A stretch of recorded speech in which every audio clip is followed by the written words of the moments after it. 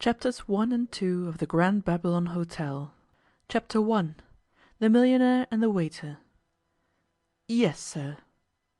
Jules, the celebrated head waiter of the Grand Babylon, was bending formally towards the alert, middle-aged man who had just entered the smoking-room and dropped into a basket chair in the corner by the conservatory. It was 7:45 on a particularly sultry June night, and dinner was about to be served at the Grand Babylon. Men of all sizes, ages, and nationalities, but everyone alike arrayed in faultless evening dress, were dotted about the large, dim apartment. A faint odor of flowers came from the conservatory and the tinkle of a fountain. The waiters, commanded by Jules, moved softly across the thick oriental rugs, balancing their trays with the dexterity of jugglers, and receiving and executing orders with that air of profound importance of which only really first-class waiters have the secret. The atmosphere was an atmosphere of serenity and repose, characteristic of the Grand Babylon. It seemed impossible that anything could occur to mar the peaceful, aristocratic monotony of existence in that perfectly managed establishment. Yet on that night was to happen the mightiest upheaval that the Grand Babylon had ever known. "Yes, sir," repeated Jules, and this time there was a shade of august disapproval in his voice. It was not usual for him to have to address a customer twice. "Oh!" said the alert middle-aged man, looking up at length. Beautifully ignorant of the identity of the great Jules, he allowed his grey eyes to twinkle as he caught sight of the expression on the waiter's face. "Bring me an angel kiss." "Pardon, sir?" "Bring me an angel kiss, and be good enough to lose no time." "If it's an American drink, I fear we don't keep it, sir." The voice of Jules fell icily distinct, and several men glanced round uneasily, as if to deprecate the slightest disturbance of their calm. The appearance of the person to whom Jules was speaking, however, reassured them somewhat, for he had all the look of that expert, the travelled Englishman, who can differentiate between one hotel and another by instinct, and who knows at once where he may make a fuss with propriety, and where it is advisable to behave exactly as at the club. The Grand Babylon was a hotel in whose smoking-room one behaved as though one was at one's club. "I didn't suppose you did keep it, but you can mix it, I guess, even in this hotel." "This isn't an American hotel, sir." The calculated insolence of the words was cleverly masked beneath an accent of humble submission. The alert middle-aged man sat up straight and gazed placidly at Jules, who was pulling his famous red side whiskers. "Get a liqueur glass," he said, half curtly and half with good-humoured tolerance. "Pour into it equal quantities of maraschino, cream, and crème de menthe. Don't stir it, don't shake it. Bring it to me. And, I say, tell the bartender—" "Bartender, sir?" "Tell the bartender to make a note of the recipe, as I shall probably want an angel kiss every evening before dinner so long as this weather lasts." "I will send the drink to you, sir," said Jules distantly. That was his parting shot, by which he indicated that he was not as other waiters are, and that any person who treated him with disrespect did so at his own peril. A few minutes later, while the alert middle-aged man was tasting the angel kiss, Jules sat in conclave with Miss Spencer, who had charge of the bureau of the Grand Babylon. This bureau was a fairly large chamber, with two sliding glass partitions which overlooked the entrance hall and the smoking-room. Only a small portion of the clerical work of the great hotel was performed there. The place served chiefly as the lair of Miss Spencer, who was as well known and as important as Jules himself. Most modern hotels have a male clerk to superintend the bureau, but the Grand Babylon went its own way. Miss Spencer had been bureau clerk almost since the Grand Babylon had first raised its massive chimneys to heaven, and she remained in her place despite the vagaries of other hotels. Always admirably dressed in plain black silk, with a small diamond brooch, immaculate wristbands, and frizzled yellow hair, she looked now just as she had looked an indefinite number of years ago. Her age, none knew it, save herself and perhaps one other, and none cared. The gracious and alluring contours of her figure were irreproachable, and in the evenings she was a useful ornament of which any hotel might be innocently proud. Her knowledge of Bradshaw, of steamship services, and the programmes of theatres and music halls was unrivalled. Yet she never travelled, She never went to a theatre or a music hall. She seemed to spend the whole of her life in that official lair of hers, imparting information to guests, telephoning to the various departments, or engaged in intimate conversations with her special friends on the staff, as at present. "Who's number 107?" Jules asked this black-robed lady. Miss Spencer examined her ledgers. "Mr. Theodore Racksole, New York." "I thought he must be a New Yorker," said Jules, after a brief, significant pause. "But he talks as good English as you or me. Says he wants an angel kiss. Maraschino and cream, if you please, every night. I'll see he doesn't stop here too long." Miss Spencer smiled grimly in response. The notion of referring to Theodore Racksole as a New Yorker appealed to her sense of humour, a sense in which she was not entirely deficient.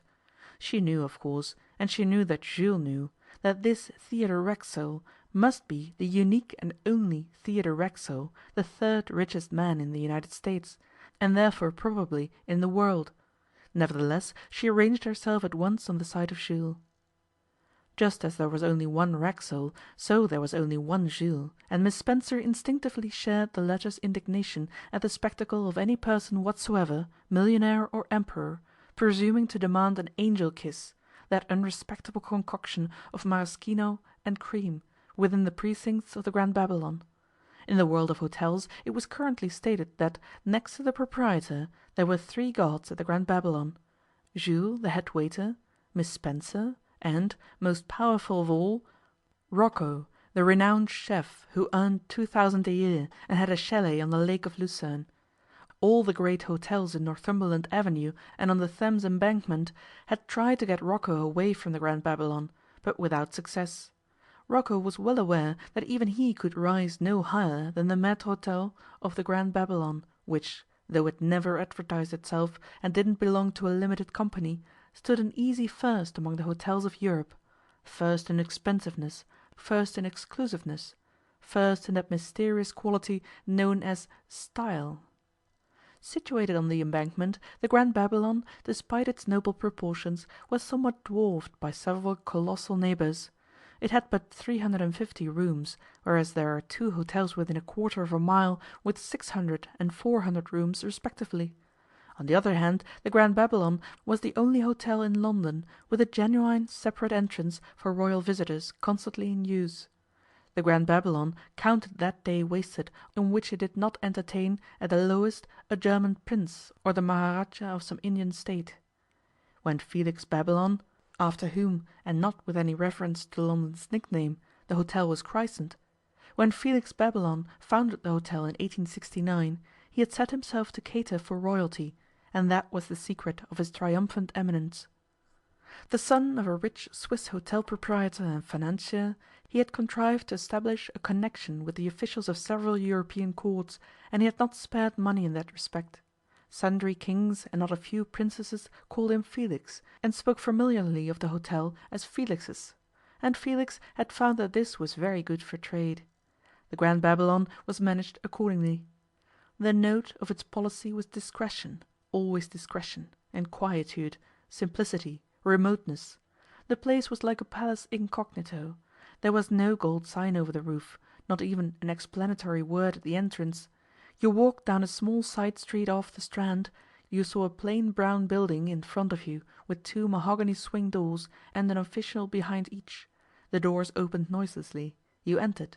You were in Félix's. If you meant to be a guest, you or your courier gave your card to Miss Spencer. Upon no consideration did you ask for the tariff. It was not good form to mention prices at the Grand Babylon. The prices were enormous, but you never mentioned them. At the conclusion of your stay a bill was presented, brief and void of dry details, and you paid it without a word. You met with a stately civility, that was all. No one had originally asked you to come. No one expressed the hope that you would come again. The Grand Babylon was far above such manoeuvres. It defied competition by ignoring it, and consequently was nearly always full during the season. If there was one thing more than another that annoyed the Grand Babylon, put its back up, so to speak, it was to be compared with, or to be mistaken for, an American hotel. The Grand Babylon was resolutely opposed to American methods of eating, drinking, and lodging. but especially American methods of drinking.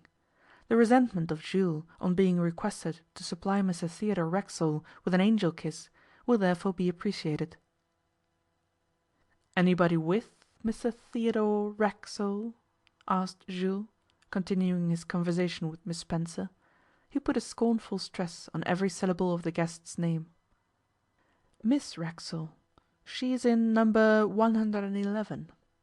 Jules paused and stroked his left whisker as it lay on his gleaming white collar. "She's where?" he queried, with a peculiar emphasis. "Number 111. I couldn't help it. There was no other room with a bathroom and dressing room on that floor." Miss Spencer's voice had an appealing tone of excuse. "Why didn't you tell Mr. Theodore Racksole and Miss Racksole that we were unable to accommodate them?" "Because Babs was within hearing."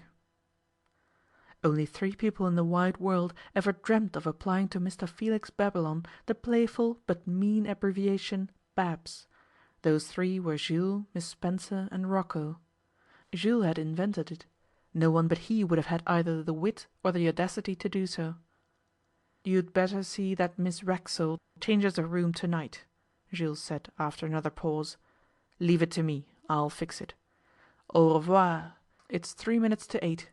I shall take charge of the dining room myself tonight." And Jules departed, rubbing his fine white hands slowly and meditatively. It was a trick of his to rub his hands with a strange roundabout motion, and the action denoted that some unusual excitement was in the air.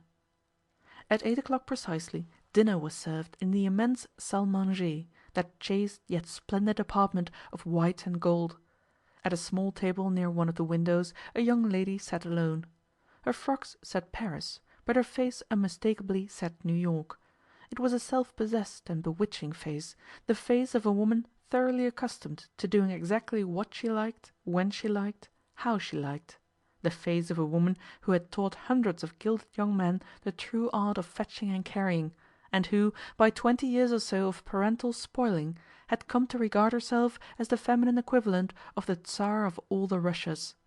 Such women are only made in America, and they only come to their full bloom in Europe, which they imagine to be a continent created by Providence for their diversion. The young lady by the window glanced disapprovingly at the menu card. Then she looked round the dining room, and, while admiring the diners, decided that the room itself was rather small and plain. Then she gazed through the open window, and told herself that though the Thames by twilight was passable enough, it was by no means level with the Hudson, on whose shores her father had $100,000 country cottage. Then she returned to the menu, and with a pursing of lovely lips said that there appeared to be nothing to eat. "Sorry to keep you waiting, Nella." It was Mr. Racksole, the intrepid millionaire who had dared to order an angel kiss in the smoke-room of the Grand Babylon. Nella, her proper name was Helen, smiled at her parent cautiously, reserving to herself the right to scold if she should feel so inclined. "You always are late, father," she said. "Only on holiday," he added. "What's there to eat?" "Nothing." "Then let's have it. I'm hungry. I'm never so hungry as when I'm being seriously idle." "Consommé Britannia," she began to read out from the menu. "Saumon d'Écosse, sauce génoise, aspics d'homard. Oh, heavens! Who wants these horrid messes on a night like this?" "But, Nella, this is the best cooking in Europe," he protested. "Say, father," she said, with seeming irrelevance, "had you forgotten it's my birthday tomorrow?" "Have I ever forgotten your birthday, O most costly daughter?" "On the whole you've been a most satisfactory dad," she answered sweetly, "and to reward you I'll be content this year with the cheapest birthday treat you ever gave me. Only I'll have it tonight." "Well," he said, with the long-suffering patience, the readiness for any surprise, of a parent whom Nella had thoroughly trained, "what is it?" "It's this. Let's have filleted steak and a bottle of Bass for dinner tonight. It will be simply exquisite. I shall love it." "But, my dear Nella," he exclaimed, "steak and beer at Felix's! It's impossible. Moreover, young women still under 23 cannot be permitted to drink Bass." I said steak and Bass, and as for being 23, I shall be going in 24 tomorrow." Miss Racksole set her small white teeth. There was a gentle cough. Jules stood over them. It must have been out of a pure spirit of adventure that he had selected this table for his own services. Usually Jules did not personally wait at dinner. He merely hovered observant, like a captain on the bridge during the mate's watch. Regular frequenters of the hotel felt themselves honoured when Jules attached himself to their tables. Theodore Racksole hesitated 1 second, and then issued the order with a fine air of carelessness. "Filleted steak for 2 and a bottle of Bass." It was the bravest act of Theodore Racksole's life, and yet at more than one previous crisis a high courage had not been lacking to him. "It's not in the menu, sir," said Jules the imperturbable. "Never mind, get it. We want it." "Very good, sir." Jules walked to the service door, and, merely affecting to look behind, came immediately back again. "Mr. Rocco's compliments, sir, and he regrets to be unable to serve steak and Bass tonight, sir." "Mr. Rocco?" questioned Racksole lightly. "Mr. Rocco," repeated Jules with firmness. "And who is Mr. Rocco?" "Mr. Rocco is our chef, sir." Jules had the expression of a man who is asked to explain who Shakespeare was. The two men looked at each other. It seemed incredible that Theodore Racksole, the ineffable Racksole, who owned 1,000 miles of railway, several towns, and 60 votes in Congress, should be defied by a waiter, or even by a whole hotel. Yet so it was. When Europe's effete back is against the wall, not a regiment of millionaires can turn its flank. Jules had the calm expression of a strong man sure of victory. His face said, "You beat me once, but not this time, my New York friend." As for Nella, knowing her father, she foresaw interesting events, and waited confidently for the steak. She did not feel hungry, and she could afford to wait. "Excuse me a moment, Nella," said Theodore Racksole quietly. "I shall be back in about 2 seconds." And he strode out of the salle à manger. No one in the room recognized the millionaire, for he was unknown to London, this being his first visit to Europe for over 20 years.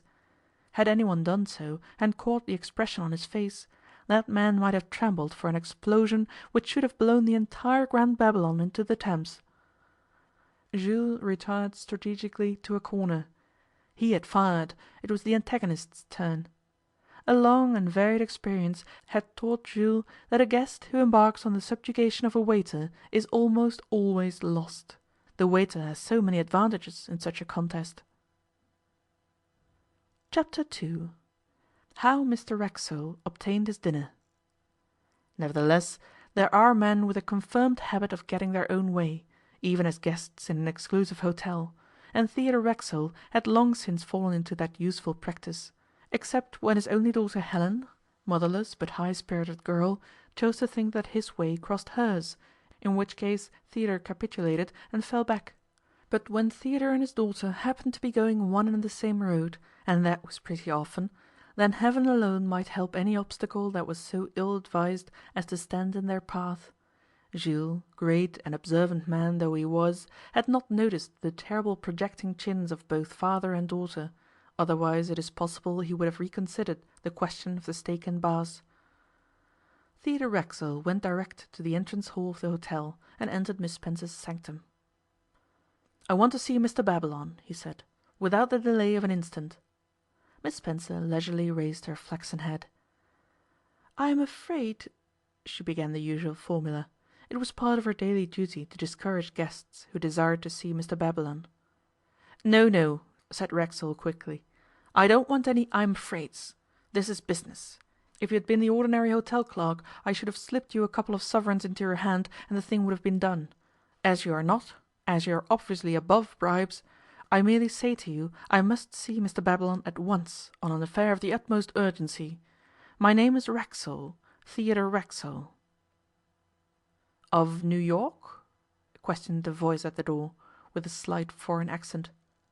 The millionaire turned sharply and saw a rather short, French-looking man, with a bald head, a grey beard, a long and perfectly built frock coat, eye-glasses attached to a minute silver chain, and blue eyes that seemed to have the transparent innocence of a maid's.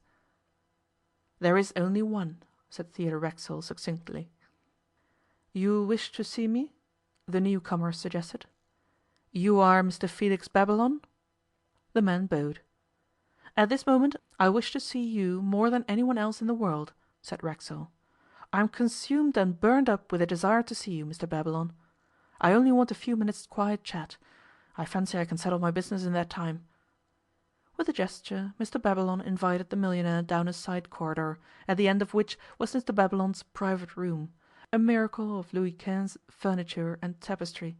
Like most unmarried men with large incomes, Mr. Babylon had tastes of a highly expensive sort. The landlord and his guest sat down opposite each other. Theodore Racksole had met with the usual millionaire's luck in this adventure, for Mr. Babylon made a practice of not allowing himself to be interviewed by his guests, however distinguished, however wealthy, however pertinacious. If he had not chanced to enter Miss Spencer's office at that precise moment, and if he had not been impressed in a somewhat peculiar way by the physiognomy of the millionaire, not all Mr. Racksole's American energy and ingenuity would have availed for a confabulation with the owner of the Grand Babylon Hotel that night. Theodore Racksole, however, was ignorant that a mere accident had served him. He took all the credit to himself. I read in the New York papers some months ago, Theodore started, without even a clearing of the throat, that this hotel of yours, Mr. Babylon, was to be sold to a limited company, but it appears that the sale was not carried out. It was not, answered Mr. Babylon frankly. And the reason was that the middleman between the proposed company and myself wished to make a large secret profit, and I declined to be a party to such a profit. They were firm, I was firm, and so the affair came to nothing. The agreed price was satisfactory. Quite. May I ask what the price was? Are you a buyer, Mr. Racksole? Are you a seller, Mr. Babylon? I am, said Babylon, on terms. The price was £400,000, including the leasehold and goodwill. But I sell only on the condition that the buyer does not transfer the property to a limited company at a higher figure. I will put one question to you, Mr. Babylon, said the millionaire. What have your profits averaged during the last 4 years? £34,000 per annum. I buy, said Theodore Racksole, smiling contentedly, and we will, if you please, exchange contract letters on the spot. You come quickly to a resolution, Mr. Racksole, but perhaps you have been considering this question for a long time. On the contrary, Racksole looked at his watch. I've been considering it for 6 minutes. Felix Babylon bowed, as one thoroughly accustomed to eccentricity of wealth. The beauty of being well known, Racksole continued, is that you needn't trouble about preliminary explanations. You, Mr. Babylon, probably know all about me. I know a good deal about you. We can take each other for granted without reference. Really, it is as simple to buy an hotel or a railroad as it is to buy a watch, provided one is equal to the transaction. Precisely, agreed Mr. Babylon, smiling. Shall we draw up the little informal contract? There are details to be thought of, but it occurs to me that you cannot have dined yet, and might prefer to deal with minor questions after dinner. I have not dined, said the millionaire with emphasis, and in that connection will you do me a favour? Will you send for Mr. Rocco? You wish to see him, naturally. I do, said the millionaire, and added, about my dinner. Rocco is a great man, murmured Mr. Babylon as he touched the bell, ignoring the last words. My compliments to Mr. Rocco, he said to the page who answered his summons, and if it is quite convenient, I should be glad to see him here for a moment. What do you give Rocco? Racksole inquired. 2,000 a year and the treatment of an ambassador. I shall give him the treatment of an ambassador and 3,000. You will be wise, said Felix Babylon. At that moment Rocco came into the room, very softly, a man of 40, thin, with long thin hands and an inordinately long brown silky moustache. Rocco, said Felix Babylon, let me introduce Mr. Theodore Racksole of New York. Shan't, said Rocco, bowing. The what you call it, millionaire. Exactly, Racksole put in, and continued quickly. Mr Rocco, I wish to acquaint you, before any other person, with the fact that I have purchased the Grand Babylon Hotel. If you think well to afford me the privilege of retaining your services, I shall be happy to offer you a remuneration of 3,000 a year. 3, you said? 3. Shan't. And now, Mr Rocco, will you oblige me very much by ordering a plain beefsteak and a bottle of Bass to be served by Jules, I particularly desire Jules, at table number 17 in the dining room in 10 minutes from now, and will you do me the honour of lunching with me tomorrow? Mr Rocco gasped, bowed, muttered something in French, and departed. 5 minutes later, the buyer and seller of the Grand Babylon Hotel had each signed a curt document scribbled out on the hotel notepaper. Felix Babylon asked no questions, and it was this heroic absence of curiosity, of surprise, on his part, that more than anything else impressed Theodore Racksole. How many hotel proprietors in the world, Racksole asked himself, would have let that beefsteak and Bass go by without a word of comment? "From what date do you wish the purchase to take effect?" asked Babylon. "Oh," said Racksole lightly, "it doesn't matter. Shall we say from tonight?" "As you will. I have long wished to retire, and now that the moment has come, and so dramatically, I am ready. I shall return to Switzerland. One cannot spend much money there, but it is my native land. I shall be the richest man in Switzerland." He smiled with a kind of sad amusement. "I suppose you're fairly well off," said Racksole, in that easy familiar style of his, as though the idea had just occurred to him. "Besides what I shall receive from you, I have 500,000 invested." "Then you will be nearly a millionaire."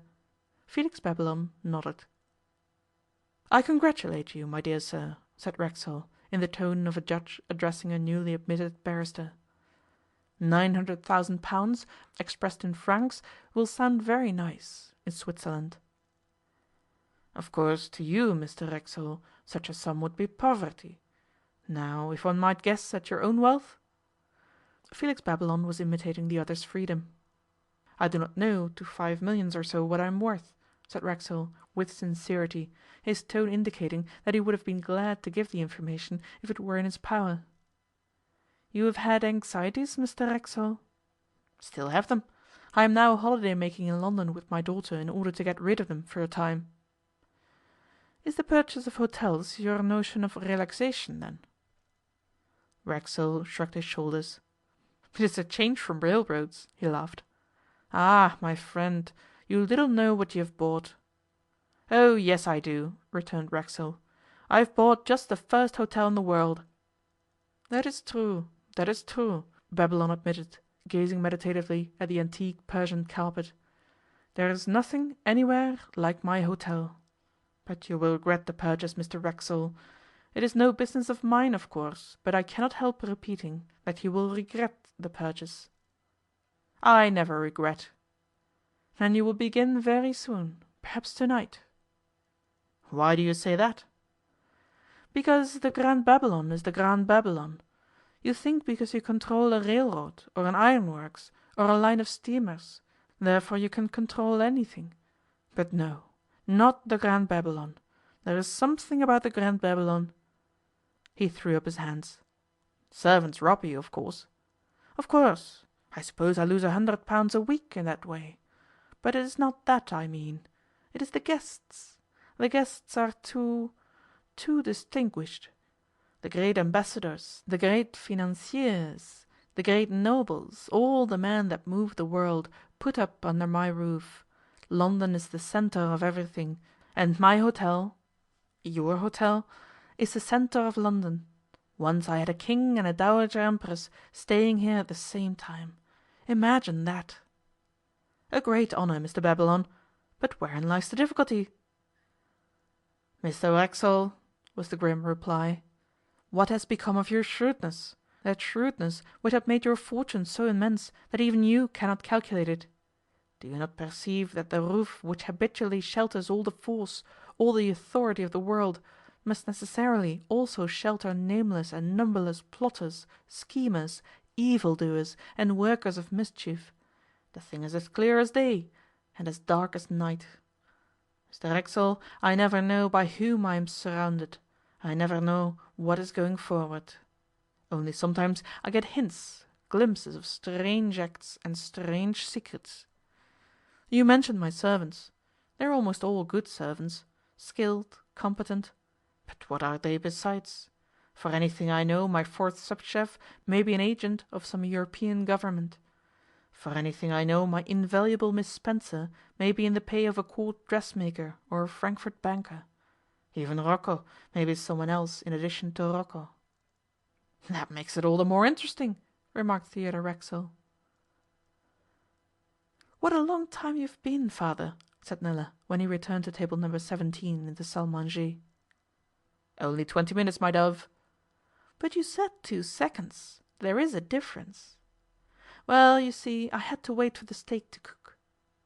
Did you have much trouble in getting my birthday treat? No trouble, but it didn't come quite as cheap as you said.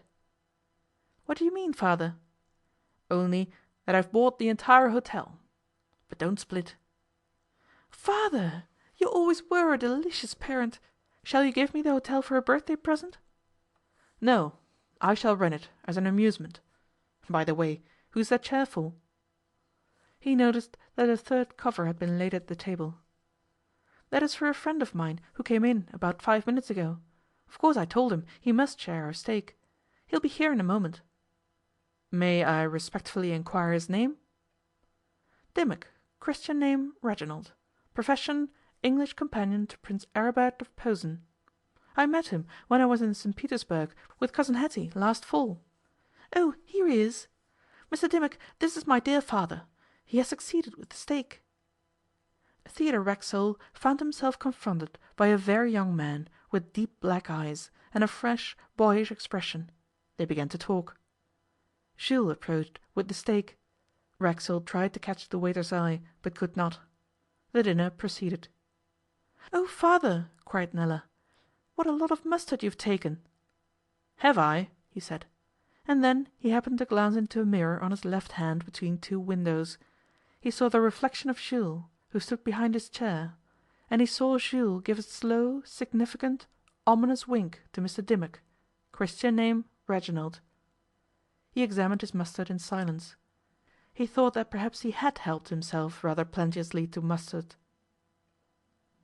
End of chapter 1 and 2.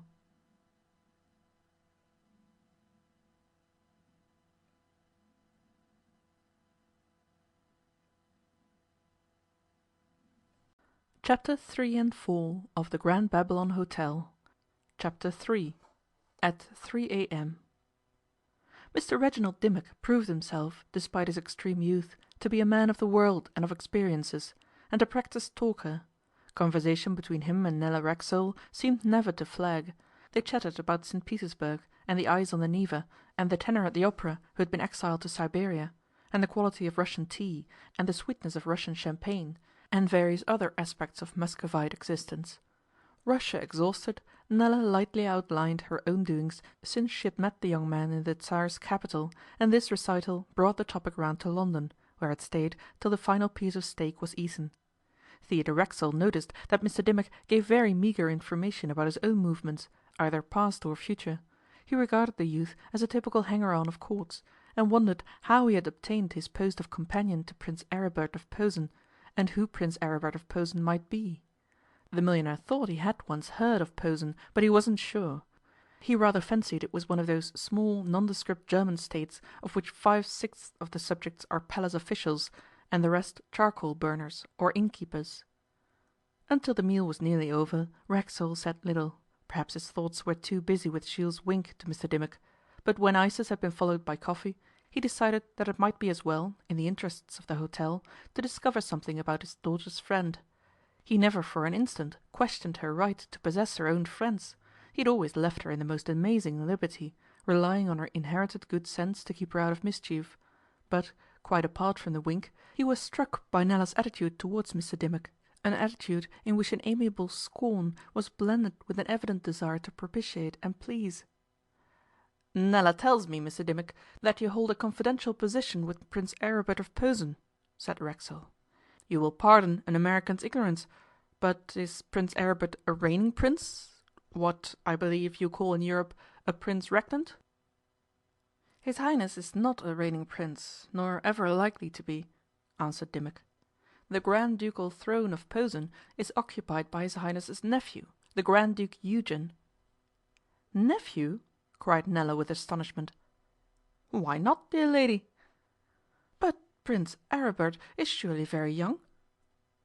The prince, by one of those vagaries of chance which occur sometimes in the history of families, is precisely the same age as the Grand Duke. The late Grand Duke's father was twice married, hence this youthfulness on the part of an uncle. How delicious to be the uncle of someone as old as yourself! But I suppose it is no fun for Prince Aribert. I suppose he has to be frightfully respectful and obedient and all that to his nephew. The Grand Duke and my serene master are like brothers. At present, of course, Prince Aribert is nominally heir to the throne, but as no doubt you are aware, the Grand Duke will shortly marry a near relative of the Emperor's, and should there be a family... Mr. Dimmock stopped and shrugged his straight shoulders. The Grand Duke, he went on, without finishing the last sentence, would much prefer Prince Aribert to be his successor. He really doesn't want to marry. Between ourselves, strictly between ourselves, he regards marriage as rather a bore. But, of course, being a German Grand Duke, he is bound to marry. He owes it to his country, to Posen. How large is Posen? Asked Racksole bluntly. Father, Nella interposed, laughing, you shouldn't ask such inconvenient questions.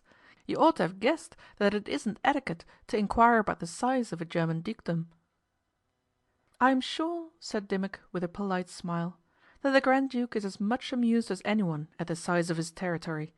I forget the exact acreage, but I remember that once Prince Aribert and myself walked across it and back again in a single day.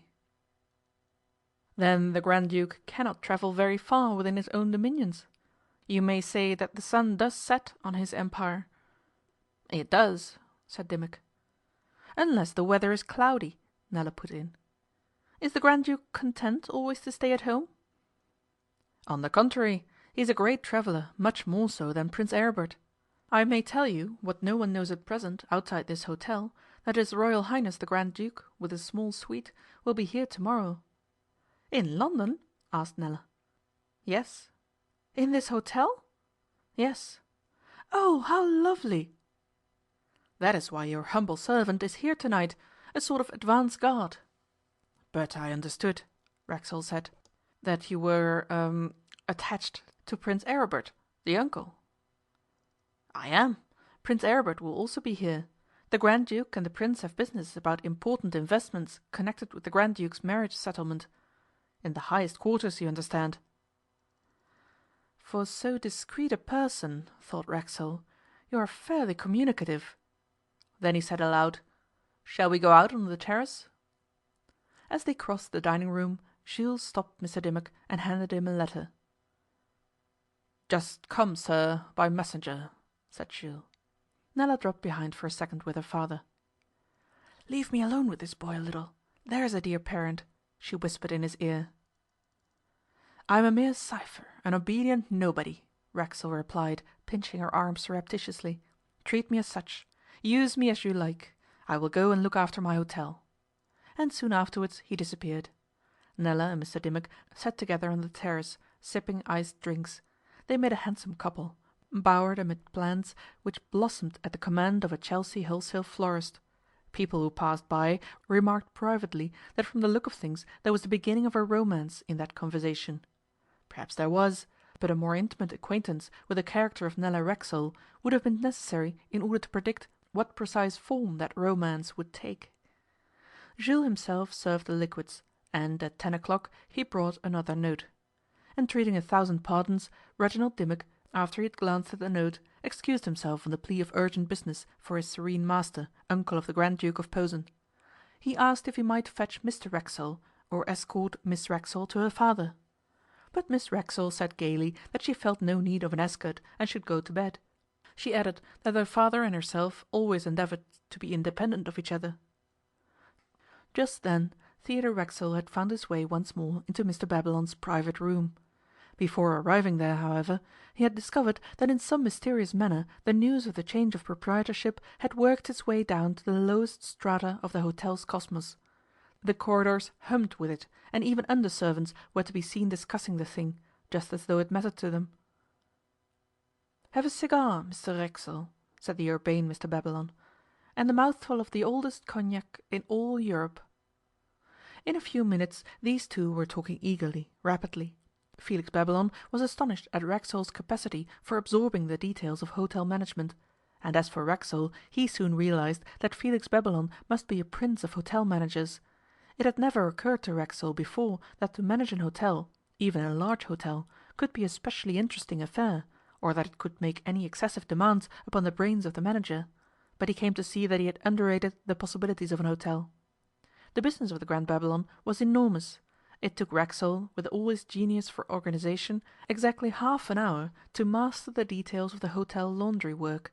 And the laundry work was but one branch of activity amid scores, and not a very large one at that. The machinery of checking supplies, and of establishing a mean ratio between the raw stuff received in the kitchen and the number of meals served in the salle à manger and the private rooms, was very complicated and delicate.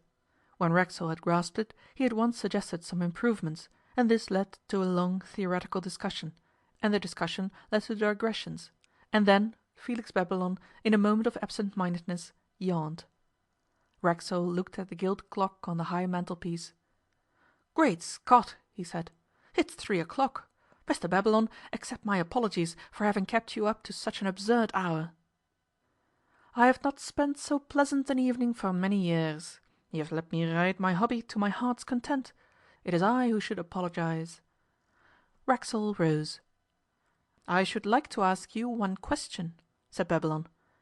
"Have you ever had anything to do with hotels before?" "Never," said Racksole. "Then you have missed your vocation. You could have been the greatest of all hotel managers. You would have been greater than me, and I am unequalled, though I keep only one hotel, and some men have half a dozen. Mr Racksole, why have you never run an hotel?" "Heaven knows," he laughed. "But you flatter me, Mr Babylon." "I? Flatter? You do not know me. I flatter no one, except, perhaps now and then, an exceptionally distinguished guest, in which case I give suitable instructions as to the bill." "Speaking of distinguished guests, I am told that a couple of German princes are coming here tomorrow." "That is so." "Does one do anything? Does one receive them formally, stand bowing in the entrance hall, or anything of that sort?" "Not necessarily, not unless one wishes. The modern hotel proprietor is not like an innkeeper of the Middle Ages, and even princes do not expect to see him unless something should happen to go wrong. As a matter of fact, though the Grand Duke of Posen and Prince Aribert have both honoured me by staying here before, I have never even set eyes on them. You'll find all arrangements have been made." They talked a little longer, and then Racksole said good night. "Let me see you to your room. The lifts will be closed and the place will be deserted. As for myself, I sleep here," and Mr Babylon pointed to an inner door. "No thanks," said Racksole. "Let me explore my own hotel unaccompanied. I believe I can discover my room."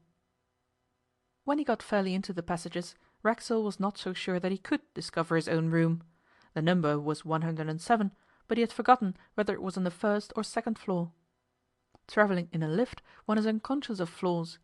He passed several lift doorways, but he could see no glint of a staircase. In all self-respecting hotels, staircases have gone out of fashion, and though hotel architects still continue, for old sake's sake, to build staircases, they are tucked away in remote corners where their presence is not likely to offend the eye of a spoiled and cosmopolitan public. The hotel seemed vast, uncanny, deserted. An electric light glowed here and there at long intervals. On the thick carpets Racksole's thinly shod feet made no sound, and he wandered at ease to and fro, rather amused, rather struck by the peculiar senses of night and mystery which had suddenly come over him. He fancied he could hear 1,000 snores peacefully descending from the upper realms. At length he found a staircase, a very dark and narrow one, and presently he was on the first floor. He soon discovered that the numbers of the rooms on this floor did not get beyond 70.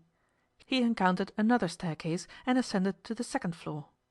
By the decoration of the walls he recognized this floor as his proper home, and as he strolled through the long corridor he whistled a low meditative whistle of satisfaction. He thought he heard a step in the transverse corridor, and instinctively he obliterated himself in a recess which held a service cabinet and a chair. He did hear a step. Peeping cautiously out, he perceived, what he had not perceived previously, that a piece of white ribbon had been tied round the handle of the door of one of the bedrooms.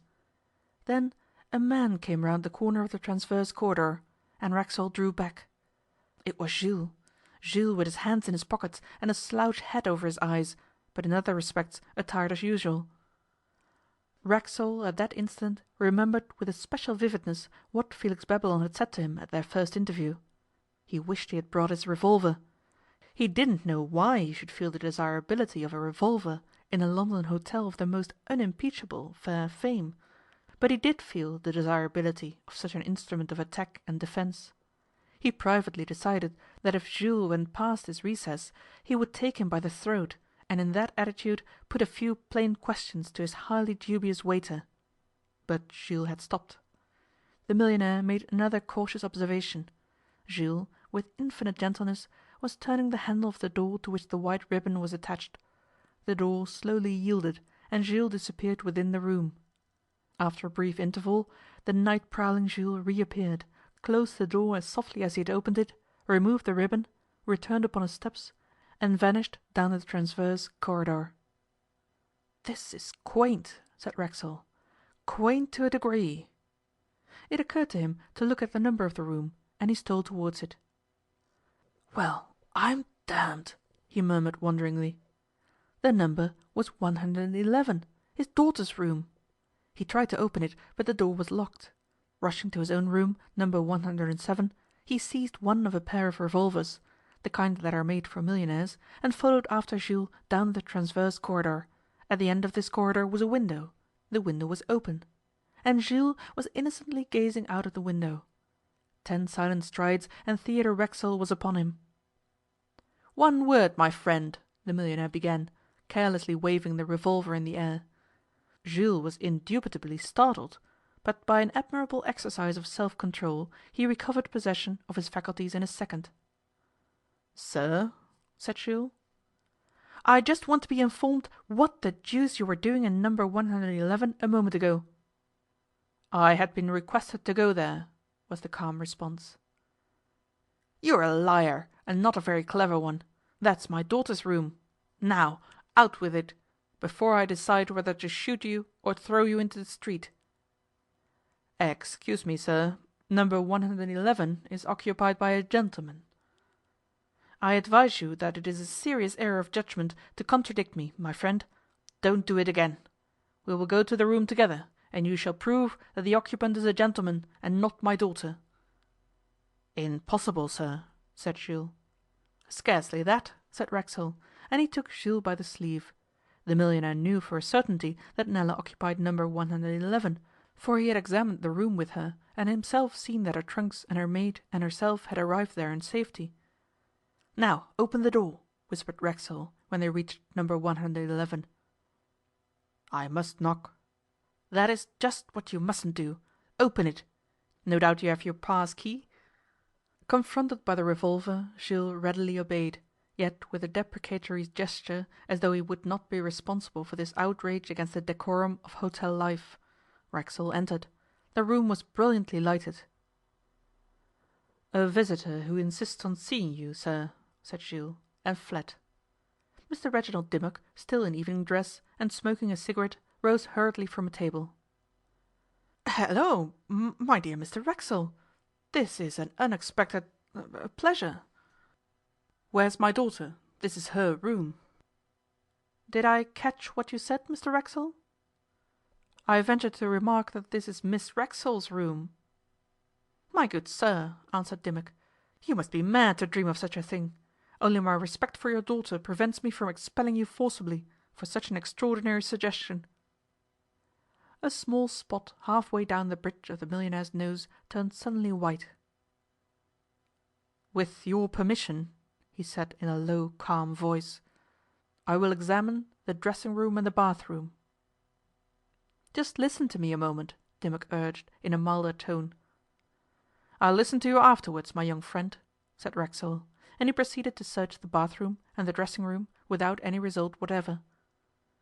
Lest my attitude might be open to misconstruction, Mr Dimmock, I may as well tell you that I have the most perfect confidence in my daughter, who is as well able to take care of herself as any woman I ever met. But since you entered it, there have been one or two rather mysterious occurrences in this hotel. That is all." Feeling a draught of air on his shoulder, Racksole turned to the window. "For instance," he added, "I perceive that this window is broken, badly broken, and from the outside. Now how could that have occurred?" "If you will kindly hear reason, Mr Racksole," said Dimmock in his best diplomatic manner, "I will endeavour to explain things to you. I regarded your first question to me when you entered my room as being offensively put, but I now see that you had some justification." He smiled politely. "I was passing along this corridor about 11 o'clock, when I found Miss Racksole in a difficulty with the hotel servants. Miss Racksole was retiring to rest in this room when a large stone, which must have been thrown from the embankment, broke the window, as you see. Apart from the discomfort of the broken window, she did not care to remain in the room. She argued that where one stone had come, another might follow. She therefore insisted on her room being changed. The servants said that there was no other room available with a dressing room and bathroom attached, and your daughter made a point of these matters. I at once offered to exchange apartments with her. She did me the honour to accept my offer. Our respective belongings were moved, and that is all. Miss Racksole is at this moment, I trust, asleep in number 124. Theodore Racksole looked at the young man for a few seconds in silence. There was a faint knock at the door. "Come in," said Racksole loudly. Someone pushed open the door, but remained standing on the mat. It was Nella's maid, in a dressing gown. "Miss Racksole's compliments, and 1,000 excuses, but a book of hers was left on the mantel-shelf in this room. She cannot sleep, and wishes to read." "Mr Dimmock, I tender my apologies, my formal apologies," said Racksole, when the girl had gone away with the book. "Good night." "Pray don't mention it," said Dimmock suavely, and bowed him out. Chapter 4. Entrance of the Prince. Nevertheless, sundry small things weighed on Racksole's mind. First there was Jules' wink. Then there was the ribbon on the door handle and Jules' visit to number 111, and the broken window, broken from the outside. Racksole did not forget that the time was 3 a.m. He slept but little that night, but he was glad that he had bought the Grand Babylon Hotel. It was an acquisition which seemed to promise fun and diversion. The next morning he came across Mr Babylon early. "I have emptied my private room of all personal papers," said Babylon, "and it is now at your disposal. I purpose, if agreeable to yourself, to stay on in the hotel as a guest for the present. We have much to settle with regard to the completion of the purchase, and also there are things which you might want to ask me. Also, to tell the truth, I am not anxious to leave the old place with too much suddenness. It will be a wrench to me." "I shall be delighted if you will stay," said the millionaire, "but it must be as my guest, not as the guest of the hotel." "You are very kind." "As for wishing to consult you, no doubt I shall have need to do so, but I must say that the show seems to run itself." "Ah," said Babylon thoughtfully, "I have heard of hotels that run themselves. If they do, you may be sure that they obey the laws of gravity and run downwards. You will have your hands full. For example, have you yet heard about Miss Spencer?" "No," said Racksole. "What of her?" "She has mysteriously vanished during the night, and nobody appears to be able to throw any light on the affair. Her room is empty, her box is gone. You will want someone to take her place, and that someone will not be very easy to get." Racksole said, after a pause. "Hers is not the only post that falls vacant today." A little later, the millionaire installed himself in the late owner's private room and rang the bell. "I want Jules," he said to the page. While waiting for Jules, Racksole considered the question of Miss Spencer's disappearance. "Good morning, Jules," was his cheerful greeting, when the imperturbable waiter arrived. "Good morning, sir." "Take a chair." "Thank you, sir." "We have met before this morning, Jules." "Yes, sir, at 3 a.m." "Rather strange about Miss Spencer's departure, is it not?"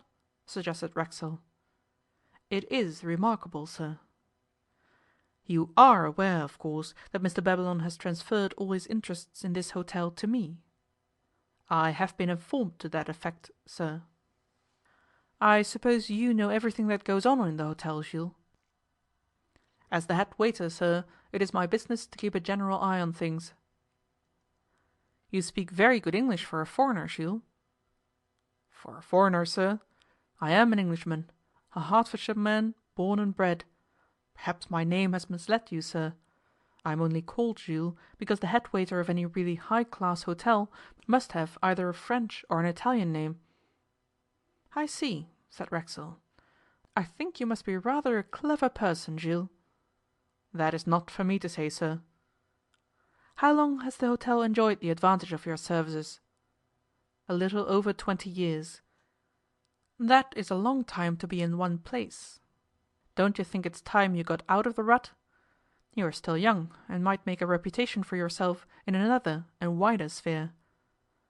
Racksole looked at the man steadily, and his glance was steadily returned. You aren't satisfied with me, sir? To be frank, Jules, I think you, wink too much, and I think that it is regrettable when a head waiter falls into the habit of taking white ribbons from the handles of bedroom doors at 3 in the morning. Jules started slightly. I see how it is, sir. You wish me to go, and one pretext, if I may use the term, is as good as another. Very well, I can't say that I'm surprised. It sometimes happens that there is incompatibility of temper between a hotel proprietor and his head waiter, and then, unless one of them goes, the hotel is likely to suffer. I will go, Mr Racksole. In fact, I had already thought of giving notice. The millionaire smiled appreciatively. What wages do you require in lieu of notice? It is my intention that you leave the hotel within an hour. I require no wages in lieu of notice, sir. I would scorn to accept anything. And I will leave the hotel in 15 minutes. Good day, then. You have my good wishes and my admiration, so long as you keep out of my hotel. Racksole got up. Good day, sir, and thank you. By the way, Jules, it will be useless for you to apply to any other first-rate European hotel for a post, because I shall take measures which will ensure the rejection of any such application. Without discussing the question whether or not there aren't at least half a dozen hotels in London alone that would jump for joy at the chance of getting me, answered Jules, I may tell you, sir, that I shall retire from my profession. Really? You will turn your brains to a different channel? No, sir. I shall take rooms in Albemarle Street or Jermyn Street, and just be content to be a man about town. I have saved some £20,000, a mere trifle, but sufficient for my needs, and I shall now proceed to enjoy it. Pardon me for troubling you with my personal affairs, and good day again. That afternoon Racksole went with Felix Babylon first to a firm of solicitors in the city, and then to a stockbroker, in order to carry out the practical details of the purchase of the hotel. I mean to settle in England, said Racksole, as they were coming back. It is the only country... And he stopped. The only country? The only country where you can invest money and spend money with a feeling of security. In the United States there is nothing worth spending money on, nothing to buy. In France or Italy there is no real security. But surely you are a true American? Questioned Babylon. I am a true American, said Racksole, but my father, who began by being a bet-maker at an Oxford college, and ultimately made $10 million out of iron in Pittsburgh, my father took the wise precaution of having me educated in England. I had my 3 years at Oxford, like any son of the upper middle class. It did me good. It has been worth more to me than many successful speculations. It taught me that the English language is different from, and better than, the American language, and that there is something, I haven't yet found out exactly what, in English life that Americans will never get.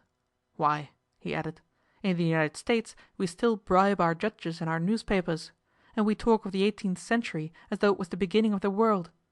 Yes, I shall transfer my securities to London. I shall build a house in Park Lane, and I shall buy some immemorial country seat with a history as long as the AT&S railroad, and I shall calmly and gradually settle down. Do you know, I'm rather a good-natured man for a millionaire, and of a social disposition, and yet I haven't 6 real friends in the whole of New York City. Think of that. And I, said Babylon, have no friends except the friends of my boyhood in Lausanne. I have spent 30 years in England, and gained nothing but a perfect knowledge of the English language, and as much gold as would fill a rather large box. These two plutocrats breathed a simultaneous sigh. Talking of gold coin, said Racksole, how much money should you think Jules has contrived to amass while he has been with you? Oh, Babylon smiled, I should not like to guess. He has had unique opportunities. Unique opportunities. Should you consider 20,000 an extraordinary sum under the circumstances? Not at all. Has he been confiding in you? Somewhat. I have dismissed him. You have dismissed him? Why not? There is no reason why not. But I felt inclined to dismiss him for the past 10 years, and never found courage to do it. It was a perfectly simple proceeding, I assure you. Before I had done with him, I rather liked the fellow. Miss Spencer and Jules, both gone in one day, mused Felix Babylon. And no one to take their places, said Racksole, and yet the hotel continues its way. But when Racksole reached the Grand Babylon, he found that Miss Spencer's chair in the bureau was occupied by a stately and imperious girl, dressed becomingly in black. Heavens! Nella, he cried, going to the bureau. What are you doing here? I am taking Miss Spencer's place. I want to help you with your hotel, Dad. I fancy I shall make an excellent hotel clerk. I have arranged with a Miss Selina Smith, one of the typists in the office, to put me up to all the tips and tricks, and I shall do very well. But look here, Helen Racksole, we shall have the whole of London talking about this thing. The greatest of all American heiresses, a hotel clerk? And I came here for quiet and rest. I suppose it was for the sake of quiet and rest that you bought the hotel, Papa. You would insist on the steak, he retorted. Get out of this, on the instant. Here I am, here to stay, said Nella, and deliberately laughed at her parent. Just then the face of a fair-haired man of about 30 years appeared at the bureau window. He was very well dressed, very aristocratic in his pose, and he seemed rather angry. He looked fixedly at Nella and started back. Ach! he exclaimed. You? Yes, your Highness, it is indeed I. Father, this is His Serene Highness Prince Aribert of Posen, one of our most esteemed customers. You know my name, Fräulein? The newcomer murmured in German. Certainly, Prince, Nella replied sweetly. You were plain Count Steenbock last spring in Paris, doubtless travelling incognito. Silence, he entreated, with a wave of the hand, and his forehead went as white as paper. End of chapter 3 and 4.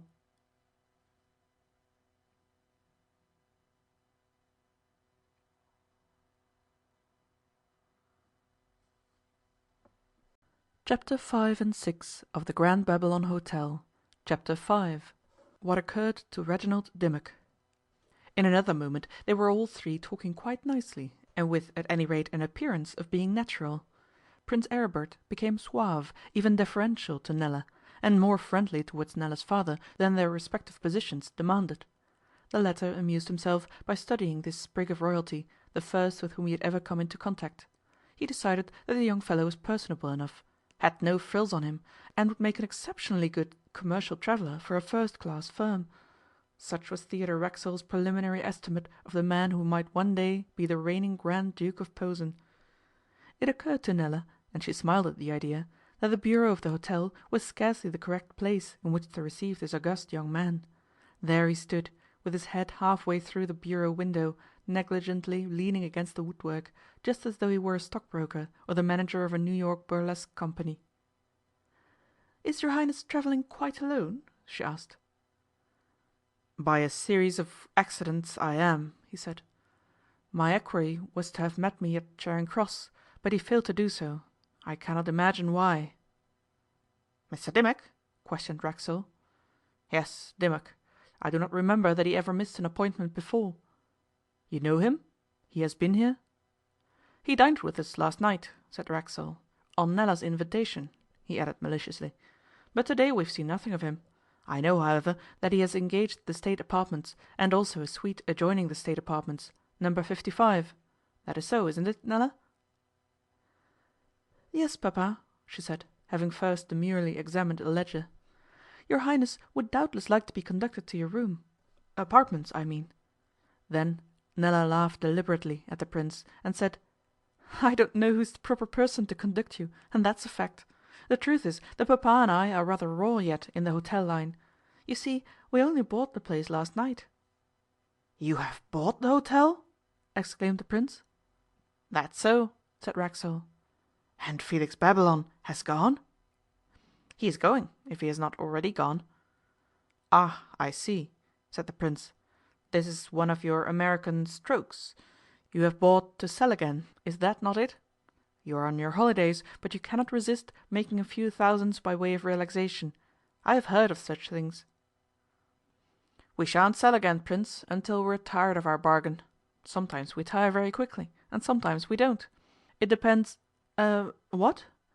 Racksole broke off suddenly to attend to a servant in livery who had quietly entered the bureau and was making urgent mysterious signs to him. "If you please, sir." The man by frantic gestures implored Mr Theodore Racksole to come out. "Pray don't let me detain you, Mr Racksole," said the Prince, and therefore the proprietor of the Grand Babylon departed after the servant with a queer, curt little bow to Prince Aribert. "Mayn't I come inside?" said the Prince to Nella immediately the millionaire had gone. "Impossible, Prince," Nella laughed. "The rule against visitors entering this bureau is frightfully strict." "How do you know the rule is so strict if you only came into possession last night?" "I know because I made the rule myself this morning, your Highness. But seriously, Miss Racksole, I want to talk to you." "Do you want to talk to me as Prince Aribert, or as the friend, the acquaintance, whom I knew in Paris last year?" "As the friend, dear lady, if I may use the term." "And you are sure that you would not like first to be conducted to your apartments?" "Not yet. I will wait till Dimmock comes. He cannot fail to be here soon." "Then we will have tea served in father's private room, the proprietor's private room, you know." "Good," he said. Nella talked through a telephone, and rang several bells, and behaved generally in a manner calculated to prove to Princes and to whomever it might concern that she was a young woman of business instincts and training, and then she stepped down from her chair of office, emerged from the bureau, and, preceded by two menials, led Prince Aribert to the Louis XV chamber in which her father and Felix Babylon had had their long confabulation on the previous evening. "What do you want to talk to me about?" she asked her companion, as she poured out for him a second cup of tea. The Prince looked at her for a moment as he took the proffered cup, and being a young man of sane, healthy instincts, he could think of nothing for the moment except her loveliness. Nella was indeed beautiful that afternoon. The beauty of even the most beautiful woman ebbs and flows from hour to hour. Nella's this afternoon was at the flood. Vivacious, alert, imperious, and yet ineffably sweet, she seemed to radiate the very joy and exuberance of life. "I have forgotten," he said. "You have forgotten? That is surely very wrong of you. You gave me to understand that it was something terribly important. But of course I knew it couldn't be, because no man, and especially no prince, ever discussed anything really important with a woman. Recollect, Miss Racksole, that this afternoon here I am not the Prince." "You are Count Steenbock, is that it?" He started. "For you only," he said, unconsciously lowering his voice. "Miss Racksole, I particularly wish that no one here should know that I was in Paris last spring." "An affair of state?" she smiled. "An affair of state," he replied soberly. "Even Dimmock doesn't know. It was strange that we should be fellow guests at that quiet out-of-the-way hotel. Strange but delightful. I shall never forget that rainy afternoon that we spent together in the Museum of Trocadero. Let us talk about that." "About the rain or the museum?" "I shall never forget that afternoon," he repeated, ignoring the lightness of her question. "Nor I," she murmured, corresponding to his mood. "You, too, enjoyed it?" he said eagerly. "The sculptures were magnificent," she replied, hastily glancing at the ceiling. "Ah, so they were. Tell me, Miss Racksole, how did you discover my identity?" "I must not say," she answered. "That is my secret. Do not seek to penetrate it. Who knows what horrors you might discover if you probe too far?" She laughed, but she laughed alone. The Prince remained pensive, as it were brooding. "I never hope to see you again," he said. "Why not?" "One never sees again those whom one wishes to see." "As for me, I was perfectly convinced that we should meet again." "Why?" "Because I always get what I want." "Then you wanted to see me again?" "Certainly. You interested me extremely. I have never met another man who could talk so well about sculpture as the Count Steenbock." "Do you really always get what you want, Miss Racksole?" "Of course." "That is because your father is so rich, I suppose?" "Oh no, it isn't," she said. "It's simply because I always do get what I want. It's got nothing to do with father at all." "But Mr Racksole is extremely wealthy." "Wealthy isn't the word, Count. There is no word. It's positively awful, the amount of dollars poor Papa makes. And the worst of it is, he can't help it. He told me once that when a man had made 10 millions, no power on earth could stop those 10 millions from growing into 20, and so it continues. I spend what I can, but I can't come near coping with it, and of course Papa is no use whatever at spending." "And you have no mother?" "Who told you I had no mother?" she asked quietly. "I inquired about you," he said, with equal candour and humility. "In spite of the fact that you never hope to see me again?" "Yes, in spite of that." "How funny," she said, and lapsed into a meditative silence. "Yours must be a wonderful existence," said the Prince. "I envy you." "You envy me? What? My father's wealth?" "No," he said, "your freedom and your responsibilities." "I have no responsibilities," she remarked. "Pardon me," he said, "you have, and the time is coming when you will feel them." "I'm only a girl," she murmured with sudden simplicity. "As for you, Count, surely you have sufficient responsibilities of your own." "I?" he said sadly. "I have no responsibilities. I am a nobody, a Serene Highness who has to pretend to be very important, always taking immense care never to do anything that a Serene Highness ought not to do. Bah!" "But if your nephew, Prince Eugen, were to die, would you not come to the throne, and would you not then have these responsibilities which you so much desire?" "Eugen die?" said Prince Aribert in a curious tone. "Impossible. He is the perfection of health. In 3 months he will be married. No, I shall never be anything but a Serene Highness, the most despicable of God's creatures." "But what about the State secret which you mentioned? Is not that a responsibility?" "Ah," he said, "that is over. That belongs to the past. It was an accident in my dull career. I shall never be Count Steenbock again." "Who knows?" she said. "By the way, is not Prince Eugen coming here today? Mr Dimmock told us so." "See," answered the Prince, standing up and bending over her, "I am going to confide in you. I don't know why, but I am." "Don't betray State secrets," she warned him, smiling into his face.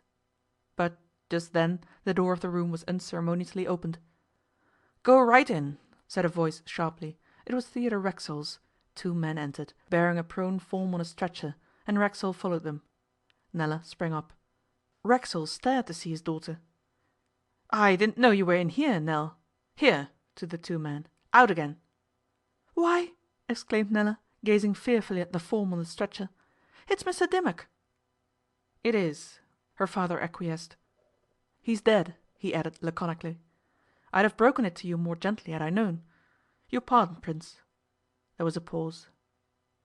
"Dimmock dead," Prince Aribert whispered under his breath, and he kneeled down by the side of the stretcher. "What does this mean?" "The poor fellow was just walking across the quadrangle towards the portico when he fell down. A commissionaire who saw him says he was walking very quickly. At first I thought it was sunstroke, but it couldn't have been, though the weather certainly is rather warm. It must be heart disease. But anyhow, he's dead. We did what we could. I've sent for a doctor and for the police. I suppose there'll have to be an inquest." Theodore Racksole stopped, and in an awkward solemn silence they all gazed at the dead youth. His features were slightly drawn and his eyes closed, that was all. He might have been asleep. "My poor Dimmock!" exclaimed the Prince, his voice broken. "And I was angry because the lad did not meet me at Charing Cross. "Are you sure he's dead, father?" Nella said. "You'd better go away, Nella," was Racksole's only reply, but the girl stood still, and began to sob quietly. On the previous night she had secretly made fun of Reginald Dimmock. She had deliberately set herself to get information from him on a topic in which she happened to be specially interested, and she had got it, laughing the while at his youthful crudities, his vanity, his transparent cunning, his absurd airs. She had not liked him, she had even distrusted him, and decided that he was not nice. But now, as he lay on the stretcher, these things were forgotten. She went so far as to reproach herself with them. Such is the strange commanding power of death. "Oblige me by taking the poor fellow to my apartments," said the Prince, with a gesture to the attendants. "Surely it is time the doctor came." Racksole felt suddenly at that moment he was nothing but a mere hotel proprietor with an awkward affair on his hands. For a fraction of a second he wished he had never bought the Grand Babylon. A quarter of an hour later Prince Aribert, Theodore Racksole, a doctor, and an inspector of police were in the Prince's reception room. They had just come from an antechamber in which lay the mortal remains of Reginald Dimmock. "Well?" said Racksole, glancing at the doctor. The doctor was a big, boyish-looking man, with keen, quizzical eyes. "It's not heart disease," said the doctor. "Not heart disease?" "No." "Then what is it?" asked the Prince. "I may be able to answer that question after the post-mortem," said the doctor. "I certainly can't answer it now. The symptoms are unusual to a degree." The inspector of police began to write in a notebook. Chapter 6. In the Gold Room. At the Grand Babylon a great ball was given that night in the Gold Room, a huge saloon attached to the hotel, though scarcely part of it, and certainly less exclusive than the hotel itself. Theodore Racksole knew nothing of the affair, except that it was an entertainment offered by a Mr and Mrs Sampson Levi to their friends. Who Mr and Mrs Sampson Levi were he did not know, nor could anyone tell him anything about them except that Mr Sampson Levi was a prominent member of that part of the Stock Exchange familiarly called the Kaffir Circus, and that his wife was a stout lady with an aquiline nose and many diamonds, and that they were very rich and very hospitable. Theodore Racksole did not want a ball in his hotel that evening, and just before dinner he had almost a mind to issue a decree that the Gold Room was to be closed and the ball forbidden, and Mr and Mrs Sampson Levi might name the amount of damages suffered by them. His reasons for such a course were threefold. First, he felt depressed and uneasy. Second, he didn't like the name of Sampson Levi. And third, he had a desire to show these so-called plutocrats that their wealth was nothing to him, that they could not do what they chose with Theodore Racksole, and that for 2 pins Theodore Racksole would buy them up, and the whole Kaffir Circus to boot. But something warned him that though such a high-handed proceeding might be tolerated in America, that land of freedom, it would never be tolerated in England. He felt instinctively that in England there are things you can't do, and that this particular thing was one of them.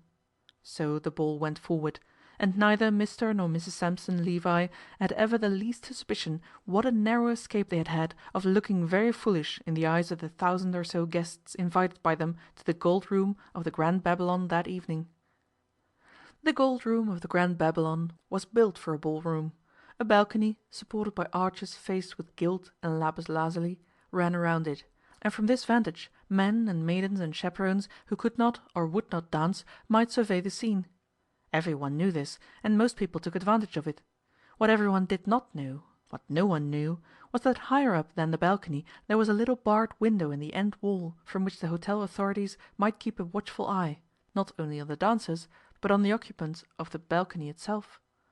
It may seem incredible to the uninitiated that the guests at any social gathering held in so gorgeous and renowned an apartment as the Gold Room of the Grand Babylon should need the observation of a watchful eye. Yet so it was.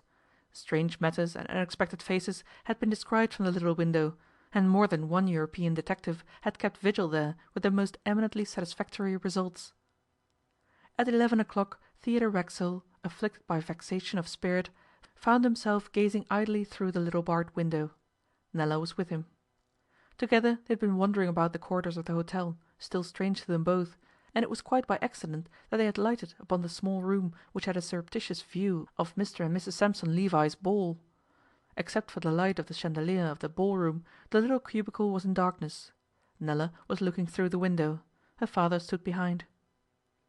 "I wonder which is Mrs. Sampson Levi," Nella said, "and whether she matches her name. Wouldn't you love to have a name like that, father? Something that people could take hold of, instead of Racksole?" The sound of violins and a confused murmur of voices rose gently up to them. "Humph!" said Theodore. "Curse those evening papers," he added, inconsequently but with sincerity. "Father, you are very horrid tonight. What have the evening papers been doing?" "Well, my young madam, they have got me in for one, and you for another, and they're manufacturing mysteries like fun. It's young Dimmock's death that has started them."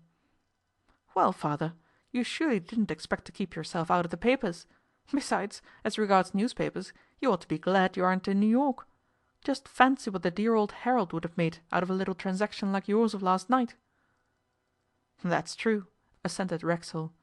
"But it'll be all over New York tomorrow morning, all the same.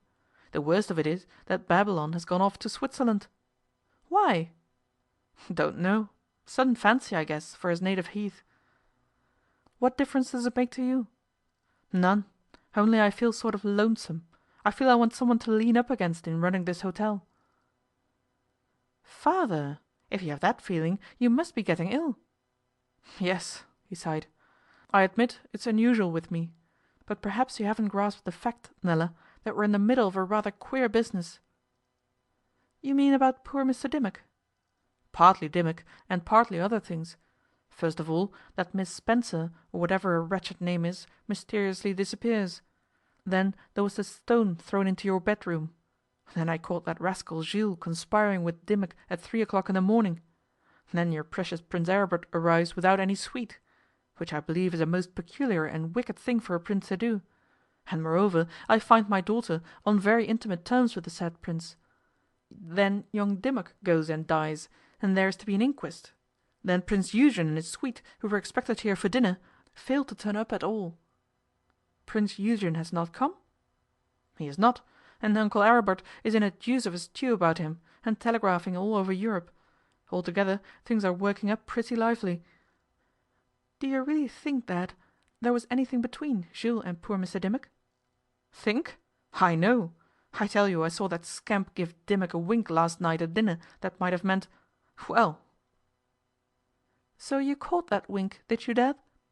"Why, did you?" "Of course, Dad. I was going to tell you about it." The millionaire grunted. "Look here, Father," Nella whispered suddenly, and pointed to the balcony immediately below them. "Who's that?" She indicated a man with a bald patch on the back of his head, who was propping himself up against the railing of the balcony and gazing immovable into the ballroom. "Well, who is it?" "Isn't it Jules?" "Gemini! By the beard of the prophet, it is!"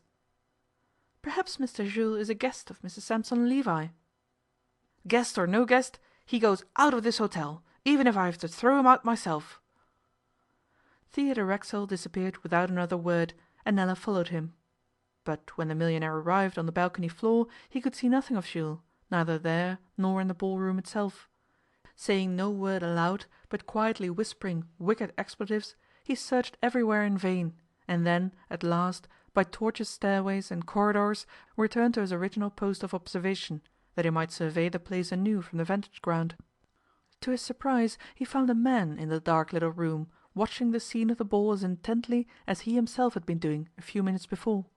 Hearing footsteps, the man turned with a start. It was Jules.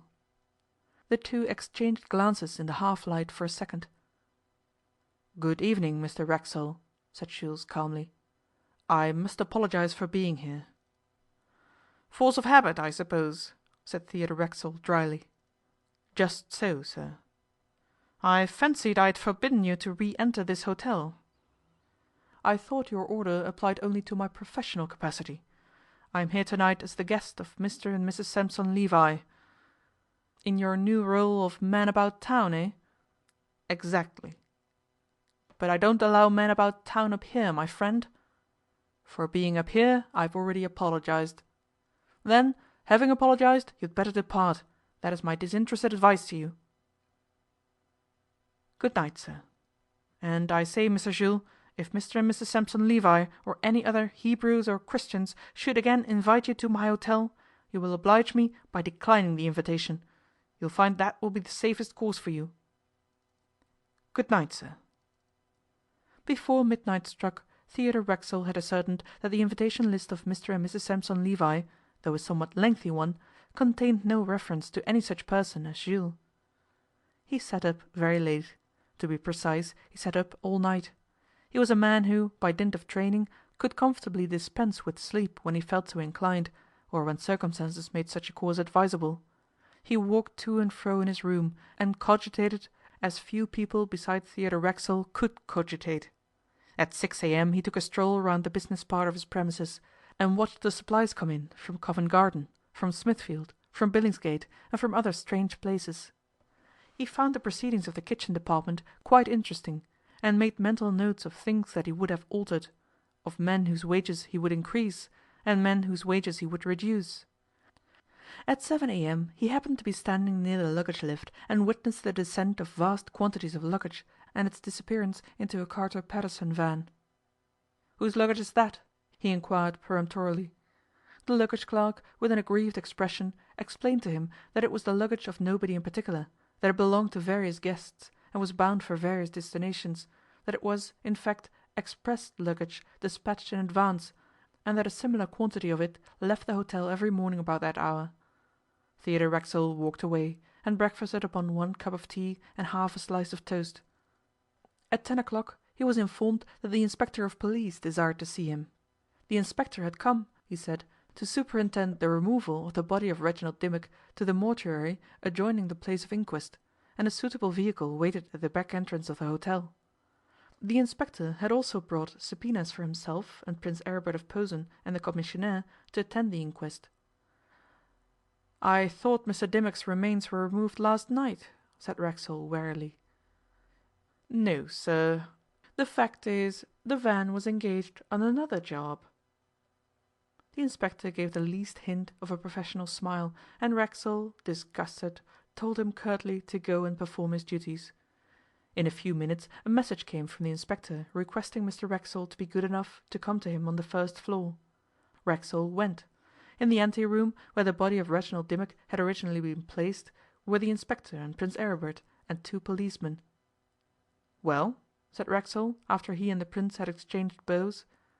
Then he saw a coffin laid across 2 chairs. "I see a coffin has been obtained," he remarked. "Quite right." He approached it. "It's empty," he observed unthinkingly. "Just so," said the inspector. "The body of the deceased has disappeared, and His Serene Highness Prince Aribert informs me that though he has occupied a room immediately opposite, on the other side of the corridor, he can throw no light on the affair." "Indeed, I cannot," said the Prince, and though he spoke with sufficient calmness and dignity, you could see that he was deeply pained, even distressed. "Well, I'm—" murmured Racksole, and stopped. End of chapter 5 and 6.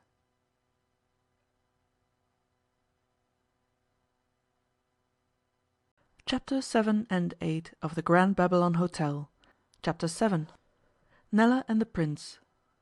It appeared impossible to Theodore Racksole that so cumbrous an article as a corpse could be removed out of his hotel with no trace, no hint, no clue as to the time or the manner of the performance of the deed. After the first feeling of surprise, Racksole grew coldly and severely angry. He had a mind to dismiss the entire staff of the hotel. He personally examined the night watchman, the chambermaids, and all other persons who by chance might or ought to know something of the affair, but without avail. The corpse of Reginald Dimmock had vanished utterly, disappeared like a fleshless spirit. Of course there were the police, but Theodore Racksole held the police in sorry esteem. He acquainted them with the facts, answered their queries with a patient wariness, and expected nothing whatever from that quarter. He also had several interviews with Prince Aribert of Posen, but though the Prince was suavity itself, and beyond doubt genuinely concerned about the fate of his dead attendant, yet it seemed to Racksole that he was keeping something back, that he hesitated to say all he knew. Racksole, with characteristic insight, decided that the death of Reginald Dimmock was only a minor event, which had occurred, as it were, on the fringe of some far more profound mystery, and, therefore, he decided to wait, with his eyes very wide open, until something else happened that would throw light on the business. At the moment he took only one measure. He arranged that the theft of Dimmock's body should not appear in the newspapers. It is astonishing how well a secret can be kept when the possessors of the secret are handled with a proper mixture of firmness and persuasion. Racksole managed this very neatly. It was a complicated job, and his success in it rather pleased him. At the same time he was conscious of being temporarily worsted by an unknown group of schemers, in which he felt convinced that Jules was an important item. He could scarcely look Nella in the eyes. The girl had evidently expected him to unmask this conspiracy at once, with a single stroke of the millionaire's magic wand. She was thoroughly accustomed, in the land of her birth, to seeing him achieve impossible feats. Over there he was a boss. Men trembled before his name. When he wished a thing to happen, well, it happened. If he desired to know a thing, he just knew it. But here, in London, Theodore Racksole was not quite the same Theodore Racksole. He dominated New York, but London, for the most part, seemed not to take much interest in him, and there were certainly various persons in London who were capable of snapping their fingers at him, at Theodore Racksole. Neither he nor his daughter could get used to that fact. As for Nella, she concerned herself for a little with the ordinary business of the bureau, and watched the incomings and outgoings of Prince Aribert with a kindly interest. She perceived what her father had failed to perceive, that his Highness had assumed an attitude of reserve merely to hide the secret distraction and dismay which consumed him. She saw that the poor fellow had no settled plan in his head, and that he was troubled by something which, so far, he had confided to nobody. It came to her knowledge that each morning he walked to and fro on the Victoria Embankment, alone, and apparently with no object. On the third morning she decided that driving exercise on the Embankment would be good for her health, and thereupon ordered a carriage and issued forth, arrayed in a miraculous putty-coloured gown. Near Blackfriars Bridge she met the Prince, and the carriage was drawn up by the pavement. "Good morning, Prince," she greeted him. "Are you mistaking this for Hyde Park?" He bowed and smiled. "I usually walk here in the mornings," he said. "You surprise me," she returned. "I thought I was the only person in London who preferred the Embankment, with this view of the river, to the dustiness of Hyde Park. I can't imagine how it is that London will never take exercise anywhere except in that ridiculous park. Now, if they had Central Park—" "I think the Embankment is the finest spot in all London," he said. She leaned a little out of the landau, bringing her face nearer to his. "I do believe we are kindred spirits, you and I," she murmured, and then, "Au revoir, Prince." "One moment, Miss Racksole." His quick tones had a note of entreaty. "I'm in a hurry," she fibbed. "I'm not merely taking exercise this morning. You have no idea how busy we are." "Ah, then I will not trouble you. But I leave the Grand Babylon to-night." "Do you?" she said. "Then will your Highness do me the honour of lunching with me to-day in Father's room? Father will be out. He is having a day in the city with some stockbroking persons." "I shall be charmed," said the Prince, and his face showed that he meant it. Nella drove off. If the lunch was a success, that result was due partly to Rocco and partly to Nella. The Prince said little beyond what the ordinary rules of the conversational game demanded. His hostess talked much and talked well, but she failed to rouse her guest. When they had had coffee, he took a rather formal leave of her. "Good-bye, Prince," she said. "But I thought... that is... no, I didn't. Good-bye." "You thought I wished to discuss something with you. I did, but I have decided that I have no right to burden your mind with my affairs." "But suppose I wish to be burdened?" "That is your good nature." "Sit down," she said abruptly, "and tell me everything. Mind, everything. I adore secrets." Almost before he knew it he was talking to her, rapidly, eagerly. "Why should I weary you with my confidences?" he said. "I don't know, I cannot tell, but I feel that I must. I feel that you will understand me better than anyone else in the world. And yet why should you understand me? Again, I don't know. Miss Racksole, I will disclose to you the whole trouble in a word. Prince Eugen, the hereditary Grand Duke of Posen, has disappeared. 4 days ago I was to have met him at Ostend. He had affairs in London. He wished me to come with him. I sent Dimmock on in front and waited for Eugen. He did not arrive. I telegraphed back to Cologne, his last stopping place, and I learned that he had left there in accordance with his programme. I learned also that he had passed through Brussels. It must have been between Brussels and the railway station at Ostend Quay that he disappeared. He was travelling with a single equerry, and the equerry too has vanished. I need not explain to you, Miss Racksole, that when a person of the importance of my nephew contrives to get lost, one must proceed cautiously. One cannot advertise for him in the London Times. Such a disappearance must be kept secret. The people at Posen and at Berlin believe that Eugen is in London, here, at this hotel. Or rather, they did so believe. But this morning I received a cipher telegram from His Majesty the Emperor, a very peculiar telegram, asking when Eugen might be expected to return to Posen, and requesting that he should go first to Berlin. That telegram was addressed to myself. Now, if the Emperor thought that Eugen was here, why should he have caused the telegram to be addressed to me? I have hesitated for 3 days, but I can hesitate no longer. I must myself go to the Emperor and acquaint him with the facts. I suppose you've just got to keep straight with him, Nella was on the point of saying, but she checked herself and substituted, the Emperor is your chief, is he not? First among equals, you call him. His Majesty is our overlord, said Aribert quietly. Why do you not take immediate steps to inquire as to the whereabouts of your royal nephew? She asked simply. The affair seemed to her just then so plain and straightforward. Because one of two things may have happened. Either Eugen may have been, in plain language, abducted, or he may have had his own reasons for changing his programme and keeping in the background, out of reach of telegraph and post and railways. What sort of reasons? Do not ask me. In the history of every family there are passages. He stopped. And what was Prince Eugen's object in coming to London? Aribert hesitated. Money, he said at length. As a family we are very poor, poorer than anyone in Berlin suspects. Prince Aribert, Nella said, shall I tell you what I think? She leaned back in her chair and looked at him out of half-closed eyes. His pale, thin, distinguished face held her gaze as if by some fascination. There could be no mistaking this man for anything else but a prince. If you will, he said. Prince Eugen is the victim of a plot. You think so? I am perfectly convinced of it.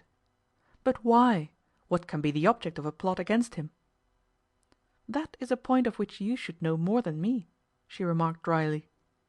Ah, perhaps, he said. But, dear Miss Racksole, why are you so sure? There are several reasons, and they are connected with Mr. Dimmock. Did you ever suspect, your Highness, that that poor young man was not entirely loyal to you? He was absolutely loyal, said the Prince, with all the earnestness of conviction. 1,000 pardons, but he was not. Miss Racksole, if any other than yourself made that assertion, I would consign them to the deepest dungeon in Posen? She laughed, lightly. Listen. And she told him of the incidents which had occurred in the night preceding his arrival in the hotel. Do you mean, Miss Racksole, that there was an understanding between poor Dimmock and this fellow Jules? There was an understanding. Impossible. Your Highness, the man who wishes to probe a mystery to its root never uses the word impossible. But I will say this for young Mr. Dimmock. I think he repented, and I think that it was because he repented that he died so suddenly, and that his body was spirited away. Why has no one told me these things before? Aribert exclaimed. Princes seldom hear the truth, she said. He was astonished at her coolness, her firmness of assertion, her air of complete acquaintance with the world. Miss Racksole, he said, if you will permit me to say it, I have never in my life met a woman like you. May I rely on your sympathy, your support? My support, Prince? But how? I do not know, he replied, but you could help me if you would. A woman, when she has brain, always has more brain than a man. Ah, she said ruefully, I have no brains, but I do believe I could help you. What prompted her to make that assertion she could not have explained, even to herself. But she made it, and she had a suspicion, a prescience, that it would be justified, though by what means, through what good fortune, was still a mystery to her. Go to Berlin, she said. I see that you must do that. You have no alternative. As for the rest, we shall see. Something will occur. I shall be here. My father will be here. You must count us as your friends." He kissed her hand when he left, and afterwards, when she was alone, she kissed the spot his lips had touched again and again. Now, thinking the matter out in the calmness of solitude, all seemed strange, unreal, uncertain to her. Were conspiracies actually possible nowadays? Did queer things actually happen in Europe? And did they actually happen in London hotels? She dined with her father that night. "I hear Prince Aribert has left," said Theodore Racksole. "Yes," she assented. She said not a word about their interview. Chapter 8. Arrival and departure of the Baroness. On the following morning, just before lunch, a lady, accompanied by a maid and a considerable quantity of luggage, came to the Grand Babylon Hotel. She was a plump little old lady, with white hair and an old-fashioned bonnet, and she had a quaint, simple smile of surprise at everything in general. Nevertheless, she gave the impression of belonging to some aristocracy, though not the English aristocracy. Her tone to her maid, whom she addressed in broken English, the girl being apparently English, was distinctly insolent, with the calm, unconscious insolence peculiar to a certain type of continental nobility. The name on the lady's card ran thus: Baroness Zerlinski. She desired rooms on the 3rd floor. It happened that Nella was in the bureau. "On the 3rd floor, madam?" questioned Nella, in her best clerkly manner. "I did say on the 3rd floor," said the plump little old lady. "We have accommodation on the 2nd floor." "I wish to be high up, out of the dust and in the light," explained the Baroness. "We have no suites on the 3rd floor, madam." "Never mind, no matter. Have you not 2 rooms that communicate?" Nella consulted her books, rather awkwardly. "Numbers 122 and 123 communicate. Or is it 121 and 122? The little old lady remarked quickly, and then bit her lip. "I beg your pardon, I should have said 121 and 122. At the moment Nella regarded the Baroness's correction of her figures as a curious chance, but afterwards, when the Baroness had ascended in the lift, the thing struck her as somewhat strange. Perhaps the Baroness Zerlinski had stayed at the hotel before. For the sake of convenience, an index of visitors to the hotel was kept, and the index extended back for 30 years. Nella examined it, but it did not contain the name of Zerlinski. Then it was that Nella began to imagine, what had swiftly crossed her mind when first the Baroness presented herself at the bureau, that the features of the Baroness were remotely familiar to her. She thought, not that she had seen the old lady's face before, but that she had seen somewhere, sometime, a face of a similar cast. It occurred to Nella to look at the Almanach de Gotha, that record of all the mazes of continental blue blood, but the Almanach de Gotha made no reference to any barony of Zerlinski. Nella inquired where the Baroness meant to take lunch, and was informed that a table had been reserved for her in the dining room, and she at once decided to lunch in the dining room herself. Seated in a corner, half hidden by a pillar, she could survey all the guests, and watch each group as it entered or left. Presently the Baroness appeared, dressed in black, with a tiny lace shawl, despite the June warmth, very stately, very quaint, and gently smiling. Nella observed her intently. The lady ate heartily, working without haste and without delay through the elaborate menu of the luncheon. Nella noticed that she had beautiful white teeth. Then a remarkable thing happened. A cream puff was served to the Baroness by way of sweets, and Nella was astonished to see the little lady remove the top, and with a spoon quietly take something from the interior which looked like a piece of folded paper. No one who had not been watching with the eye of a lynx would have noticed anything extraordinary in the action. Indeed, the chances were 999 to 1 that it would pass unheeded. But, unfortunately for the Baroness, it was the 1000th chance that happened. Nella jumped up and, walking over to the Baroness, said to her, "I am afraid that the tart is not quite nice, your ladyship." "Thanks, it is delightful," said the Baroness coldly. Her smile had vanished. "Who are you? I thought you were the bureau clerk." "My father is the owner of this hotel. I thought there was something in the tart which ought not to have been there." Nella looked the Baroness full in the face. The piece of folded paper, to which a little cream had attached itself, lay under the edge of a plate. No thanks." The Baroness smiled her simple smile. Nella departed. She had noticed one trifling thing besides the paper, namely, that the Baroness could pronounce the English "the" sound if she chose. That afternoon, in her own room, Nella sat meditating at the window for a long time, and then she suddenly sprang up, her eyes brightening. "I know!" she exclaimed, clapping her hands. "It's Miss Spencer, disguised. Why didn't I think of that before?" Her thoughts ran instantly to Prince Aribert. "Perhaps I can help him," she said to herself, and gave a little sigh. She went down to the office and inquired whether the Baroness had given any instructions about dinner. She felt that some plan must be formulated. She wanted to get hold of Rocco and put him in the rack. She knew now that Rocco, the unequalled, was also concerned in this mysterious affair.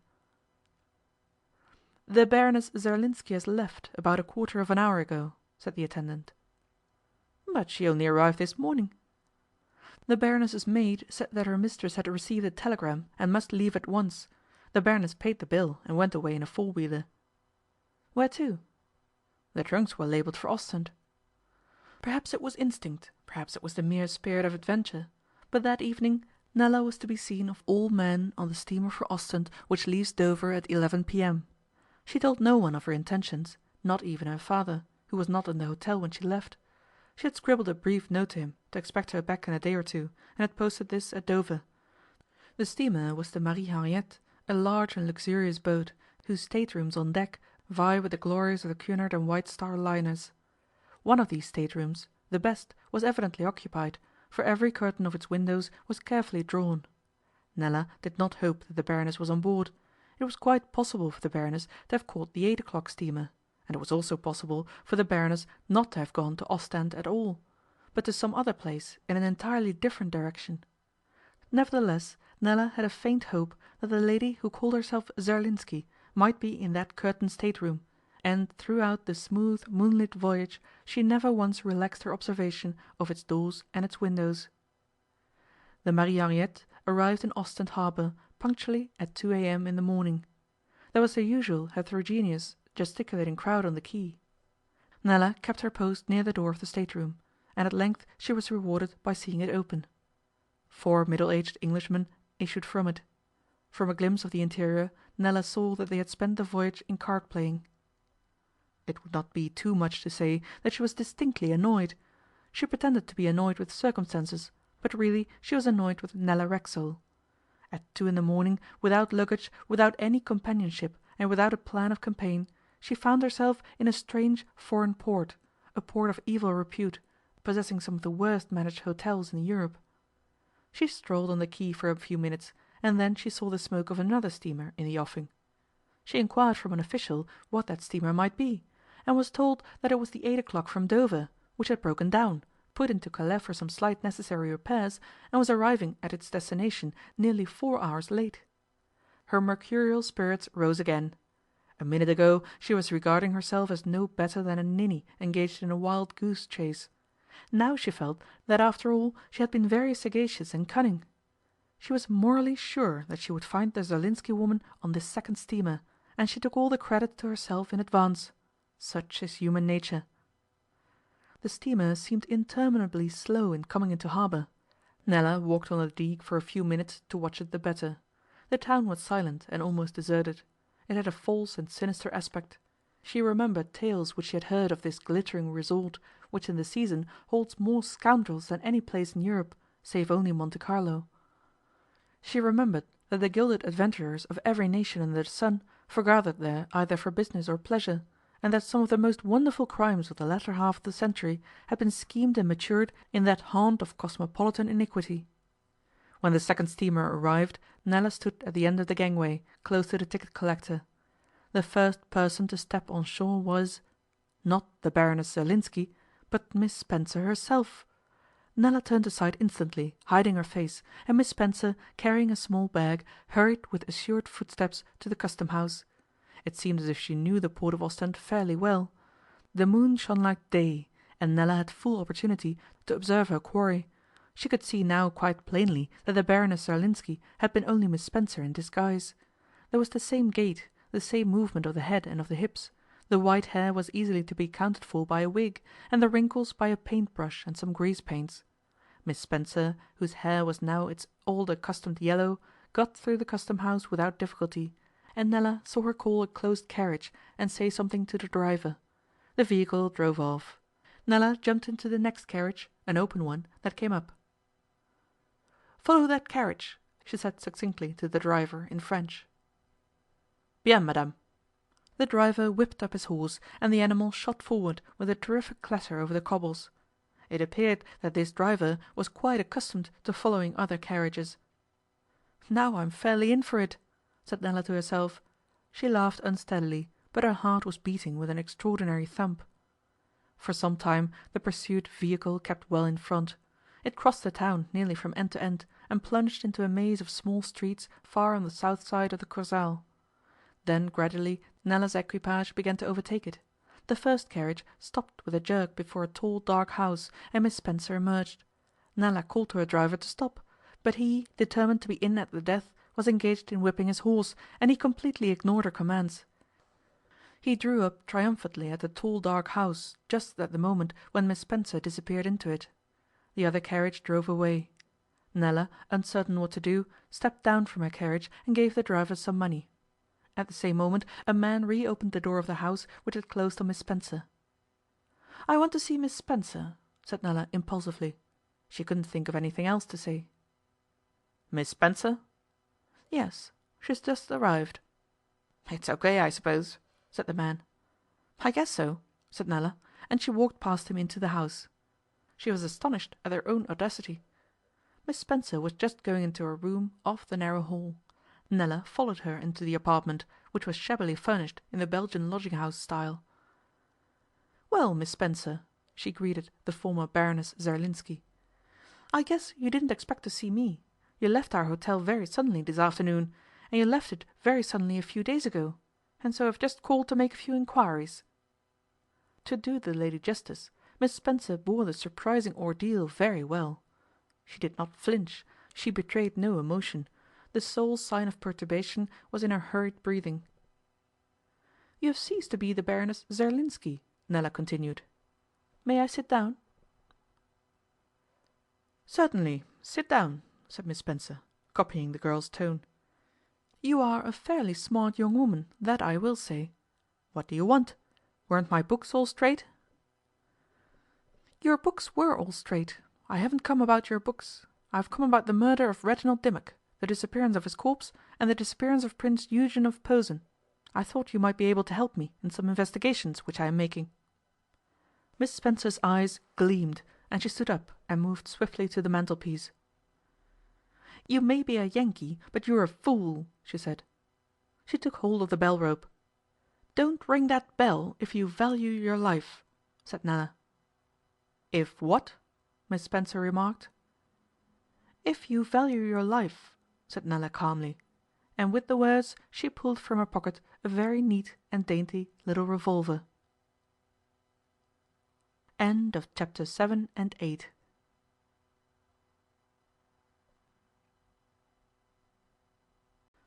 Chapter 9 and 10 of the Grand Babylon Hotel.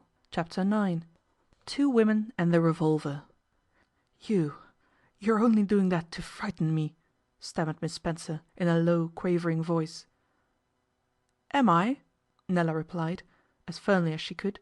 Though her hand shook violently with excitement, could Miss Spencer but have observed it. "Am I? You said just now that I might be a Yankee girl, but I was a fool. Well, I am a Yankee girl, as you call it, and in my country, if they don't teach revolver shooting in boarding schools, there are at least a lot of girls who can handle a revolver. I happen to be one of them. I tell you that if you ring that bell, you will suffer." Most of this was simple bluff on Nella's part, and she trembled lest Miss Spencer should perceive that it was simple bluff. Happily for her, Miss Spencer belonged to that order of women who have every sort of courage except physical courage. Miss Spencer could have withstood successfully any moral trial, but persuade her that her skin was in danger and she would succumb. Nella at once divined this useful fact, and proceeded accordingly, hiding the strangeness of her own sensations as well as she could. "You had better sit down now," said Nella, "and I will ask you a few questions." And Miss Spencer obediently sat down, rather white, and trying to screw her lips into a formal smile. "Why did you leave the Grand Babylon that night?" Nella began her examination, putting on a stern, barrister-like expression. "I had orders to, Miss Racksole." "Whose orders?" "Well, I'm the fact is, I'm a married woman, and it was my husband's orders." "Who is your husband?" "Tom Jackson. Jules, you know, head waiter at the Grand Babylon." "So Jules' real name is Tom Jackson? Why did he want you to leave without giving notice?" "I'm sure I don't know, Miss Racksole. I swear I don't know. He's my husband, and of course I do what he tells me, as you will some day do what your husband tells you. Please heaven you'll get a better husband than mine." Miss Spencer showed a sign of tears. Nella fingered the revolver and put it at full cock. "Well," she repeated, "why did he want you to leave?" She was tremendously surprised at her own coolness, and somewhat pleased with it too. "I can't tell you. I can't tell you." "You've just got to," Nella said, in a terrible, remorseless tone. He wished me to come over here to Ostend. Something had gone wrong. Oh, he's a fearful man, is Tom. If I told you, he—" "Had something gone wrong in the hotel or over here?" "Both." "Was it about Prince Eugen of Posen?" I don't know. That is, yes, I think so." "What has your husband to do with Prince Eugen?" "I believe he has some sort of business with him, some money business." "And was Mr Dimmock in this business?" "I fancy so, Miss Racksole. I'm telling you all I know, that I swear." "Did your husband and Mr Dimmock have a quarrel that night in room 111? "They had some difficulty." "And the result of that was that you came to Ostend instantly?" "Yes, I suppose so." "And what were you to do in Ostend? What were your instructions from this husband of yours?" Miss Spencer's head dropped on her arms on the table which separated her from Nella, and she appeared to sob violently. "Have pity on me," she murmured. "I can't tell you any more." "Why?" "He'd kill me if he knew." "You're wandering from the subject," observed Nella coldly. "This is the last time I shall warn you. Let me tell you plainly, I've got the best reasons for being desperate, and if anything happens to you, I shall say I did it in self-defence. Now, what were you to do in Ostend?" "I shall die for this anyhow," whined Miss Spencer, and then, with a sort of fierce despair, "I had to keep watch on Prince Eugen." "Where? In this house?" Miss Spencer nodded, and, looking up, Nella could see the traces of tears in her face. "Then Prince Eugen was a prisoner? Someone had captured him at the instigation of Jules?" "Yes, if you must have it." "Why was it necessary for you especially to come to Ostend?" Tom trusts me. You see, I know Ostend. Before I took that place at the Grand Babylon, I had travelled over Europe, and Tom knew that I knew a thing or two." "Why did you take the place at the Grand Babylon?" "Because Tom told me to. He said I should be useful to him there." "Is your husband an anarchist, or something of that kind, Miss Spencer?" "I don't know. I'd tell you in a minute if I knew, but he's one of those that keep themselves to themselves." "Do you know if he has ever committed a murder?" "Never," said Miss Spencer, with righteous repudiation of the mere idea. "But Mr Dimmock was murdered. He was poisoned. If he had not been poisoned, why was his body stolen? It must have been stolen to prevent inquiry, to hide traces. Tell me about that." "I take my dying oath," said Miss Spencer, standing up a little way from the table, "I take my dying oath I didn't know Mr Dimmock was dead till I saw it in the newspaper." "You swear you had no suspicion of it?" "I swear I hadn't." Nella was inclined to believe the statement. The woman and the girl looked at each other in the tawdry, frowsy, lamplit room. Miss Spencer nervously patted her yellow hair into shape, as if gradually recovering her composure and equanimity. The whole affair seemed like a dream to Nella, a disturbing, sinister nightmare. She was a little uncertain what to say. She felt that she had not yet got hold of any very definite information. "Where is Prince Eugen now?" she asked at length. "I don't know, miss." "He isn't in this house?" "No, miss." "Ah, we will see presently. They took him away, Miss Racksole." "Who took him away? Some of your husband's friends?" "Some of his acquaintances." "Then there is a gang of you." "A gang of us? A gang? I don't know what you mean," Miss Spencer quavered. "Oh, but you must know," smiled Nella calmly. "You can't possibly be so innocent as all that, Mrs. Tom Jackson. You can't play games with me. You've just got to remember that I'm what you call a Yankee girl. There's one thing that I mean to find out, within the next 5 minutes, and that is, how your charming husband kidnapped Prince Eugen, and why he kidnapped him. Let us begin with the second question. You have evaded it once." Miss Spencer looked into Nella's face, and then her eyes dropped, and her fingers worked nervously with the tablecloth. "How can I tell you," she said, "when I don't know? You've got the whip hand of me, and you're tormenting me for your own pleasure." She wore an expression of persecuted innocence. "Did Mr. Tom Jackson want to get some money out of Prince Eugen?" "Money? Not he. Tom's never short of money." "But I mean a lot of money. Tens of thousands, hundreds of thousands." "Tom never wanted money from anyone," said Miss Spencer doggedly. "Then had he some reason for wishing to prevent Prince Eugen from coming to London?" "Perhaps he had. I don't know. If you kill me, I don't know." Nella stopped to reflect. Then she raised the revolver. It was a mechanical, unintentional sort of action, and certainly she had no intention of using the weapon, but, strange to say, Miss Spencer again cowered before it. Even at that moment Nella wondered that a woman like Miss Spencer could be so simple as to think the revolver would actually be used. Having absolutely no physical cowardice herself, Nella had the greatest difficulty in imagining that other people could be at the mercy of a bodily fear. Still, she saw her advantage, and used it relentlessly, and with as much theatrical gesture as she could command. She raised the revolver till it was level with Miss Spencer's face, and suddenly a new, queer feeling took hold of her. She knew that she would indeed use that revolver now, if the miserable woman before her drove her too far. She felt afraid of herself. She was in the grasp of a savage, primeval instinct. In a flash she saw Miss Spencer dead at her feet, the police, a court of justice, the scaffold. It was horrible. "Speak," she said hoarsely, and Miss Spencer's face went whiter. "Tom did say," the woman whispered rapidly, awesomely, "that if Prince Eugen got to London it would upset his scheme."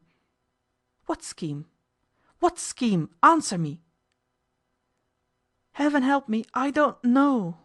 Miss Spencer sank into a chair. "He said Mr. Dimmock had turned tail, and he should have to settle him, and then Rocco—" "Rocco? What about Rocco?" Nella could scarcely hear herself. Her grip of the revolver tightened. Miss Spencer's eyes opened wider. She gazed at Nella with a glassy stare.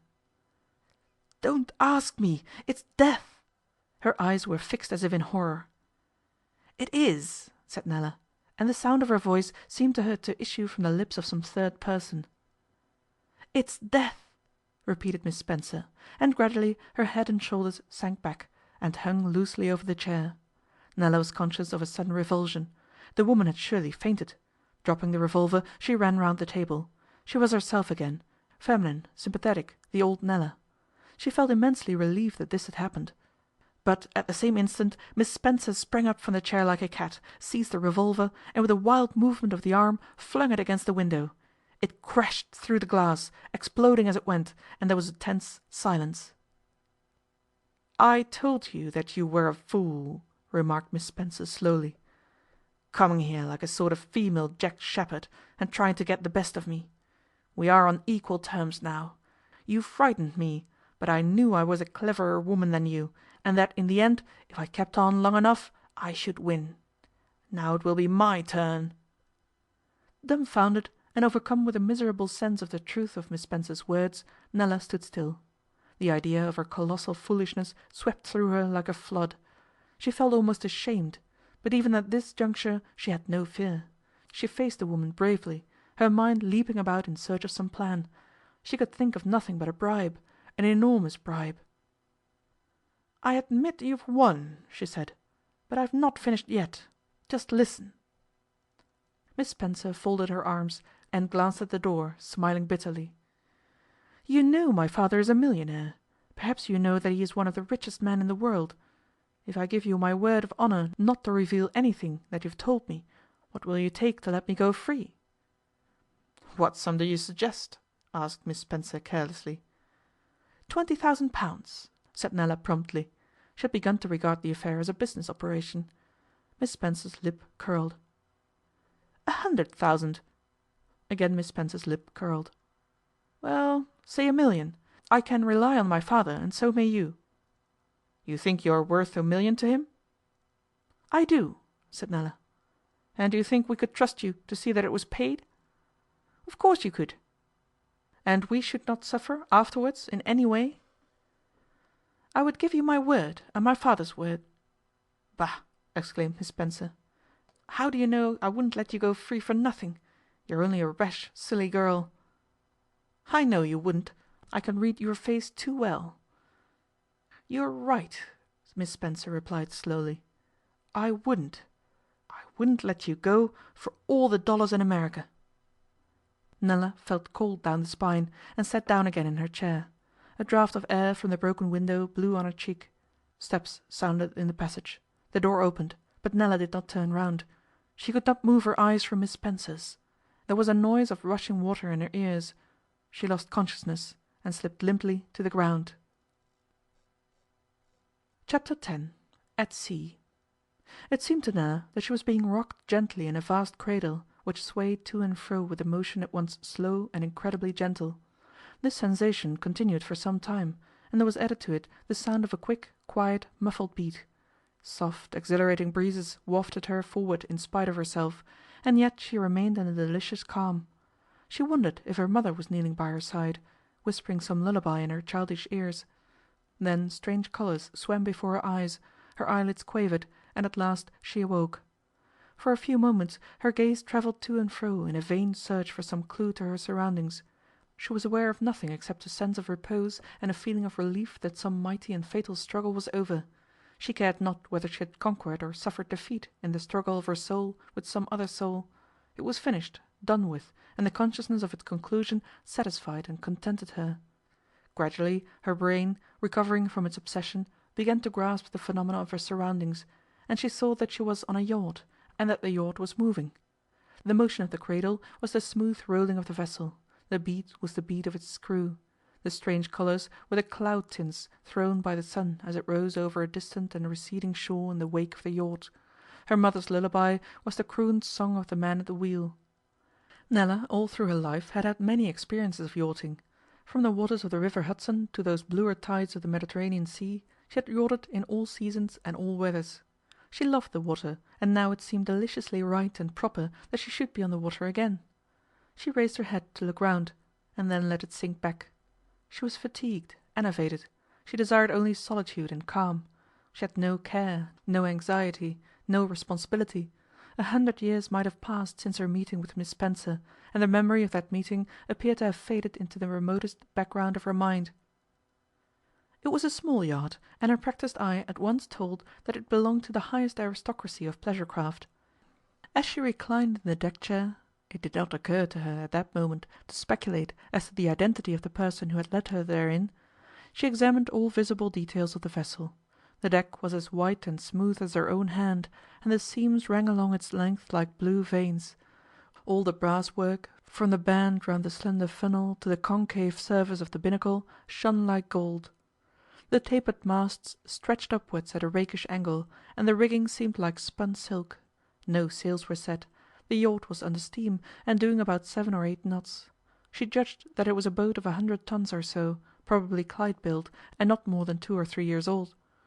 No one was to be seen on deck except the man at the wheel.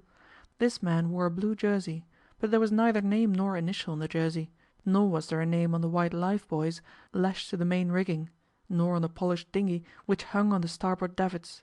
She called to the man, and called again, in a feeble voice, but the steerer took no notice of her, and continued his quiet song as though nothing else existed in the universe save the yacht, the sea, the sun, and himself. Then her eyes swept the outline of the land from which they were hastening, and she could just distinguish a lighthouse and a great white irregular dome, which she recognized as the Kursaal at Ostend, that gorgeous rival of the gaming palace at Monte Carlo. So she was leaving Ostend. The rays of the sun fell on her caressingly, like a restorative. All around the water was changing from wonderful greys and dark blues to still more wonderful pinks and translucent unearthly greens. The magic kaleidoscope of dawn was going forward in its accustomed way, regardless of the vicissitudes of mortals. Here and there in the distance she descried a sail, the brown sail of some Ostend fishing boat returning home after a night's trawling. Then the beat of paddles caught her ear, and a steamer blundered past, wallowing clumsily among the waves like a tortoise. It was the Swallow from London. She could see some of its passengers leaning curiously over the aft rail. A girl in a mackintosh signalled to her, and mechanically she answered the salute with her arm. The officer of the bridge of the Swallow hailed the yacht, but the man at the wheel offered no reply. In another minute the Swallow was nothing but a blot in the distance. Nella tried to sit straight in the deck chair, but she found herself unable to do so. Throwing off the rug which covered her, she discovered that she had been tied to the chair by means of a piece of broad webbing. Instantly she was alert, awake, angry. She knew that her perils were not over. She felt that possibly they had scarcely yet begun. Her lazy contentment, her dreamy sense of peace and repose, vanished utterly, and she steeled herself to meet the dangers of a grave and difficult situation. Just at that moment a man came up from below. He was a man of 40 or so, clad in irreproachable blue, with a peaked yachting cap. He raised the cap politely. "Good morning," he said. "Beautiful sunrise, isn't it?" The clever and calculated insolence of his tone cut her like a lash as she lay bound in the chair. Like all people who have lived easy and joyous lives in those fair regions where gold smooths every crease and law keeps a tight hand on disorder, she found it hard to realize that there were other regions where gold was useless and law without power. 24 hours ago she would have declared it impossible that such an experience as she had suffered could happen to anyone.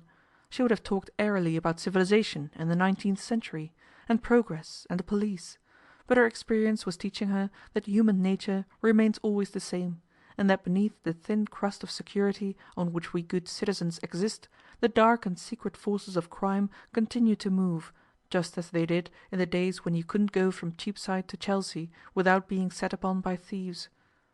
Her experience was in a fair way to teach her this lesson better than she could have learned it even in the bureau of the detective police of Paris, London, and St. Petersburg.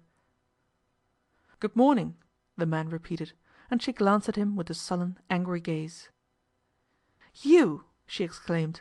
"You, Mr. Thomas Jackson, if that is your name. Loose me from this chair, and I will talk to you." Her eyes flashed as she spoke, and the contempt in them added mightily to her beauty. Mr. Thomas Jackson, otherwise Jules, erstwhile head waiter at the Grand Babylon, considered himself a connoisseur in feminine loveliness, and the vision of Nella Racksole smote him like an exquisite blow. "With pleasure," he replied. "I had forgotten that to prevent you from falling I had secured you to the chair." And with a quick movement he unfastened the band. Nella stood up, quivering with fiery annoyance and scorn. "Now," she said, fronting him, "what is the meaning of this?" "You fainted," he replied imperturbably. "Perhaps you don't remember." The man offered her a deck chair with a characteristic gesture. Nella was obliged to acknowledge, in spite of herself, that the fellow had distinction, an air of breeding. No one would have guessed that for 20 years he had been an hotel waiter. His long, lithe figure and easy, careless carriage seemed to be the figure and carriage of an aristocrat, and his voice was quiet, restrained, and authoritative. "That has nothing to do with my being carried off in this yacht of yours." "It is not my yacht," he said, "but that is a minor detail. As to the more important matter, forgive me that I remind you that only a few hours ago you were threatening a lady in my house with a revolver." "Then it was your house?" "Why not? May I not possess a house?" He smiled. "I must request you to put the yacht about at once, instantly, and take me back." She tried to speak firmly. "Ah," he said, "I am afraid that's impossible. I didn't put out to sea with the intention of returning at once, instantly." In the last words he gave a faint imitation of her tone. "When I do get back," she said, "when my father gets to know of this affair, it will be an exceedingly bad day for you, Mr. Jackson." "But supposing your father doesn't hear of it?" "What?" "Supposing you never get back." "Do you mean, then, to have my murder on your conscience?" Talking of murder," he said, "you came very near to murdering my friend, Miss Spencer. At least, so she tells me." "Is Miss Spencer on board?" Nella asked, seeing perhaps a faint ray of hope in the possible presence of a woman. "Miss Spencer is not on board. There is no one on board except you and myself and a small crew. A very discreet crew, I may add." "I will have nothing more to say to you. You must take your own course." "Thanks for the permission," he said. "I will send you up some breakfast." He went to the saloon stairs and whistled, and a negro boy appeared with a tray of chocolate. Nella took it, and, without the slightest hesitation, threw it overboard. Mr Jackson walked away a few steps, and then returned. "You have spirit," he said, "and I admire spirit. It is a rare quality." She made no reply. "Why did you mix yourself up in my affairs at all?" he went on. Again she made no reply, but the question set her thinking, why had she mixed herself up in this mysterious business? It was quite at variance with the usual methods of her gay and butterfly existence to meddle at all with serious things. Had she acted merely from a desire to see justice done and wickedness punished? Or was it the desire of adventure? Or was it, perhaps, the desire to be of service to His Serene Highness Prince Aribert? "It is no fault of mine that you are in this fix," Jules continued. "I didn't bring you into it. You brought yourself into it. You and your father, you have been moving along at a pace which is rather too rapid." "That remains to be seen," she put in coldly. "It does," he admitted. "And I repeat that I can't help admiring you, that is, when you aren't interfering with my private affairs. That is a proceeding which I have never tolerated from anyone, not even from a millionaire, nor even from a beautiful woman." He bowed. "I will tell you what I propose to do. I propose to escort you to a place of safety, and to keep you there till my operations are concluded, and the possibility of interference entirely removed. You spoke just now of murder. What a crude notion that was of yours. It is only the amateur who practises murder." "What about Reginald Dimmock?" she interjected quickly. He paused gravely. "Reginald Dimmock," he repeated. "I had imagined his was a case of heart disease. Let me send you up some more chocolate. I'm sure you're hungry." "I will starve before I touch your food," she said. "Gallant creature," he murmured, and his eyes roved over her face. Her superb, supercilious beauty overcame him. "Ah!" he said, "what a wife you would make!" He approached nearer to her. "You and I, Miss Racksole, your beauty and wealth and my brains. We could conquer the world. Few men are worthy of you, but I am one of the few. Listen, you might do worse. Marry me. I am a great man. I shall be greater. I adore you. Marry me and I will save your life. All shall be well. I will begin again. The past shall be as though there had been no past." "This is somewhat sudden, Jules," she said with biting contempt. "Did you expect me to be conventional?" he retorted. "I love you." "Granted," she said, for the sake of the argument. "Then what will occur to your present wife?" "My present wife?" "Yes, Miss Spencer, as she is called." "She told you I was her husband?" "Incidentally, she did." "She isn't." "Perhaps she isn't. But nevertheless, I think I won't marry you." Nella stood like a statue of scorn before him. He went still nearer to her. "Give me a kiss, then. One kiss. I won't ask for more. One kiss from those lips, and you shall go free. Men have ruined themselves for a kiss. I will." "Coward!" she ejaculated. "Coward!" he repeated. "Coward, am I? Then I'll be a coward, and you shall kiss me whether you will or not." He put a hand on her shoulder. As she shrank back from his lustrous eyes with an involuntary scream, a figure sprang out of the dinghy a few feet away. With a single blow, neatly directed to Mr Jackson's ear, Mr Jackson was stretched senseless on the deck. Prince Aribert of Posen stood over him with a revolver. It was probably the greatest surprise of Mr Jackson's whole life. "Don't be alarmed," said the Prince to Nella. "My being here is the simplest thing in the world, and I will explain it as soon as I have finished with this fellow." Nella could think of nothing to say, but she noticed the revolver in the Prince's hand. "Why," she remarked, "that's my revolver." "It is," he said, "and I will explain that too." The man at the wheel gave no heed whatever to the scene. End of chapter 9 and 10.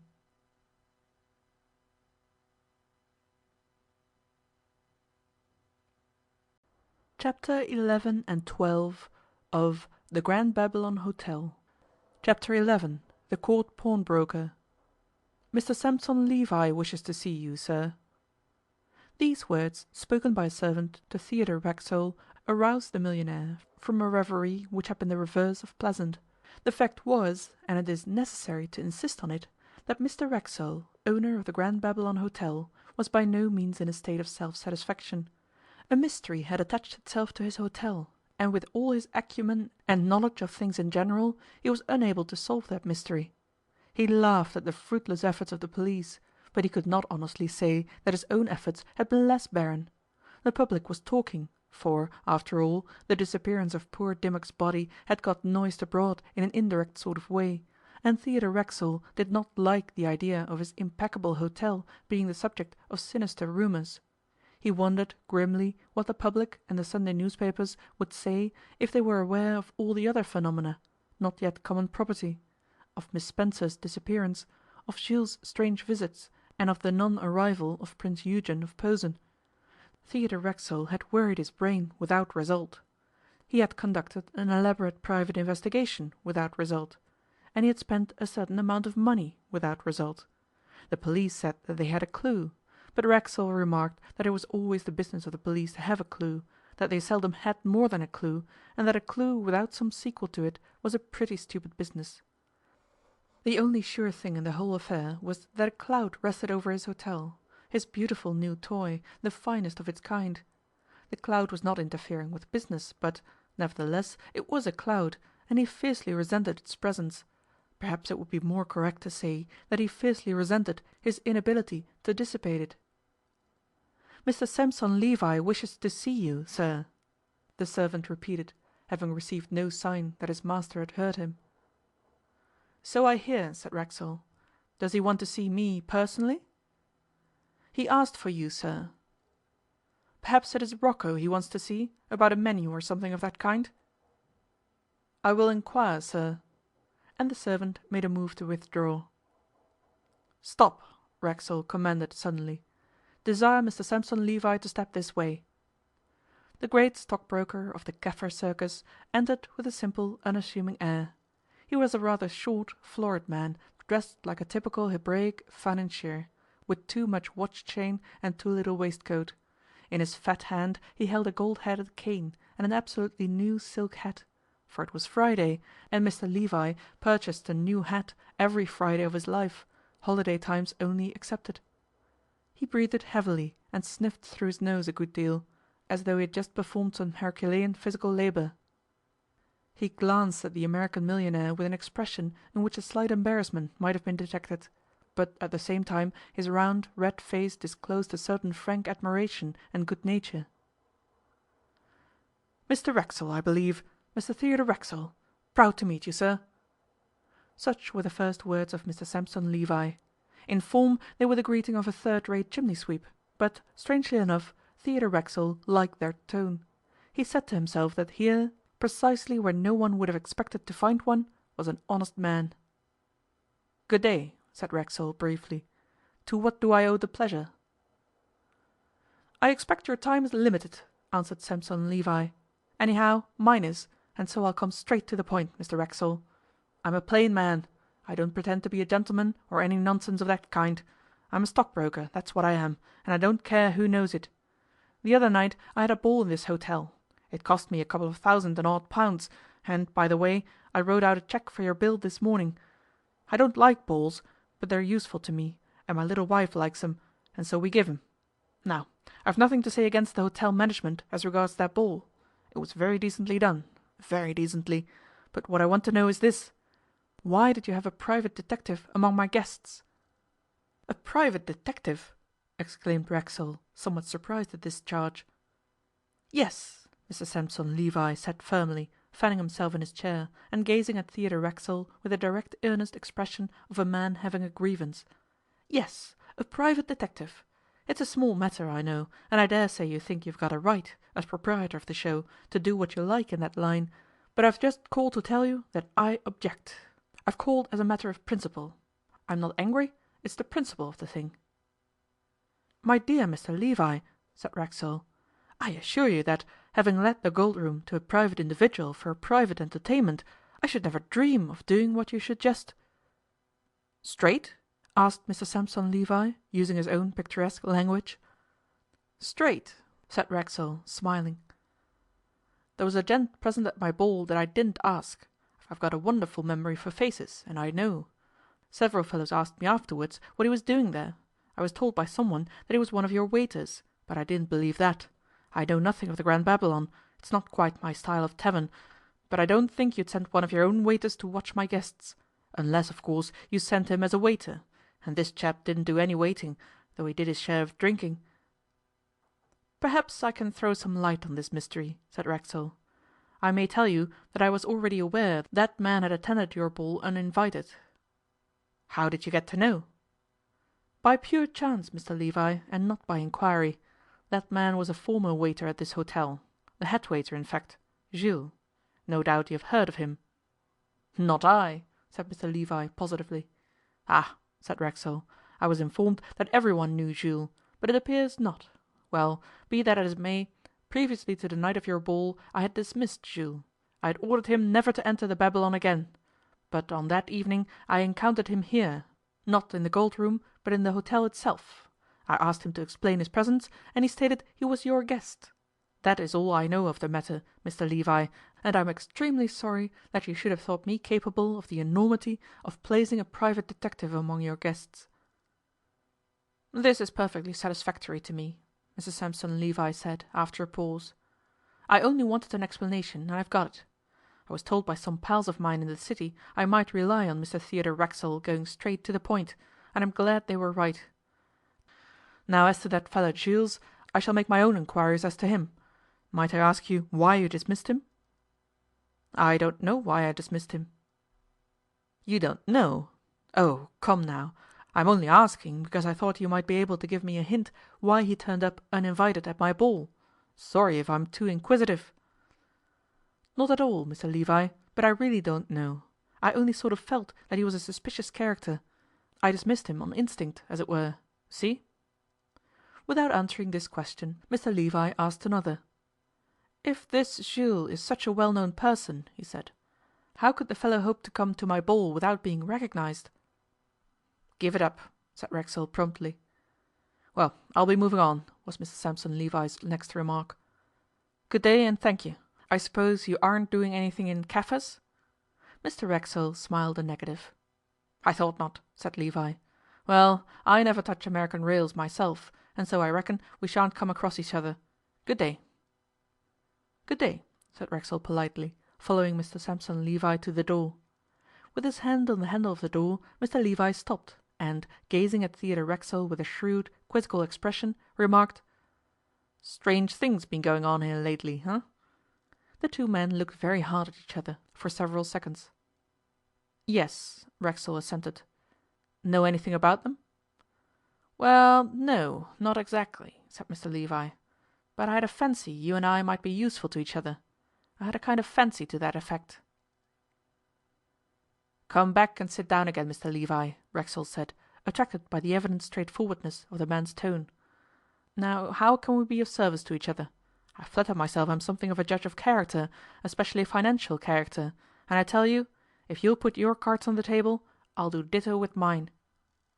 "Agreed," said Mr. Sampson Levi. "I'll begin by explaining my interest in your hotel. I've been expecting to receive a summons from a certain Prince Eugen of Posen to attend him here, and that summons hasn't arrived. It appears that Prince Eugen hasn't come to London at all. Now, I could have taken my dying davy that he would have been here yesterday at the latest." "Why were you so sure?" "Question for question," said Levi. "Let's clear the ground first, Mr. Racksole. Why did you buy this hotel? That's a conundrum that's been puzzling a lot of our fellows in the city for some days past. Why did you buy the Grand Babylon, and what's the next move to be?" "There is no next move," answered Racksole candidly, "and I will tell you why I bought the hotel. There need be no secret about it. I bought it because of a whim." And then Theodore Racksole gave this little Jew, whom he had begun to respect, a faithful account of the transaction with Mr Felix Babylon. "I suppose," he added, "you find a difficulty in appreciating my state of mind when I did the deal." "Not a bit," said Mr Levi. "I once bought an electric launch on the Thames in a very similar way, and it turned out to be one of the most satisfactory purchases I ever made." "Then it's a simple accident that you own this hotel at the present moment?" "A simple accident, all because of a beefsteak and a bottle of Bass." "H'm," grunted Mr Sampson Levi, stroking his triple chin. "To return to Prince Eugen," Racksole resumed. "I was expecting his Highness here. The State apartments had been prepared for him. He was due on the very afternoon that young Dimmock died.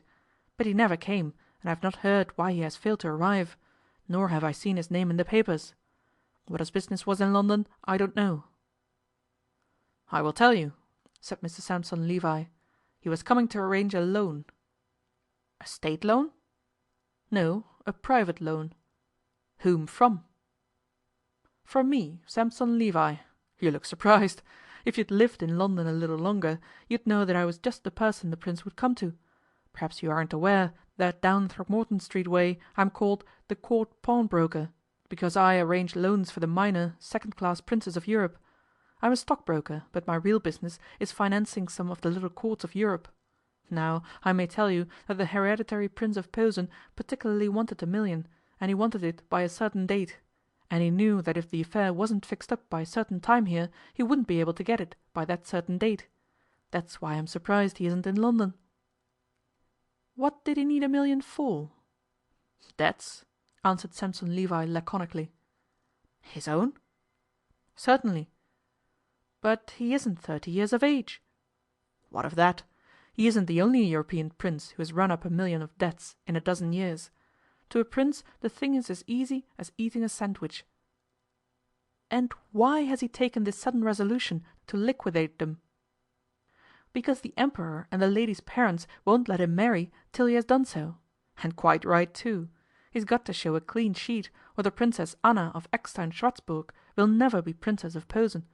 Even now the Emperor has no idea how much Prince Eugen's debts amount to. If he had—" "But would not the Emperor know of this proposed loan?" "Not necessarily at once. It could be so managed." "Twig?" Mr Sampson Levi laughed. "I've carried these little affairs through before. After marriage it might be allowed to leak out. And you know the Princess Anna's fortune is pretty big. Now, Mr Racksole," he added, abruptly changing his tone, "where do you suppose Prince Eugen has disappeared to? Because if he doesn't turn up today, he can't have that million. Today is the last day. Tomorrow the money will be appropriated elsewhere. Of course, I'm not alone in this business, and my friends have something to say." "You ask me where I think Prince Eugen has disappeared to?" "I do." "Then you think it's a disappearance?" Sampson Levi nodded. "Putting two and two together," he said, "I do. The Dimmock business is very peculiar indeed. Dimmock was a left-handed relation of the Posen family, twig? Scarcely anyone knows that. He was made secretary and companion to Prince Aribert just to keep him in the domestic circle. His mother was an Irish woman, whose misfortune was that she was too beautiful, twig?" Mr Sampson Levi always used this extraordinary word when he was in a communicative mood. "My belief is that Dimmock's death has something to do with the disappearance of Prince Eugen. The only thing that passes me is this: why should anyone want to make Prince Eugen disappear?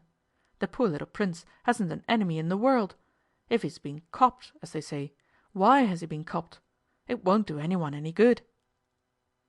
"Won't it?" repeated Racksole, with a sudden flash. "What do you mean?" asked Mr Levi. "I mean this. Suppose some other European pauper prince was anxious to marry Princess Anna and her fortune, wouldn't that prince have an interest in stopping this loan of yours to Prince Eugen? Wouldn't he have an interest in causing Prince Eugen to disappear, at any rate for a time?" Sampson Levi thought hard for a few moments. "Mr Theodore Racksole," he said at length, "I do believe you've hit on something." Chapter 12. Rocco and room number 111. On the afternoon of the same day (the interview just described had occurred in the morning) Racksole was visited by another idea, and he said to himself that he ought to have thought of it before. The conversation with Mr Sampson Levi had continued for a considerable time, and the two men had exchanged various notions and agreed to meet again, but the theory that Reginald Dimmock had probably been a traitor to his family, a traitor whose repentance had caused his death, had not been thoroughly discussed. The talk had tended rather to continental politics, with a view to discovering what princely family might have an interest in the temporary disappearance of Prince Eugen. Now, as Racksole considered in detail the particular affair of Reginald Dimmock deceased, he was struck by one point especially, to wit, why had Dimmock and Jules manoeuvred to turn Nella Racksole out of room number 111 on that first night? That they had so manoeuvred, that the broken window pane was not a mere accident, Racksole felt perfectly sure. He had felt perfectly sure all along, but the significance of the fact had not struck him. It was plain to him now that there must be something of extraordinary and peculiar importance about room number 111. After lunch he wandered quietly upstairs and looked at room number 111. That is to say, he looked at the outside of it. It happened to be occupied, but the guest was leaving that evening. The thought crossed his mind that there could be no object in gazing blankly at the outside of a room. Yet he gazed. Then he wandered quickly down again to the next floor, and in passing along the corridor of that floor he stopped, and with an involuntary gesture stamped his foot. "Great Scott!" he said, "I've got hold of something. Number 111 is exactly over the State apartments." He went to the bureau and issued instructions that number 111 was not to be relet to anyone until further orders. At the bureau they gave him Nella's note, which ran thus: "Dearest Papa, I am going away for a day or two, on the trail of a clue. If I'm not back in 3 days, begin to inquire for me at Ostend. Till then, leave me alone. Your sagacious daughter, Nell." These few words, in Nella's large scrawling hand, filled one side of the paper. At the bottom was a P.T.O. He turned over and read the sentence, underlined: "P.S. Keep an eye on Rocco." "I wonder what the little creature is up to," he murmured, as he tore the letter into small fragments and threw them into the waste paper basket. Then, without any delay, he took the lift down to the basement, with the object of making a preliminary inspection of Rocco in his lair. He could scarcely bring himself to believe that this suave and stately gentleman, this enthusiast of gastronomy, was concerned in the machinations of Jules and other rascals unknown. Nevertheless, from habit, he obeyed his daughter, giving her credit for a certain amount of perspicuity and cleverness. The kitchens of the Grand Babylon Hotel are one of the wonders of Europe. Only 3 years before the events now under narration, Felix Babylon had had them newly installed with every device and patent that the ingenuity of 2 continents could supply. They covered nearly an acre of superficial space. They were walled and floored from end to end with tiles and marble, which enabled them to be washed down every morning like the deck of a man of war. Visitors were sometimes taken to see the potato paring machine, the patent plate dryer, the Babylon spit, a contrivance of Felix Babylon's own, the silver grill, the system of connected stockpots, and other amazing phenomena of the department. Sometimes, if they were fortunate, they might also see the artist who sculptured ice into forms of men and beasts for table ornaments, or the first napkin folder in London, or the man who daily invented fresh designs for pastry and blancmange. 12 chefs pursued their labours in those kitchens, helped by 90 assistant chefs, and a further army of unconsidered menials.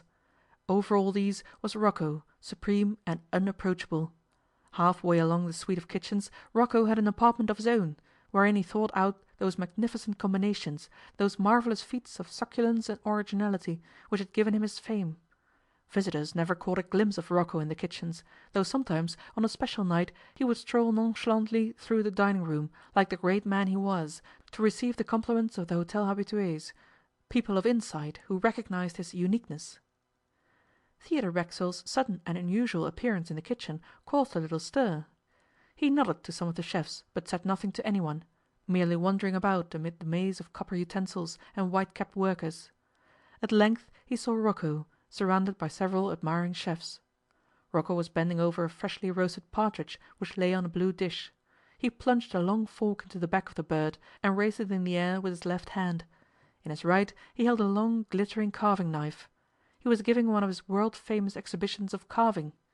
In 4 swift, unerring, delicate, perfect strokes he cleanly severed the limbs of the partridge. It was a wonderful achievement. How wondrous none but the really skilful carver can properly appreciate.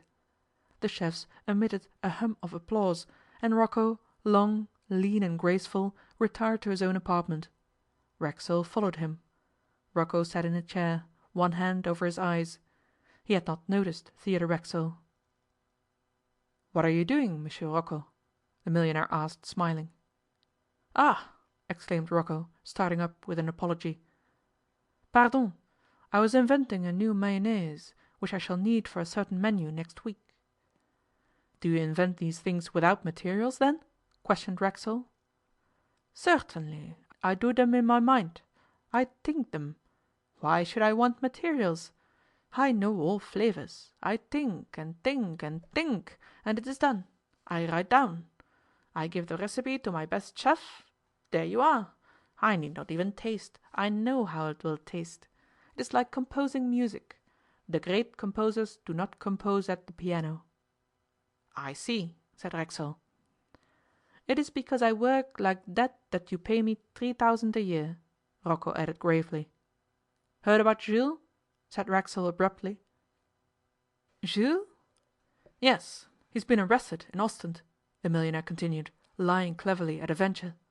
"They say that he and several others are implicated in a murder case, the murder of Reginald Dimmock." "Truly?" drawled Rocco, scarcely hiding a yawn. His indifference was so superb, so gorgeous, that Racksole instantly divined that it was assumed for the occasion. "It seems that, after all, the police are good for something. But this is the first time I ever knew them to be worth their salt. There is to be a thorough and systematic search of the hotel tomorrow," Racksole went on. "I have mentioned it to you to warn you that so far as you are concerned the search is of course merely a matter of form. You will not object to the detectives looking through your rooms?" "Certainly not," and Rocco shrugged his shoulders. "I shall ask you to say nothing about this to anyone," said Racksole. "The news of Jules' arrest is quite private to myself. The papers know nothing of it. You comprehend?" Rocco smiled in his grand manner, and Rocco's master thereupon went away. Racksole was very well satisfied with the little conversation. It was perhaps dangerous to tell a series of mere lies to a clever fellow like Rocco, and Racksole wondered how he should ultimately explain them to this great master chef if his and Nella's suspicions should be unfounded and nothing came of them.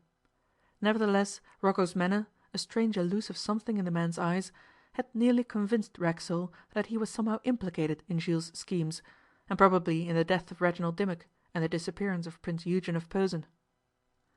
That night, or rather about 1:30 the next morning, when the last noises of the hotel's life had died down, Racksole made his way to room 111 on the second floor. He locked the door on the inside and proceeded to examine the place, square foot by square foot. Every now and then some creak or other sound startled him, and he listened intently for a few seconds. The bedroom was furnished in the ordinary splendid style of bedrooms at the Grand Babylon Hotel, and in that respect called for no remark. What most interested Racksole was the flooring. He pulled up the thick oriental carpet and peered along every plank, but could discover nothing unusual. Then he went to the dressing room and finally to the bathroom, both of which opened out of the main room. But in neither of these smaller chambers was he any more successful than in the bedroom itself. Finally he came to the bath, which was enclosed in a panelled casing of polished wood, after the manner of baths. Some baths have a cupboard beneath the taps, with a door at the side, but this one appeared to have none. He tapped the panels, but not a single one of them gave forth that curious hollow sound which usually betokens a secret place. Idly he turned the cold tap of the bath, and the water began to rush in. He turned off the cold tap and turned on the waste tap, and as he did so his knee, which was pressing against the panelling, slipped forward. The panelling had given way, and he saw that one large panel was hinged from the inside and caught with a hasp, also on the inside. A large space within the casing of the end of the bath was thus revealed. Before doing anything else, Racksole tried to repeat the trick with the waste tap, but he failed. It would not work again, nor could he in any way perceive that there was any connection between the rod of the waste tap and the hasp of the panel. Racksole could not see into the cavity within the casing, and the electric light was fixed and could not be moved about like a candle. He felt in his pockets and fortunately discovered a box of matches. Aided by these, he looked into the cavity and saw nothing. Nothing except a rather large hole at the far end, some 3 feet from the casing. With some difficulty he squeezed himself through the open panel, and took a half kneeling, half sitting posture within. There he struck a match, and it was a most unfortunate thing that in striking, the box being half open, he set fire to all the matches and was half smothered in the atrocious stink of phosphorus which resulted. One match burned clear on the floor of the cavity, and, rubbing his eyes, Racksole picked it up, and looked down the hole which he had previously descried. It was a hole apparently bottomless, and about 18 inches square. The curious part about the hole was that a rope ladder hung down it. When he saw that rope ladder, Racksole smiled the smile of a happy man. The match went out. Should he make a long journey, perhaps to some distant corner of the hotel, for a fresh box of matches, or should he attempt to descend that rope ladder in the dark? He decided on the latter course, and he was the more strongly moved thereto as he could now distinguish a faint, a very faint tinge of light at the bottom of the hole. With infinite care he compressed himself into the well-like hole, and descended the ladder. At length he arrived on firm ground, perspiring but quite safe and quite excited. He saw now that the tinge of light came through a small hole in the wood. He put his eye to the wood, and found that he had a fine view of the state bathroom, and through the door of the state bathroom into the state bedroom. At the massive marble-topped washstand in the state bedroom a man was visible, bending over some object which lay thereon. The man was Rocco. End of chapter 11 and 12.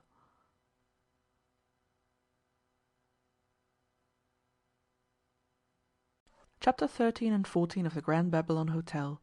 Chapter 13. In the State Bedroom. It was of course plain to Racksole that the peculiar passageway which he had, at great personal inconvenience, discovered between the bathroom of number 111 and the state bathroom on the floor below must have been specially designed by some person or persons for the purpose of keeping a nefarious watch upon the occupants of the state suite of apartments. It was a means of communication at once simple and ingenious. At that moment he could not be sure of the precise method employed for it, but he surmised that the casing of the water pipes had been used as a well, while space for the pipes themselves had been found in the thickness of the ample brick walls of the Grand Babylon. The eye-hole, through which he now had a view of the bedroom, was a very minute one, and probably would scarcely be noticed from the exterior. One thing he observed concerning it, namely, that it had been made for a man somewhat taller than himself. He was obliged to stand on tiptoe in order to get his eye in the correct position. He remembered that both Jules and Rocco were distinctly above the average height, also that they were both thin men, and could have descended the well with comparative ease. Theodore Racksole, though not stout, was a well-set man, with large bones. These things flashed through his mind as he gazed, spellbound, at the mysterious movements of Rocco. The door between the bathroom and the bedroom was wide open, and his own situation was such that his view embraced a considerable portion of the bedroom, including the whole of the immense and gorgeously upholstered bedstead, but not including the whole of the marble washstand. He could see only half of the washstand, and at intervals Rocco passed out of sight as his lithe hands moved over the object which lay on the marble. At first Theodore Racksole could not decide what this object was, but after a time, as his eyes grew accustomed to the position and the light, he made it out. It was the body of a man, or rather, to be more exact, Racksole could discern the legs of a man on that half of the table which was visible to him. Involuntarily he shuddered as the conviction forced itself upon him that Rocco had some unconscious human being helpless on that cold marble surface. The legs never moved.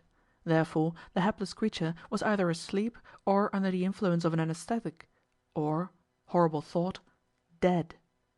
Racksole wanted to call out, to stop by some means or other the dreadful midnight activity which was proceeding before his astonished eyes, but fortunately he restrained himself. On the washstand he could see certain strangely shaped utensils and instruments which Rocco used from time to time. The work seemed to Racksole to continue for interminable hours, and then at last Rocco ceased, gave a sign of satisfaction, whistled several bars from Cavalleria Rusticana, and came into the bathroom, where he took off his coat and very quietly washed his hands. As he stood calmly and leisurely wiping those long fingers of his, he was less than 4 feet from Racksole, and the cooped-up millionaire trembled, holding his breath, lest Rocco should detect his presence behind the woodwork. But nothing happened, and Rocco returned unsuspectingly to the bedroom. Racksole saw him place some sort of white flannel garment over the prone form on the table, and then lift it bodily onto the great bed, where it lay awfully still. The hidden watcher was sure now that it was a corpse upon which Rocco had been exercising his mysterious and sinister functions. But whose corpse? And what functions?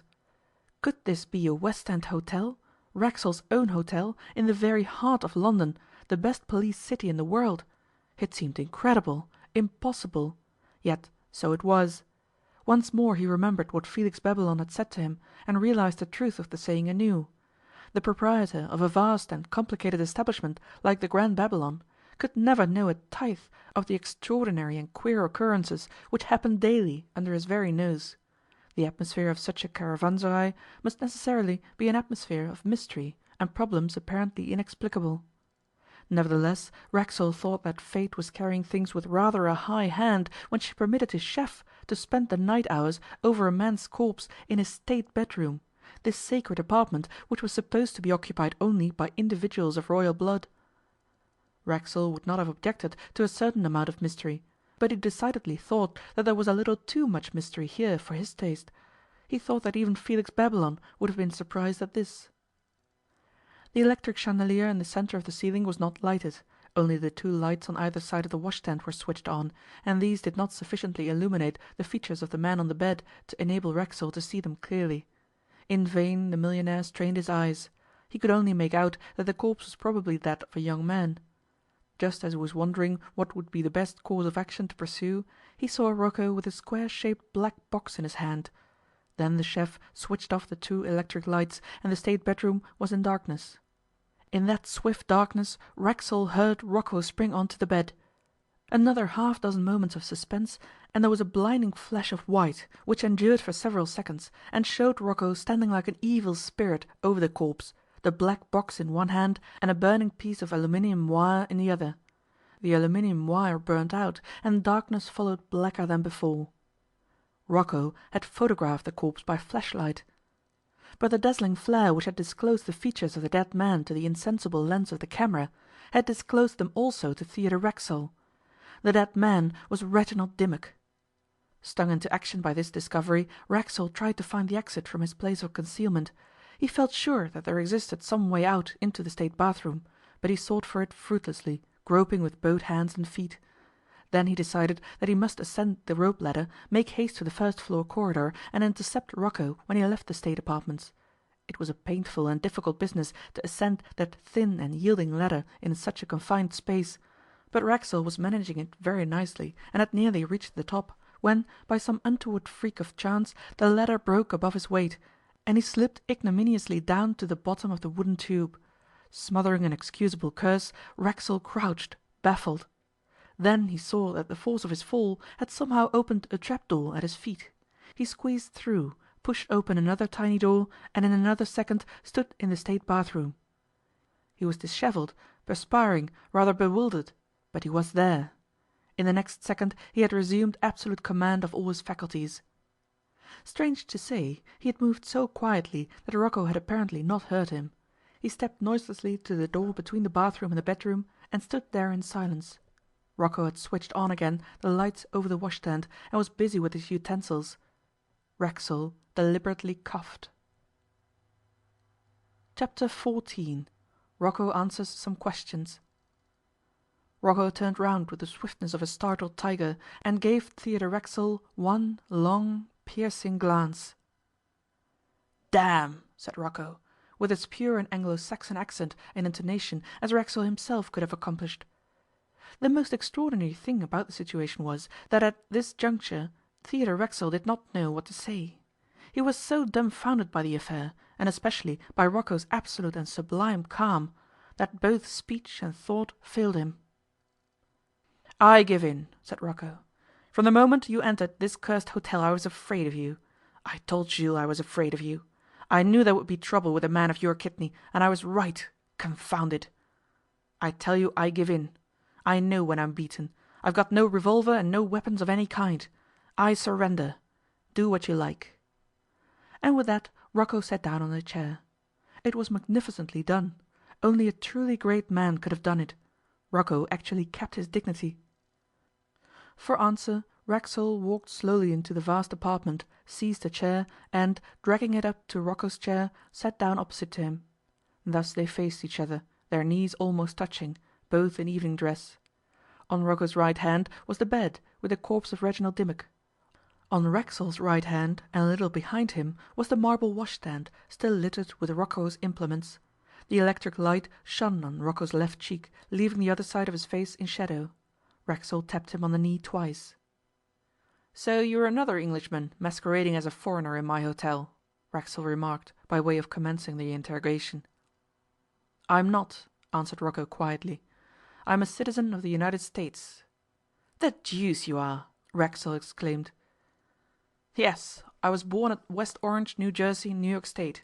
I call myself an Italian because it was in Italy that I first made a name as a chef, at Rome. It's better for a great chef like me to be a foreigner. Imagine a great chef named Elihu P. Rucker. You can't imagine it. I changed my nationality for the same reason that my friend and colleague, Jules, otherwise Mr. Jackson, changed his." "So Jules is your friend and colleague, is he?" "He was, but from this moment he is no longer. I began to disapprove of his methods no less than a week ago, and my disapproval will now take active form." "Will it?" said Racksole. "I calculate it just won't, Mr. Elihu P. Rucker, citizen of the United States. Before you are very much older you will be in the kind hands of the police, and your activities, in no matter what direction, will come to an abrupt conclusion." "It is possible," sighed Rocco. "In the meantime I'll ask you one or two questions for my own private satisfaction. You've acknowledged that the game is up, and you may as well answer them with as much candour as you feel yourself capable of. See?" "I see," replied Rocco calmly. "But I guess I can't answer all questions.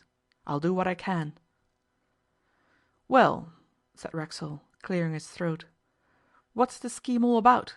Tell me in a word." "Not in 1,000 words. It isn't my secret, you know." "Why was poor little Dimmock poisoned?" The millionaire's voice softened as he looked for an instant at the corpse of the unfortunate young man. "I don't know," said Rocco. "I don't mind informing you that I objected to that part of the business. I wasn't made aware of it till after it was done, and then, I tell you, it got my dander up considerable." "You mean to say you don't know why Dimmock was done to death?" "I mean to say I couldn't see the sense of it. Of course he died because he sort of cried off the scheme, having previously taken a share of it. I don't mind saying that much, because you probably guess it for yourself. But I solemnly state that I have a conscientious objection to murder." "Then it was murder?" "It was a kind of murder," Rocco admitted. "Who did it?"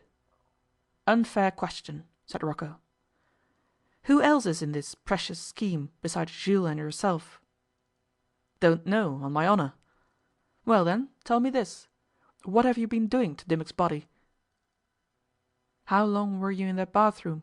Rocco parried with sublime impudence. "Don't question me, Mr. Rucker," said Theodore Racksole. "I feel very much inclined to break your back across my knee. Therefore I advise you not to irritate me. What have you been doing to Dimmock's body?" "I've been embalming it." "Embalming it?" "Certainly. Richardson's system of arterial fluid injection, as improved by myself. You weren't aware that I included the art of embalming among my accomplishments. Nevertheless, it is so." "But why?" asked Racksole, more mystified than ever. "Why should you trouble to embalm the poor chap's corpse? Can't you see? Doesn't it strike you? That corpse has to be taken care of. It contains, or rather it did contain, very serious evidence against some person or persons unknown to the police. It may be necessary to move it about from place to place. A corpse can't be hidden for long. A corpse betrays itself. One couldn't throw it in the Thames, for it would have been found inside 12 hours. One couldn't bury it. It wasn't safe. The only thing was to keep it handy and movable, ready for emergencies. I needn't inform you that, without embalming, you can't keep a corpse handy and movable for more than 4 or 5 days. It's the kind of thing that won't keep. And so it was suggested that I should embalm it, and I did. Mind you, I still objected to the murder, but I couldn't go back on a colleague, you understand? You do understand that, don't you? Well, here you are, and here it is, and that's all.' Rocco leaned back in his chair as though he had said everything that ought to be said. He closed his eyes to indicate that so far as he was concerned the conversation was also closed. Theodore Racksole stood up. 'I hope,' said Rocco, suddenly opening his eyes, 'I hope you'll call in the police without any delay. It's getting late, and I don't like going without my night's rest.' 'Where do you suppose you'll get a night's rest?'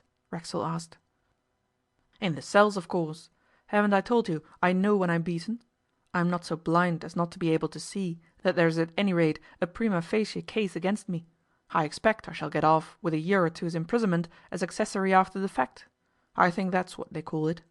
Anyhow, I shall be in a position to prove that I am not implicated in the murder of this unfortunate nincompoop.' He pointed with a strange, scornful gesture of his elbow to the bed. 'And now, shall we go? Everyone is asleep, but there will be a policeman within call of the watchman in the portico. I am at your service. Let us go down together, Mr Racksole. I give you my word to go quietly.' 'Stay a moment,' said Theodore Racksole curtly. 'There's no hurry. It won't do you any harm to forgo another hour's sleep, especially as you will have no work to do tomorrow. I have one or two more questions to put to you.' 'Well?' Rocco murmured, with an air of tired resignation, as if to say, 'What must be, must be.' 'Where has Dimmock's corpse been during the last 3 or 4 days, since he died?' 'Oh,' answered Rocco, apparently surprised at the simplicity of the question. 'It's been in my room, and one night it was on the roof. Once it went out of the hotel as luggage, but it came back the next day as a case of Demerara's sugar. I forgot where else it has been, but it's been kept perfectly safe, and treated with every consideration.' 'And who contrived all these manoeuvres?' asked Racksole as calmly as he could. 'I did. That is to say, I invented them, and I saw that they were carried out. You see, the suspicions of your police obliged me to be particularly spry.' 'And who carried them out?' 'Ah, that would be telling tales. But I don't mind assuring you that my accomplices were innocent accomplices. It is absurdly easy for a man like me to impose on underlings. Absurdly easy.' 'What did you intend to do with the corpse ultimately?' Racksole pursued his inquiry with immovable countenance. 'Who knows?' said Rocco, twisting his beautiful moustache. 'That would have depended on several things. On your police, for instance. But probably in the end we should have restored this mortal clay,' again he jerked his elbow, 'to the man's sorrowing relatives. Do you know who the relatives are? Certainly, don't you? If you don't, I need only hint that Dimmock had a prince for his father.' 'It seems to me,' said Racksole, with cold sarcasm, 'that you behaved rather clumsily in choosing this bedroom as the scene of your operations.' 'Not at all,' said Rocco. 'There was no other apartment so suitable in the whole hotel. Who would have guessed that anything was going on here? It was the very place for me.' 'I guessed,' said Racksole succinctly. 'Yes, you guessed, Mr Racksole, but I had not counted on you. You are the only smart man in the business. You're an American citizen, and I hadn't reckoned to have to deal with that class of person.' 'Apparently I frightened you this afternoon.' 'Not in the least.' 'You were not afraid of a search?' 'I knew that no search was intended. I knew that you were trying to frighten me. You must really credit me with a little sagacity and insight, Mr Racksole. Immediately you began to talk to me in the kitchen this afternoon, I felt that you were on the track. But I was not frightened. I merely decided that there was no time to be lost, that I must act quickly. I did act quickly, but, it seems, not quickly enough. I grant that your rapidity exceeded mine. Let us go downstairs, I beg.' Rocco rose and moved towards the door. With an instinctive action Racksole rushed forward and seized him by the shoulder. 'No tricks,' said Racksole. 'You're in my custody, and don't forget it.' Rocco turned on his employer a look of gentle, dignified scorn. 'Have I not informed you,' he said, 'that I have the intention of going quietly?' Racksole felt almost ashamed for the moment. It flashed across him that a man can be great, even in crime. 'What an ineffable fool you were,' said Racksole, stopping him at the threshold. 'With your talents, your unique talents, to get yourself mixed up in an affair of this kind. You are ruined, and by Jove, you were a great man in your own line.' 'Mr Racksole,' said Rocco very quickly, 'that is the truest word you have spoken this night. I was a great man in my own line, and I am an ineffable fool. Alas!' He brought his long arms to his sides with a thud. 'Why did you do it?' 'I was fascinated by Jules. He, too, is a great man. We had great opportunities here in the Grand Babylon. It was a great game. It was worth the candle. The prizes were enormous. You would admit these things if you knew the facts. Perhaps some day you will know them, for you are a fairly clever person at getting to the root of a matter. Yes, I was blinded, hypnotized. And now you're ruined.' 'Not ruined, not ruined. Afterwards, in a few years, I shall come up again. A man of genius like me is never ruined till he is dead. Genius is always forgiven. I shall be forgiven. Suppose I'm sent to prison. When I emerge I shall be no gaol bird. I shall be Rocco, the great Rocco, and half the hotels in Europe will invite me to join them.' 'Let me tell you, as man to man, that you have achieved your own degradation. There is no excuse.' 'I know it,' said Rocco. 'Let us go.' Racksole was distinctly and notably impressed by this man, by this master spirit to whom he was to have paid a salary at the rate of £3,000 a year. He even felt sorry for him. And so, side by side, the captor and the captured, they passed into the vast deserted corridor of the hotel. Rocco stopped at the grating of the first lift. 'It will be locked,' said Racksole. 'We must use the stairs to night.' 'But I have a key. I always carry one,' said Rocco, and he pulled one out of his pocket, and, unfastening the iron screen, pushed it open. Racksole smiled at his readiness and aplomb. 'After you,' said Rocco, bowing in his finest manner, and Racksole stepped into the lift. With the swiftness of lightning Rocco pushed forward the iron screen, which locked itself automatically. Theodore Racksole was hopelessly a prisoner within the lift, while Rocco stood free in the corridor. 'Good bye, Mr Racksole,' he remarked suavely, bowing again, lower than before. 'Good bye. I hate to take a mean advantage of you in this fashion, but really you must allow that you have been very simple. You are a clever man, as I have already said, up to a certain point. It is past that point that my own cleverness comes in. Again, good bye. After all, I shall have no rest tonight, but perhaps even that will be better than sleeping in a police cell. If you make a great noise, you may wake someone and ultimately get released from this lift. But I advise you to compose yourself and wait till morning. It will be more dignified. For the third time, good bye.' And with that Rocco, without hastening, walked down the corridor and so out of sight. Racksole said never a word. He was too disgusted with himself to speak. He clenched his fists and put his teeth together and held his breath. In the silence he could hear the dwindling sound of Rocco's footsteps on the thick carpet. It was the greatest blow of Racksole's life. The next morning the high-born guests of the Grand Babylon were aroused by a rumour that by some accident the millionaire proprietor of the hotel had remained all night locked up in the lift. It was also stated that Rocco had quarrelled with his new master and incontinently left the place. A duchess said that Rocco's departure would mean the ruin of the hotel, whereupon her husband advised her not to talk nonsense. As for Racksole, he sent a message for the detective in charge of the DIMMOCK affair, and bravely told him the happenings of the previous night. The narration was a decided ordeal to a man of Racksole's temperament. 'A strange story,' commented Detective Marshall, and he could not avoid a smile. 'The climax was unfortunate, but you have certainly got some valuable facts.' Racksole said nothing. 'I myself have a clue,' added the detective. 'When your message arrived, I was just coming up to see you. I want you to accompany me to a certain spot not far from here. Will you come, now, at once?' 'With pleasure,' said Racksole. At that moment a page entered with a telegram. Racksole opened it and read: 'Please come instantly. Nella, Hotel Wellington, Ostend.' He looked at his watch. 'I can't come,' he said to the detective. 'I'm going to Ostend.' 'To Ostend?' 'Yes, now.' 'But really, Mr Racksole,' protested the detective, 'my business is urgent. "So's mine," said Racksole. In 10 minutes he was on his way to Victoria Station. End of chapter 13 and 14.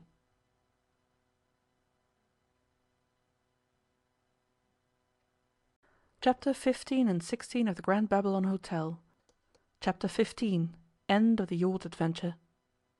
We must now return to Nella Racksole and Prince Aribert of Posen on board the yacht without a name.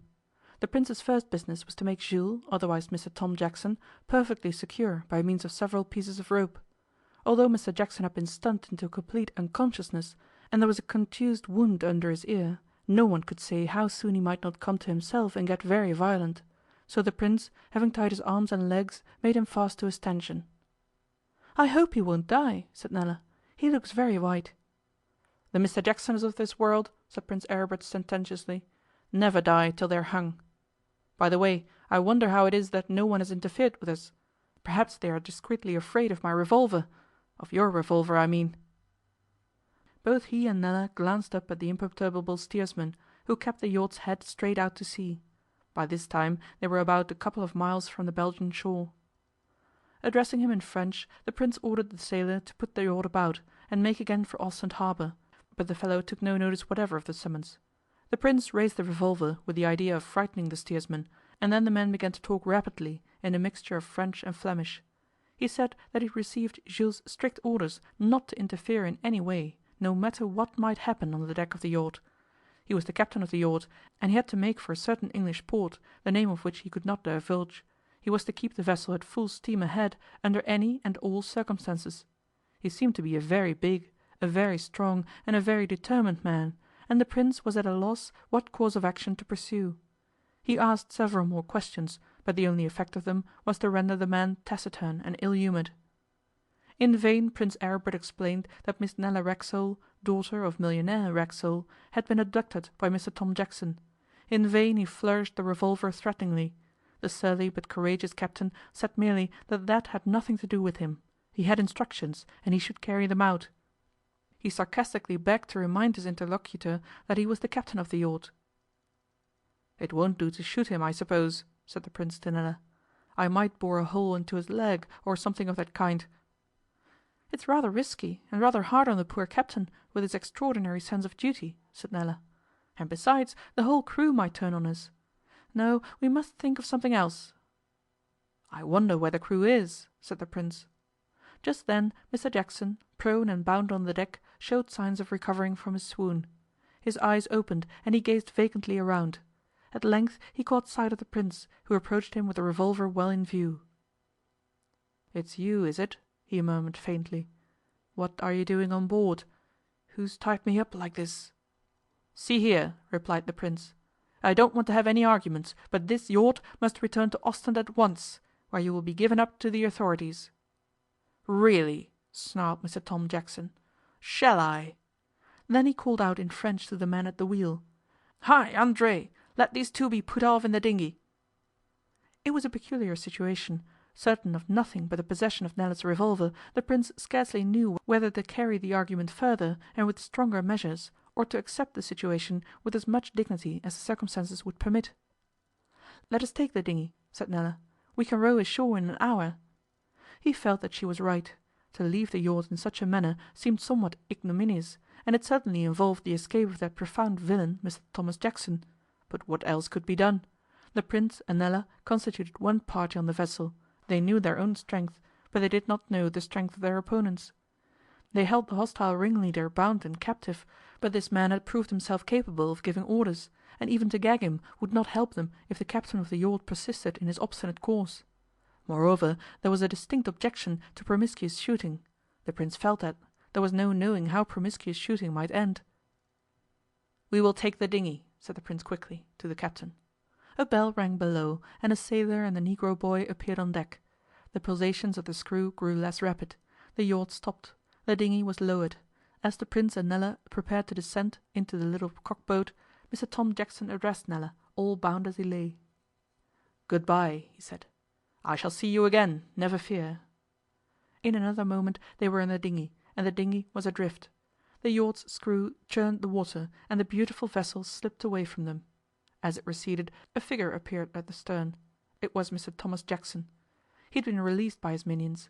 He held a white handkerchief to his ear, and offered a calm, enigmatic smile to the two forlorn but victorious occupants of the dinghy. Jules had been defeated for once in his life, or perhaps it would be more just to say that he had been outmanoeuvred. Men like Jules are incapable of being defeated. It was characteristic of his luck that now, in the very hour when he had been caught red-handed in a serious crime against society, he should be effecting a leisurely escape, an escape which left no clue behind. The sea was utterly calm and blue in the morning sun. The dinghy rocked itself lazily in the swell of the yacht's departure. As the mist cleared away, the outline of the shore became more distinct, and it appeared as if Ostend was distant scarcely a cable's length. The white dome of the great Kursaal glittered in the pale turquoise sky, and the smoke of steamers in the harbour could be plainly distinguished. On the offing was a crowd of brown-sailed fishing luggers returning with the night's catch. The many-hued bathing vans could be counted on the distant beach. Everything seemed perfectly normal. It was difficult for either Nella or her companion to realize that anything extraordinary had happened within the last hour. Yet there was the yacht, not a mile off, to prove to them that something very extraordinary had in fact happened. The yacht was no vision, nor was that sinister watching figure at its stern a vision either.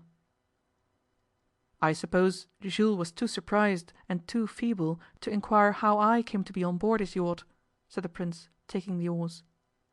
Oh, how did you? Asked Nella, her face lighting up. Really, I'd almost forgotten that part of the affair. I must begin at the beginning, and it will take some time, answered the Prince. Had we not better postpone the recital till we get ashore? I will row and you shall talk, said Nella. I want to know now. He smiled happily at her, but gently declined to yield up the oars. Is it not sufficient that I am here? He said. It is sufficient, yes, she replied. But I want to know. With a long, easy stroke he was pulling the dinghy shorewards.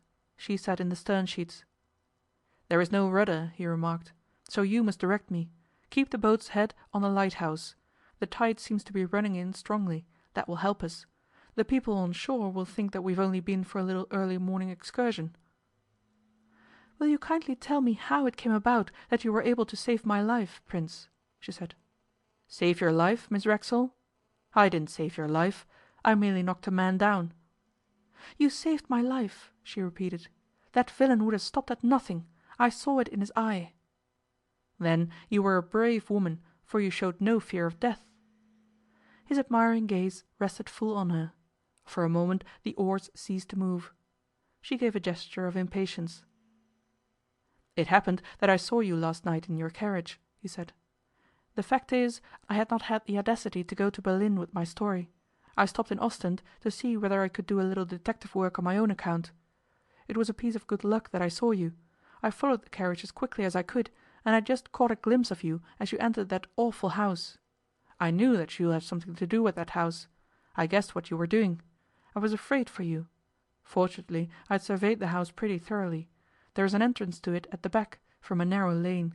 I made my way there. I got into the yard at the back, and I stood under the window of the room where you had the interview with Miss Spencer. I heard everything that was said. It was a courageous enterprise on your part to follow Miss Spencer from the Grand Babylon to Ostend. Well, I dared not force an entrance, lest I might precipitate matters too suddenly, and involve both of us in a difficulty. I merely kept watch. Ah, Miss Racksole, you were magnificent with Miss Spencer. As I say, I could hear every word, for the window was slightly open. I felt that you needed no assistance from me. And then she cheated you with a trick, and the revolver came flying through the window. I picked it up. I thought it would probably be useful. There was a silence. I did not guess at first that you had fainted. I thought that you had escaped. When I found out the truth, it was too late for me to intervene. There were two men, both desperate, besides Miss Spencer. Who was the other man? Asked Nella. I do not know. It was dark. They drove away with you to the harbour. Again I followed. I saw them carry you on board. Before the yacht weighed anchor, I managed to climb unobserved into the dinghy. I lay down full length in it, and no one suspected that I was there. I think you know the rest. Was the yacht all ready for sea? The yacht was all ready for sea. The captain fellow was on the bridge and steam was up. Then they expected me. How could that be? They expected someone. I do not think they expected you." "Did the second man go on board?" "He helped to carry you along the gangway, but he came back again to the carriage. He was the driver." "And no one else saw the business?" "The quay was deserted. You see, the last steamer had arrived for the night." There was a brief silence, and then Nella ejaculated under her breath, "Truly, it is a wonderful world." And it was a wonderful world for them, though scarcely perhaps in the sense which Nella Racksole had intended. They had just emerged from a highly disconcerting experience. Among other minor inconveniences, they had had no breakfast. They were out in the sea in a tiny boat. Neither of them knew what the day might bring forth. The man, at least, had the most serious anxieties for the safety of his royal nephew. And yet, neither of them wished that voyage of the little boat on the summer tide should come to an end. Each, perhaps unconsciously, had a vague desire that it might last for ever, he lazily pulling, she directing his course at intervals by a movement of her distractingly pretty head. How was this condition of affairs to be explained? Well, they were both young, they both had superb health, and all the ardour of youth, and they were together. The boat was very small indeed. Her face was scarcely a yard from his.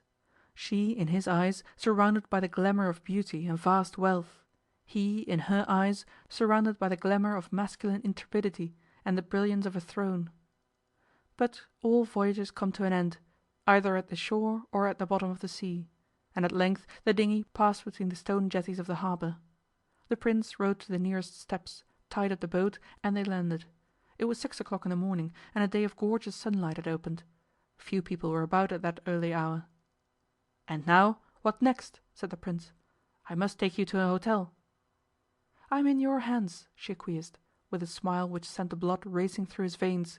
He perceived now that she was tired and overcome, suffering from a sudden and natural reaction. At the Hotel Wellington the Prince told the sleepy doorkeeper that they had come by the early train from Bruges, and wanted breakfast at once. It was absurdly early, but a common English sovereign will work wonders in any Belgian hotel, and in a very brief time Nella and the Prince were breakfasting on the veranda of the hotel upon chocolate that had been specially and hastily brewed for them. "I never tasted such excellent chocolate," claimed the Prince. The statement was wildly untrue, for the Hotel Wellington is not celebrated for its chocolate. Nevertheless, Nella replied enthusiastically, "Nor I." Then there was a silence, and Nella, feeling possibly that she had been too ecstatic, remarked in a very matter-of-fact tone, "I must telegraph to Papa instantly." Thus it was that Theodore Racksole received the telegram which drew him away from Detective Marshall. Chapter 16. The Woman with the Red Hat. "There's one thing, Prince, that we've just got to settle straight off," said Theodore Racksole. They were all three seated, Racksole, his daughter, and Prince Aribert, round a dinner table in a private room at the Hotel Wellington. Racksole had duly arrived by the afternoon boat, and had been met on the quay by the other two.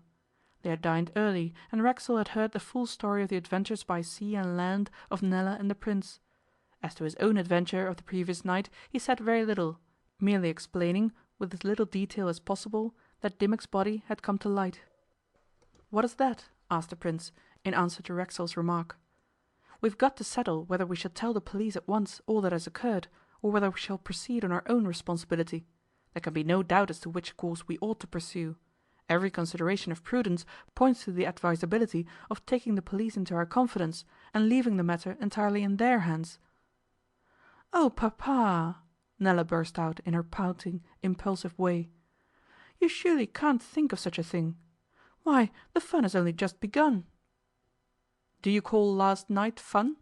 questioned Racksole, gazing at her solemnly. "Yes, I do," she said promptly. "Now?" "Well, I don't," was the millionaire's laconic response, but perhaps he was thinking of his own situation in the lift. "Do you not think we might investigate a little further?" said the Prince judiciously, as he cracked a walnut. "Just a little further, and then, if we fail to accomplish anything, there would still be ample opportunity to consult the police." "How do you suggest we should begin?" asked Racksole. "Well, there is the house which Miss Racksole so intrepidly entered last evening." He gave her the homage of an admiring glance. You and I, Mr Racksole, might examine that abode in detail.' 'Tonight?' 'Certainly. We might do something.' 'We might do too much.' 'For example?' 'We might shoot someone, or get ourselves mistaken for burglars. If we outstepped the law, it would be no excuse for us that we had been acting in a good cause.' 'True,' said the Prince. 'Nevertheless—' He stopped. 'Nevertheless, you have a distaste for bringing the police into the business. You want the hunt all to yourself. You are on fire with the ardour of the chase. Is not that it? Accept the advice of an older man, Prince, and sleep on this affair. I have little fancy for nocturnal escapades 2 nights together. As for you, Nella, off with you to bed.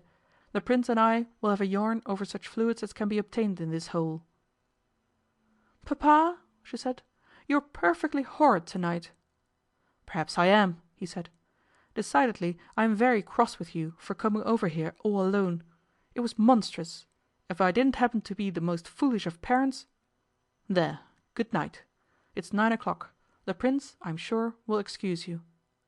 If Nella had not really been very tired, Prince Aribert might have been the witness of a good natured but stubborn conflict between the millionaire and his spirited offspring.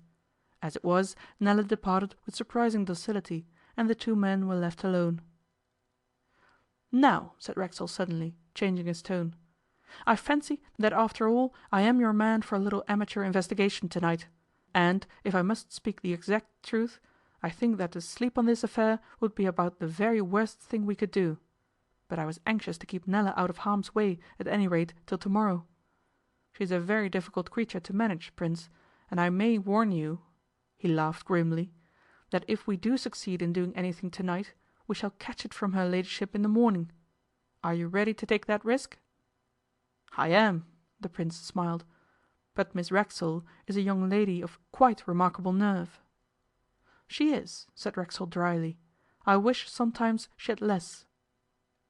'I have the highest admiration for Miss Racksole,' said the Prince, and he looked Miss Racksole's father full in the face. 'You honour us, Prince,' Racksole observed. 'Let us come to business.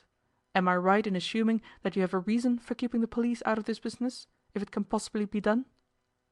'Yes,' said the Prince, and his brow clouded. 'I am very much afraid that my poor nephew has involved himself in some scrape that he would wish not to be divulged.' 'Then you do not believe that he is the victim of foul play?'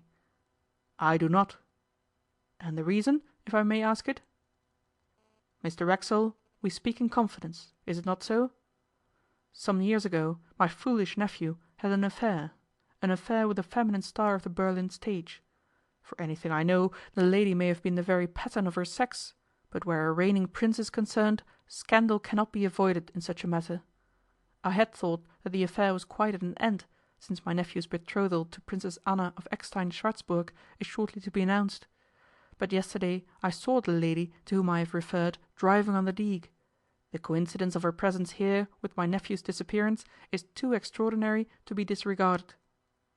'But how does this theory square with the murder of Reginald Dimmock?' 'It does not square with it. My idea is that the murder of poor Dimmock and the disappearance of my nephew are entirely unconnected.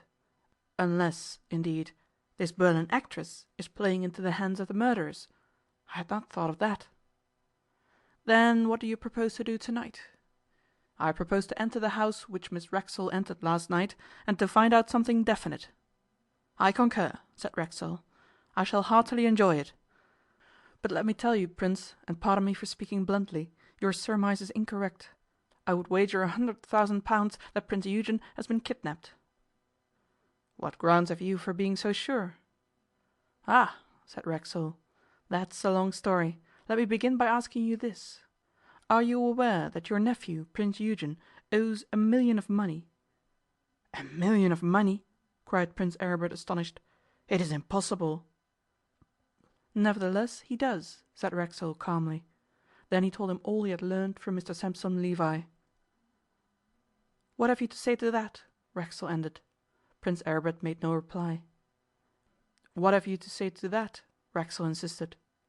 'Merely that Eugen is ruined, even if he is alive.' 'Not at all,' Racksole returned with cheerfulness. 'Not at all. We shall see about that. The special thing that I want to know just now from you is this. Has any previous application ever been made for the hand of the Princess Anna?' 'Yes, last year. The King of Bosnia sued for it, but his proposal was declined.' 'Why?' 'Because my nephew was considered to be a more suitable match for her.' 'Not because the personal character of His Majesty of Bosnia is scarcely of the brightest?' 'No. Unfortunately, it is usually impossible to consider questions of personal character when a royal match is concerned.' 'Then, if for any reason the marriage of Princess Anna with your nephew was frustrated, the King of Bosnia would have a fair chance in that quarter?' 'He would. The political aspect of things would be perfectly satisfactory.' 'Thanks,' said Racksole. 'I will wager another $100,000 that someone in Bosnia I don't accuse the King himself is at the bottom of this business. The methods of Balkan politicians have always been half Oriental. Let us go.' 'Where?' 'To this precious house of Nella's adventure.' 'But surely it is too early.' 'So it is,' said Racksole, 'and we shall want a few things too. For instance, a dark lantern. I think I will go out and forage for a lantern.' 'And a revolver,' suggested Prince Aribert. 'Does it mean revolvers?' The millionaire laughed. 'It may come to that. Here you are then, my friend,' said Racksole, and he pulled one out of his hip pocket. 'And yours?' 'I,' said the Prince, 'I have your daughter's.' 'The deuce you have,' murmured Racksole to himself. It was then 9:30. They decided that it would be impolitic to begin their operations till after midnight. There were 3 hours to spare. 'Let us go and see the gambling,' Racksole suggested. 'We might encounter the Berlin lady.' The suggestion, in the first instance, was not made seriously, but it appeared to both men that they might do worse than spend the intervening time in the gorgeous saloon of the Kursaal, where, in the season, as much money is won and lost as at Monte Carlo. It was striking 10 o'clock as they entered the rooms. There was a large company present, a company which included some of the most notorious persons in Europe. In that multifarious assemblage all were equal. The electric light shone coldly and impartially on the just and on the unjust, on the fool and the knave, on the European and the Asiatic. As usual, women monopolized the best places at the tables. The scene was familiar enough to Prince Aribert, who had witnessed it frequently at Monaco, but Theodore Racksole had never before entered any European gaming palace. He had only the haziest idea of the rules of play, and he was at once interested. For some time they watched the play at the table which happened to be nearest to them. Racksole never moved his lips. With his eyes glued on the table, and ears open for every remark of the players and the croupier, he took his first lesson in roulette. He saw a mere youth win 15,000 francs, which were stolen in the most barefaced manner by a rouged girl scarcely older than the youth. He saw 2 old gamesters stake their coins and lose and walk quietly out of the place. He saw the bank win 50,000 francs at a single turn. 'This is rather good fun,' he said at length, 'but the stakes are too small to make it really exciting. I'll try my luck, just for the experience. I'm bound to win.' 'Why?' asked the Prince. 'Because I always do in games of chance,' Racksole answered with gay confidence. 'It is my fate. Then tonight, you must remember, I shall be a beginner, and you know the tyro's luck.' In 10 minutes the croupier of that table was obliged to suspend operations pending the arrival of a further supply of coin. 'What did I tell you?' said Racksole, leading the way to another table further up the room. 100 curious glances went after him.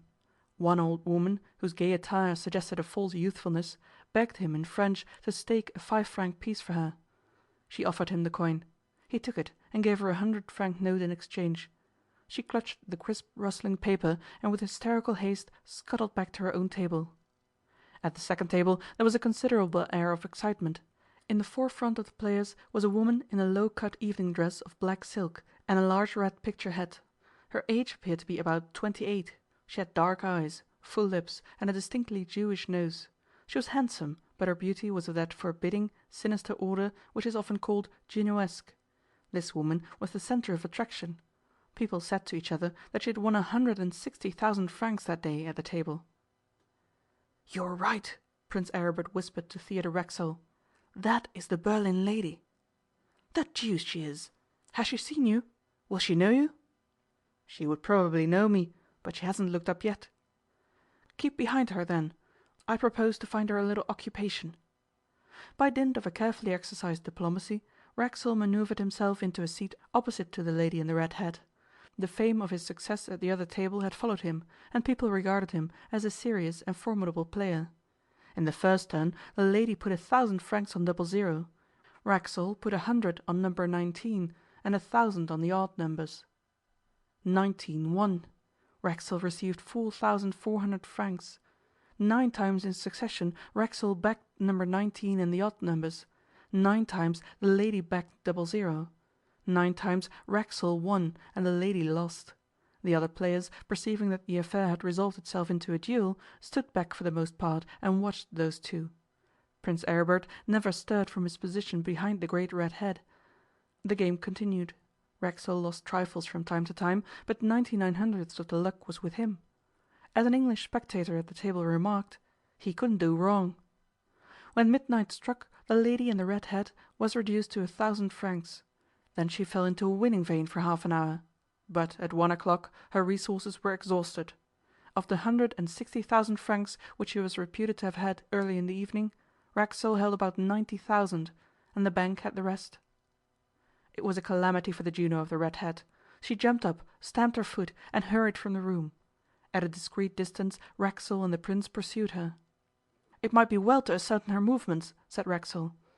Outside, in the glare of the great arc lights, and within sound of the surf which beats always at the very foot of the Kursaal, the Juno of the red hat summoned a fiacre and drove rapidly away. Racksole and the Prince took an open carriage and started in pursuit. They had not, however, travelled more than half a mile when Prince Aribert stopped the carriage and, bidding Racksole get out, paid the driver and dismissed him. "I feel sure I know where she is going," he explained, "and it would be better for us to follow on foot." "You mean she is making for the scene of the last night's affair?" said Racksole. "Exactly. We shall, what you call, kill 2 birds with 1 stone." Prince Aribert's guess was correct. The lady's carriage stopped in front of the house where Nella Racksole and Miss Spencer had had their interview on the previous evening, and the lady vanished into the building just as the 2 men appeared at the end of the street. Instead of proceeding along that street, the Prince led Racksole to the lane which gave on to the backs of the houses, and he counted the houses as they went up the lane. In a few minutes they had burglariously climbed over a wall, and crept, with infinite caution, up a long narrow piece of ground, half garden, half paved yard, till they crouched under a window which was shielded by curtains, but which had been left open a little. "Listen," said the Prince in his lightest whisper. "They're talking." "Who?" "The Berlin lady and Miss Spencer. I'm sure it's Miss Spencer's voice." Racksole boldly pushed the French window a little wider open, and put his ear to the aperture, through which came a beam of yellow light. "Take my place," he whispered to the Prince. "They're talking German. You'll understand better." Silently they exchanged places under the window, and the Prince listened intently. "Then you refuse?" Miss Spencer's visitor was saying. There was no answer from Miss Spencer. "Not even 1,000 francs? I tell you I've lost the whole 25,000." Again no answer. "Then I'll tell the whole story," the lady went on in an angry rush of words. "I did what I promised to do. I enticed him here, and you've got him safe in your vile cellar, poor little man, and you won't give me a paltry 1,000 francs?" "You've already had your price." The words were Miss Spencer's. They fell cold and calm on the night air. "I want another 1,000." "I haven't it." "Then we'll see." Prince Aribert heard a rustle of flying skirts, then another movement, a door banged, and the beam of light through the aperture of the window suddenly disappeared. He pushed the window wide open. The room was in darkness and apparently empty. "Now that lantern of yours," he said eagerly to Theodore Racksole, after he had translated to him the conversation of the 2 women. Racksole produced the dark lantern from the capacious pocket of his dust coat and lighted it. The ray flashed about the ground. "What is it?" exclaimed Prince Aribert with a swift cry, pointing to the ground. The lantern threw its light on a perpendicular grating at their feet, through which could be discerned a cellar. They both knelt down and peered into the subterranean chamber. On a broken chair a young man sat listlessly with closed eyes, his head leaning heavily forward on his chest. In the feeble light of the lantern he had the livid and ghastly appearance of a corpse. "Who can it be?" said Racksole. "It is Eugen," was the Prince's low answer. End of chapter 16.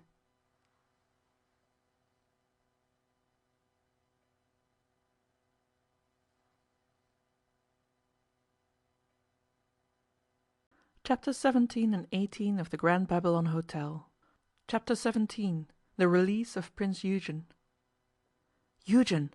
Prince Aribert called softly. At the sound of his own name, the young man in the cellar feebly raised his head and stared up at the grating which separated him from his two rescuers. But his features showed no recognition. He gazed in an aimless, vague, silly manner for a few seconds, his eyes blinking under the glare of the lantern, and then his head slowly drooped again onto his chest.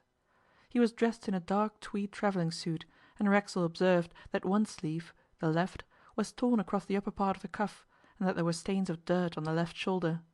A soiled linen collar, which had lost all its starch and was half unbuttoned, partially encircled the captive's neck. His brown boots were unlaced. A cap, a handkerchief, a portion of a watch chain, and a few gold coins lay on the floor. Racksole flashed the lantern into the corners of the cellar, but he could discover no other furniture except the chair on which the hereditary Prince of Posen sat, and a small deal table on which were a plate and a cup. "Eugen!" cried Prince Aribert once more, but this time his forlorn nephew made no response whatever, and then Aribert added in a low voice to Racksole: "Perhaps he cannot see us clearly." "But he must surely recognize your voice," said Racksole, in a hard, gloomy tone. There was a pause, and the two men above ground looked at each other hesitatingly. Each knew that they must enter that cellar and get Prince Eugen out of it, and each was somehow afraid to take the next step. "Thank God he is not dead," said Aribert. "He may be worse than dead," Racksole replied. "Worse than? What do you mean?" "I mean, he may be mad." "Come!" Aribert almost shouted, with a sudden access of energy, a wild impulse for action. And, snatching the lantern from Racksole, he rushed into the dark room where they had heard the conversation of Miss Spencer and the lady in the red hat. For a moment Racksole did not stir from the threshold of the window. "Come!" Prince Aribert repeated, and there was an imperious command in his utterance. "What are you afraid of?" "I don't know," said Racksole, feeling stupid and queer. "I don't know." Then he marched heavily after Prince Aribert into the room. On the mantelpiece were a couple of candles which had been blown out, and in a mechanical, unthinking way Racksole lighted them, and the two men glanced round the room.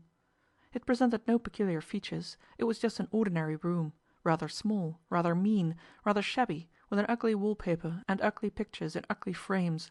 Thrown over a chair was a man's evening dress jacket. The door was closed. Prince Aribert turned the knob, but he could not open it. "It's locked," he said. "Evidently they know we're here." "Nonsense," said Racksole brusquely. "How can they know?" And taking hold of the knob he violently shook the door, and it opened. "I told you it wasn't locked," he added, and this small success of opening the door seemed to steady the man. It was a curious psychological effect, this terrorizing, for it amounted to that, of two courageous full grown men by the mere apparition of a helpless creature in a cellar. Gradually they both recovered from it.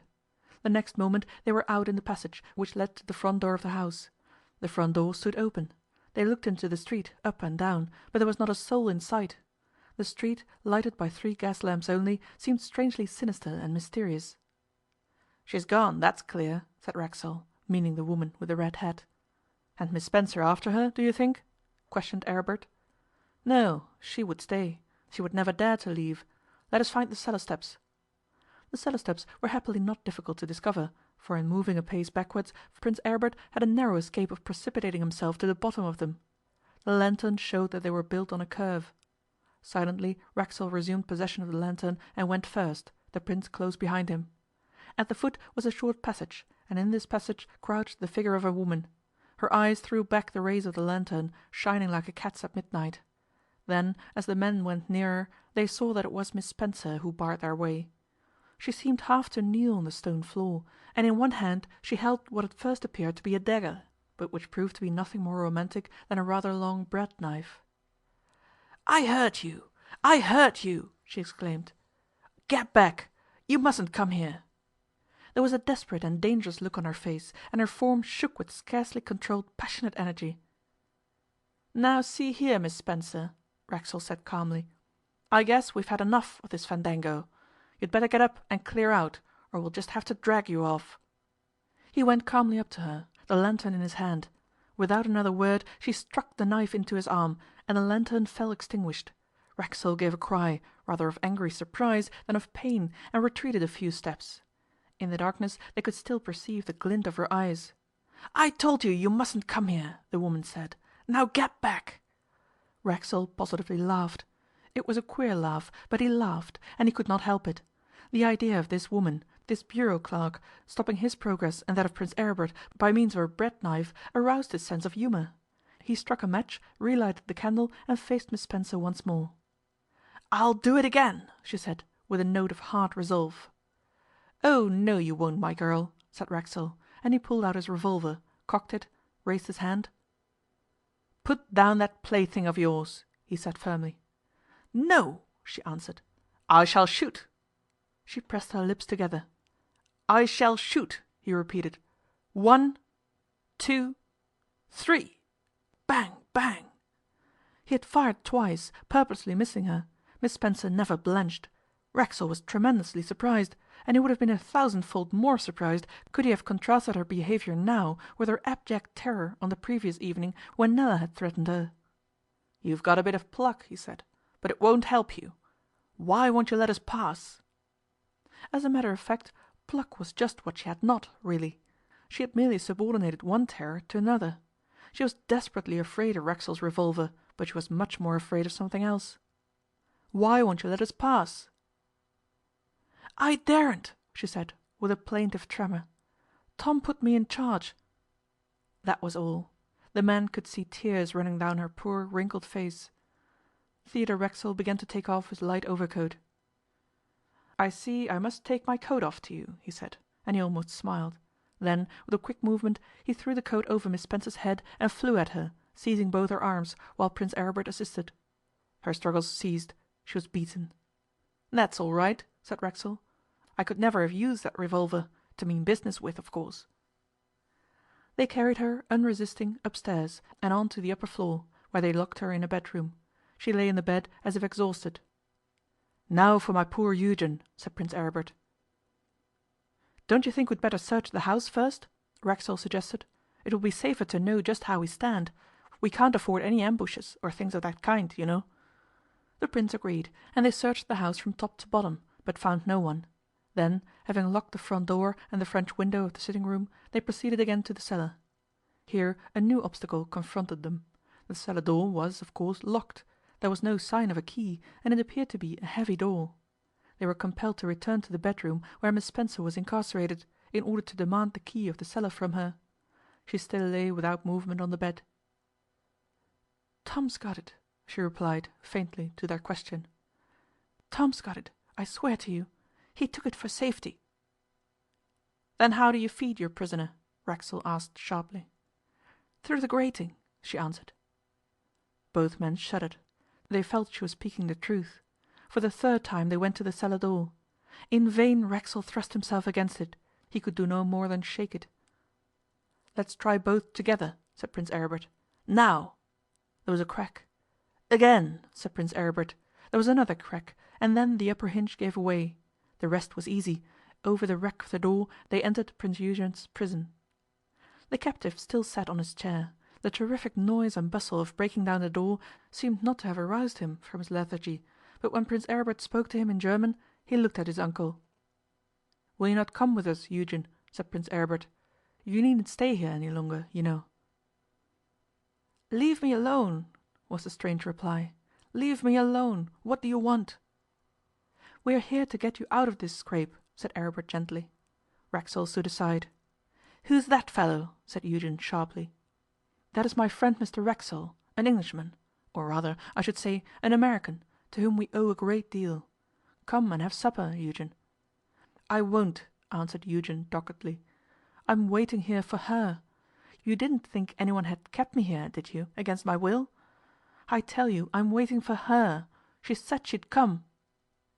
"Who is she?" Aribert asked, humouring him. "She? Why, you know." "I forgot, of course. You don't know. You mustn't ask. Don't pry, Uncle Aribert. She was wearing a red hat." I'll take you to her, my dear Eugen." Prince Aribert put his hands on the other's shoulder, but Eugen shook him off violently, stood up, and then sat down again. Aribert looked at Racksole, and they both looked at Prince Eugen. The latter's face was flushed, and Racksole observed that the left pupil was more dilated than the right. The men started, muttered odd, fragmentary scraps of sentences, now grumbling, now whining. "His mind is unhinged," Racksole whispered in English. "Hush!" said Prince Aribert. "He understands English." But Prince Eugen took no notice of the brief colloquy. "We'd better get him upstairs, somehow," said Racksole. "Yes," Aribert assented. "Eugen, the lady with the red hat, the lady you are waiting for, is upstairs. She has sent us down to ask you to come up. Won't you come?" "Himmel!" the poor fellow exclaimed, with a kind of weak anger. "Why did you not say this before?"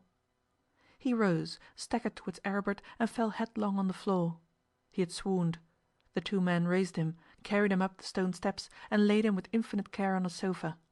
He lay, breathing queerly through the nostrils, his eyes closed, his fingers contracted. Every now and then a convulsion ran through his frame. "One of us must fetch a doctor," said Prince Aribert. "I will," said Racksole. At that moment there was a quick, curt rap on the French window, and both Racksole and the Prince glanced round startled. A girl's face was pressed against the large window pane. It was Nella's. Racksole unfastened the catch, and she entered. "I have found you," she said lightly. "You might have told me. I couldn't sleep. I inquired from the hotel folks if you had retired, and they said no, so I slipped out. I guessed where you were." Racksole interrupted her with a question as to what she meant by this escapade, but she stopped him with a careless gesture. "What's this?" She pointed to the form on the sofa. "That is my nephew, Prince Eugen," said Aribert. "Hurt?" she inquired coldly. "I hope not." "He is ill," said Racksole. "His brain is turned." Nella began to examine the unconscious Prince with the expert movements of a girl who had passed through the best hospital course to be obtained in New York. "He has got brain fever," she said. "That is all, but it will be enough. Do you know if there is a bed anywhere in this remarkable house?" Chapter 18. In the Night Time. "He must on no account be moved," said the dark little Belgian doctor, whose eyes seemed to peer so quizzically through his spectacles, and he said it with much positiveness. That pronouncement rather settled their plans for them. It was certainly a professional triumph for Nella, who, previous to the doctor's arrival, had told them the very same thing. Considerable argument had passed before the doctor was sent for. Prince Aribert was for keeping the whole affair a deep secret among their three selves. Theodore Racksole agreed so far, but he suggested further that at no matter what risk they should transport the patient over to England at once. Racksole had an idea that he should feel safer in that hotel of his, and better able to deal with any situation that might arise. Nella scorned the idea. In her quality of an amateur nurse she assured them that Prince Eugen was much more seriously ill than either of them suspected, and she urged that they should take absolute possession of the house, and keep possession till Prince Eugen was convalescent. "But what about the Spencer female?" Racksole had said. "Keep her where she is. Keep her a prisoner, and hold the house against all comers. If Jules should come back, simply defy him to enter, that is all. There are two of you, so you must keep an eye on the former occupiers if they return, and on Miss Spencer, while I nurse the patient. But first you must send for a doctor." "Doctor?" Prince Aribert had said, alarmed. "Will it not be necessary to make some awkward explanation to the doctor?" "Not at all," she replied. "Why should it be? In a place like Ostend doctors are far too discreet to ask questions. They see too much to retain their curiosity. Besides, do you want your nephew to die?" Both the men were somewhat taken aback by the girl's sagacious grasp of the situation, and it came about that they began to obey her like subordinates. She told her father to sally forth in search of a doctor, and he went. She gave Prince Aribert certain other orders, and he promptly executed them. By the evening of the following day everything was going smoothly. The doctor came and departed several times, and sent medicine, and seemed fairly optimistic as to the issue of the illness.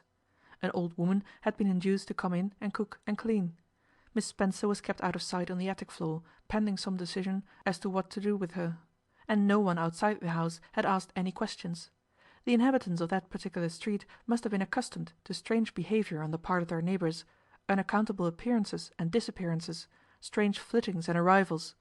This strong-minded and active trio, Racksole, Nella, and Prince Aribert, might have been the lawful and accustomed tenants of the house, for any outward evidence to the contrary. On the afternoon of the third day Prince Eugen was distinctly and seriously worse. Nella had sat up with him the previous night and throughout the day. Her father had spent the morning at the hotel, and Prince Aribert had kept watch.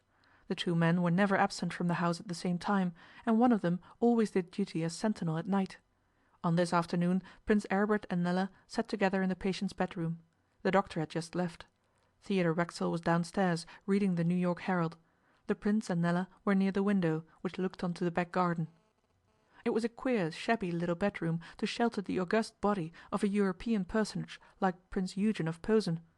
Curiously enough, both Nella and her father, ardent democrats though they were, had been somehow impressed by the royalty and importance of the fever-stricken prince, impressed as they had never been by Aribert. They had both felt that here, under their care, was a species of individuality quite new to them, and different from anything they had previously encountered. Even the gestures and tones of his delirium had an air of abrupt yet condescending command, an imposing mixture of suavity and haughtiness.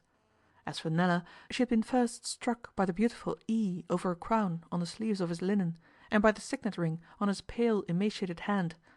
After all, these trifling outward signs are at least as effective as others of deeper but less obtrusive significance. The Racksoles, too, duly marked the attitude of Prince Aribert to his nephew. It was at once paternal and reverential. It disclosed clearly that Prince Aribert continued, in spite of everything, to regard his nephew as his sovereign lord and master, as a being surrounded by a natural and inevitable pomp and awe. This attitude, at the beginning, seemed false and unreal to the Americans. It seemed to them to be assumed, but gradually they came to perceive that they were mistaken, and that though America might have cast out the monarchical superstition, nevertheless that superstition had vigorously survived in another part of the world. "You and Mr Racksole have been extraordinarily kind to me," said Prince Aribert very quietly, after the two had sat some time in silence. "Why? How?" she asked unaffectedly. "We are interested in this affair ourselves, you know. It began at our hotel. You mustn't forget that, Prince." "I don't," he said. "I forget nothing. But I cannot help feeling that I have led you into a strange entanglement. Why should you and Mr Racksole be here?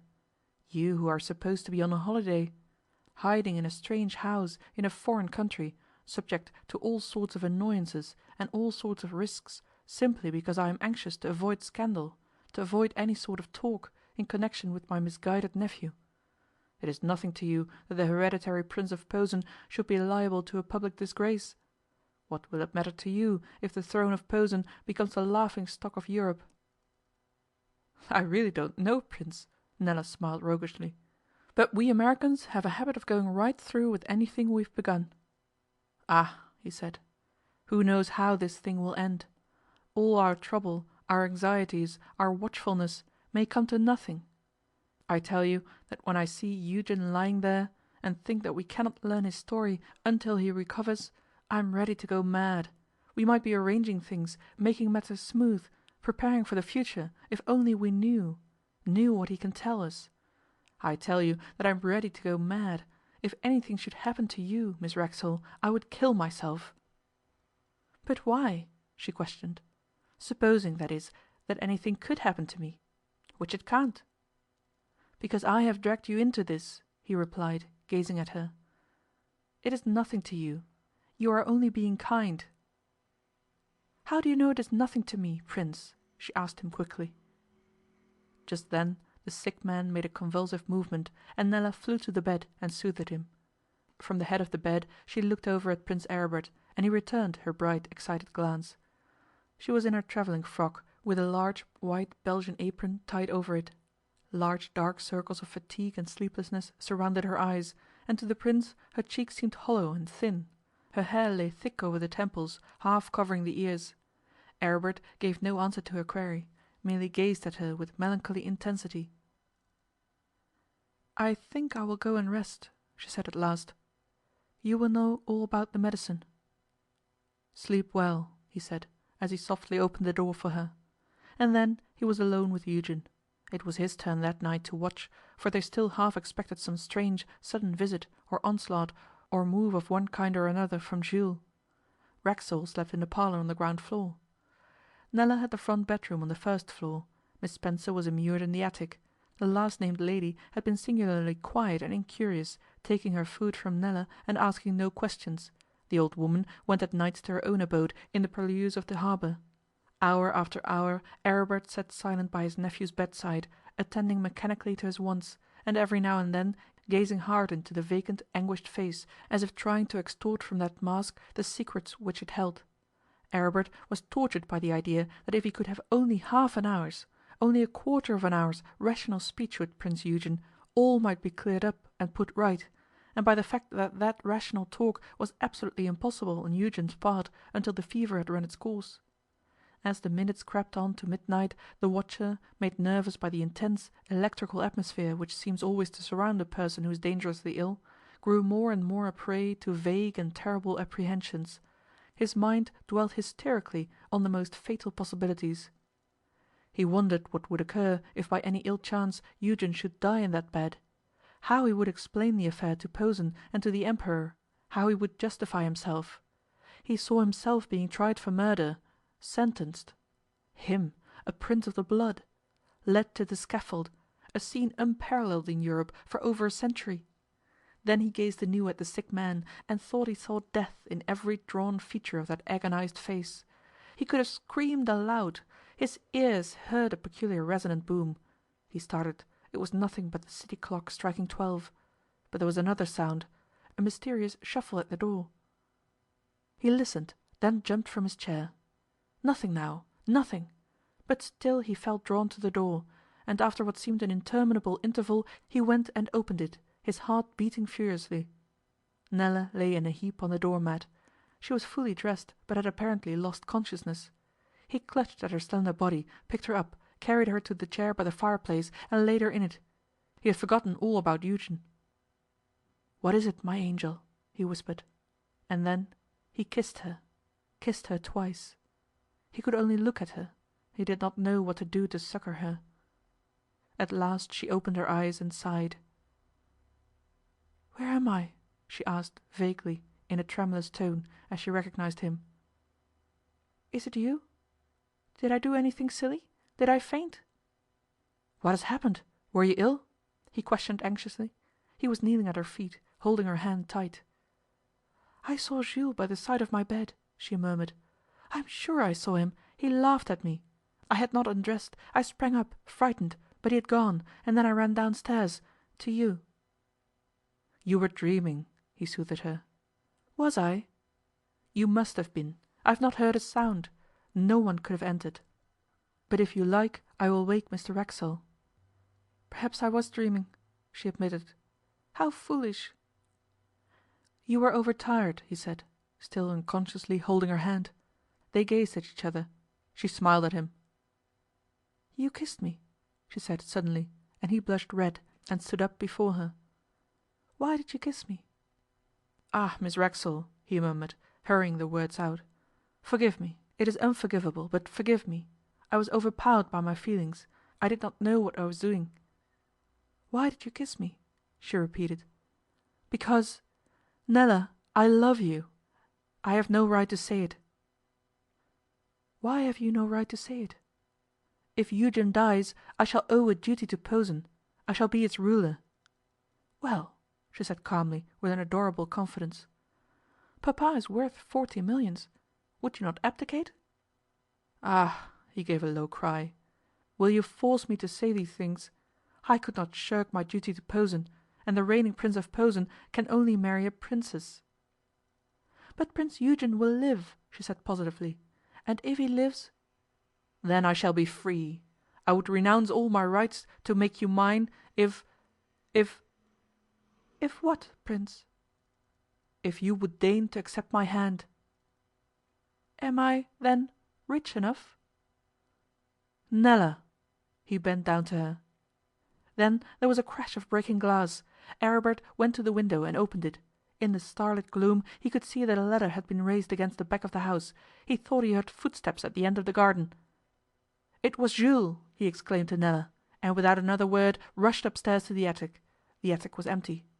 Miss Spencer had mysteriously vanished. End of chapter 17 and 18.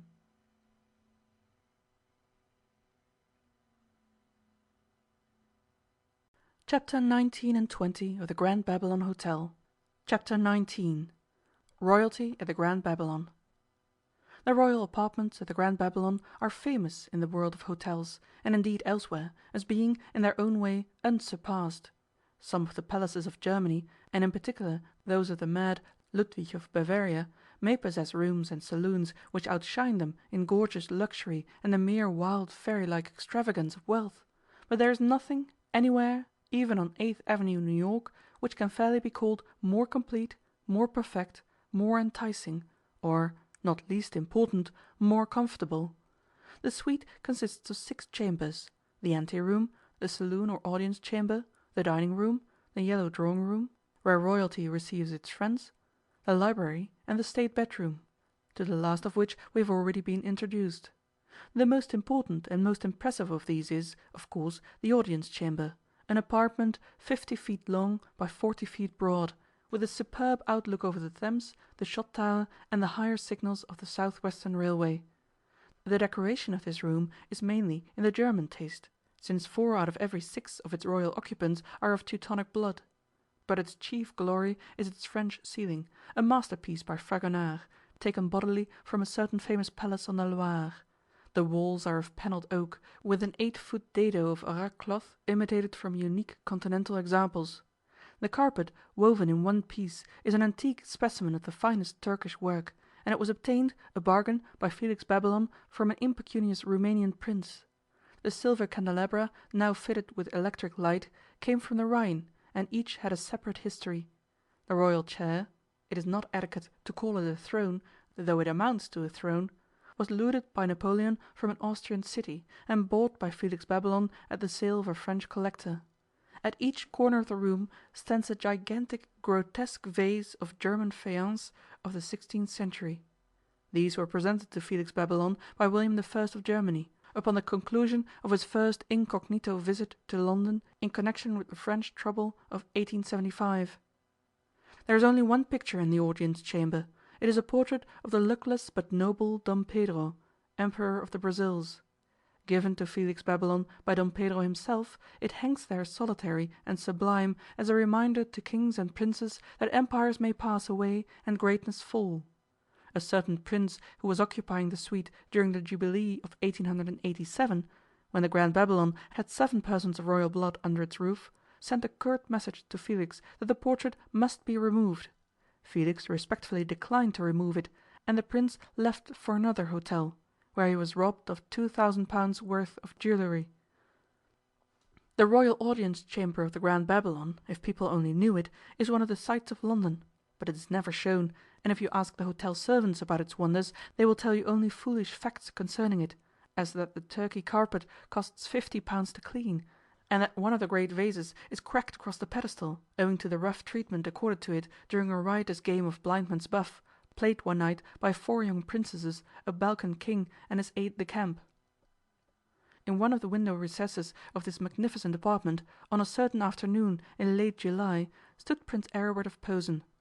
He was faultlessly dressed in the conventional frock coat of English civilization, with a gardenia in his buttonhole, and the indispensable crease down the front of the trousers. He seemed to be fairly amused, and also to expect someone, for at frequent intervals he looked rapidly over his shoulder in the direction of the door behind the royal chair. At last a little, wizened, stooping old man, with a distinctly German cast of countenance, appeared through the door, and laid some papers on a small table by the side of the chair. "Ah, Hans, my old friend," said Aribert, approaching the old man, "I must have a little talk with you about 1 or 2 matters. How do you find his Royal Highness?" The old man saluted, military fashion. "Not very well, your Highness," he answered. "I have been valet to your Highness's nephew since his majority, and I was valet to his royal father before him, but I never saw—" He stopped, and threw up his wrinkled hands deprecatingly. "You never saw what?" Aribert smiled affectionately on the old fellow. You could perceive that these two, so sharply differentiated in rank, had been intimate in the past, and would be intimate again. "Do you know, my prince," said the old man, "that we are to receive the financier, Sampson Levi, is that his name, in the audience chamber? Surely, if I may humbly suggest, the library would have been good enough for a financier." "One would have thought so," agreed Prince Aribert. "But perhaps your master has a special reason. Tell me," he went on, changing the subject quickly, "how came it that you left the Prince, my nephew, at Ostend and returned to Posen?" "His orders, Prince." And old Hans, who had had a wide experience of royal whims and knew half the secrets of the courts of Europe, gave Aribert a look which might have meant anything. "He sent me back on an errand, your Highness." "And you were to rejoin him here?" "Just so, Highness. And I did rejoin him here, although, to tell the truth, I had begun to fear that I might never see my master again." "The Prince has been very ill in Ostend, Hans." "So I have gathered," Hans responded dryly, slowly rubbing his hands together, "and his Highness is not yet perfectly recovered." "Not yet. We despaired of his life, Hans, at one time, but thanks to an excellent constitution he came safely through the ordeal. We must take care of him, your Highness." "Yes, indeed," said Aribert solemnly. "His life is very precious to Posen." At that moment Eugen, hereditary Prince of Posen, entered the audience chamber. He was pale and languid, and his uniform seemed to be a trouble to him. His hair had been slightly ruffled, and there was a look of uneasiness, almost of alarmed unrest, in his fine dark eyes. He was like a man who is afraid to look behind him, lest he should see something there which ought not to be there. But at the same time here beyond doubt was royalty. Nothing could have been more striking than the contrast between Eugen, a sick man in the shabby house at Ostend, and this Prince Eugen in the royal apartments of the Grand Babylon Hotel, surrounded by the luxury and pomp which modern civilization can offer to those born in high places. All the desperate episode of Ostend was now hidden, passed over. It was supposed never to have occurred. It existed only like a secret shame in the hearts of those who had witnessed it. Prince Eugen had recovered, at any rate he was convalescent, and he had been removed to London, where he took up again the dropped thread of his princely life. The lady with the red hat, the incorruptible and savage Miss Spencer, the unscrupulous and brilliant Jules, the dark damp cellar, the horrible little bedroom, these things were over. Thanks to Prince Aribert and the Racksoles he had emerged from them in safety. He was able to resume his public and official career. The Emperor had been informed of his safe arrival in London after an unavoidable delay in Ostend. His name once more figured in the court chronicle of the newspapers. In short, everything was smothered over. Only Jules, Rocco, and Miss Spencer were still at large, and the body of Reginald Dimmock lay buried in the domestic mausoleum of the palace at Posen. And Prince Eugen had still to interview Mr Sampson Levi. That various matters lay heavy on the mind of Prince Eugen was beyond question. He seemed to have withdrawn within himself. Despite the extraordinary experiences through which he had recently passed, events which called aloud for explanations and confidence between the nephew and the uncle, he would say scarcely a word to Prince Aribert. Any allusion, however direct, to the days at Ostend was ignored by him with more or less ingenuity, and Prince Aribert was really no nearer a full solution of the mystery of Jules' plot than he had been on the night when he and Racksole visited the gaming tables at Ostend. Eugen was well aware that he had been kidnapped through the agency of the woman in the red hat, but, doubtless ashamed at having been her dupe, he would not proceed in any way with the clearing up of the matter.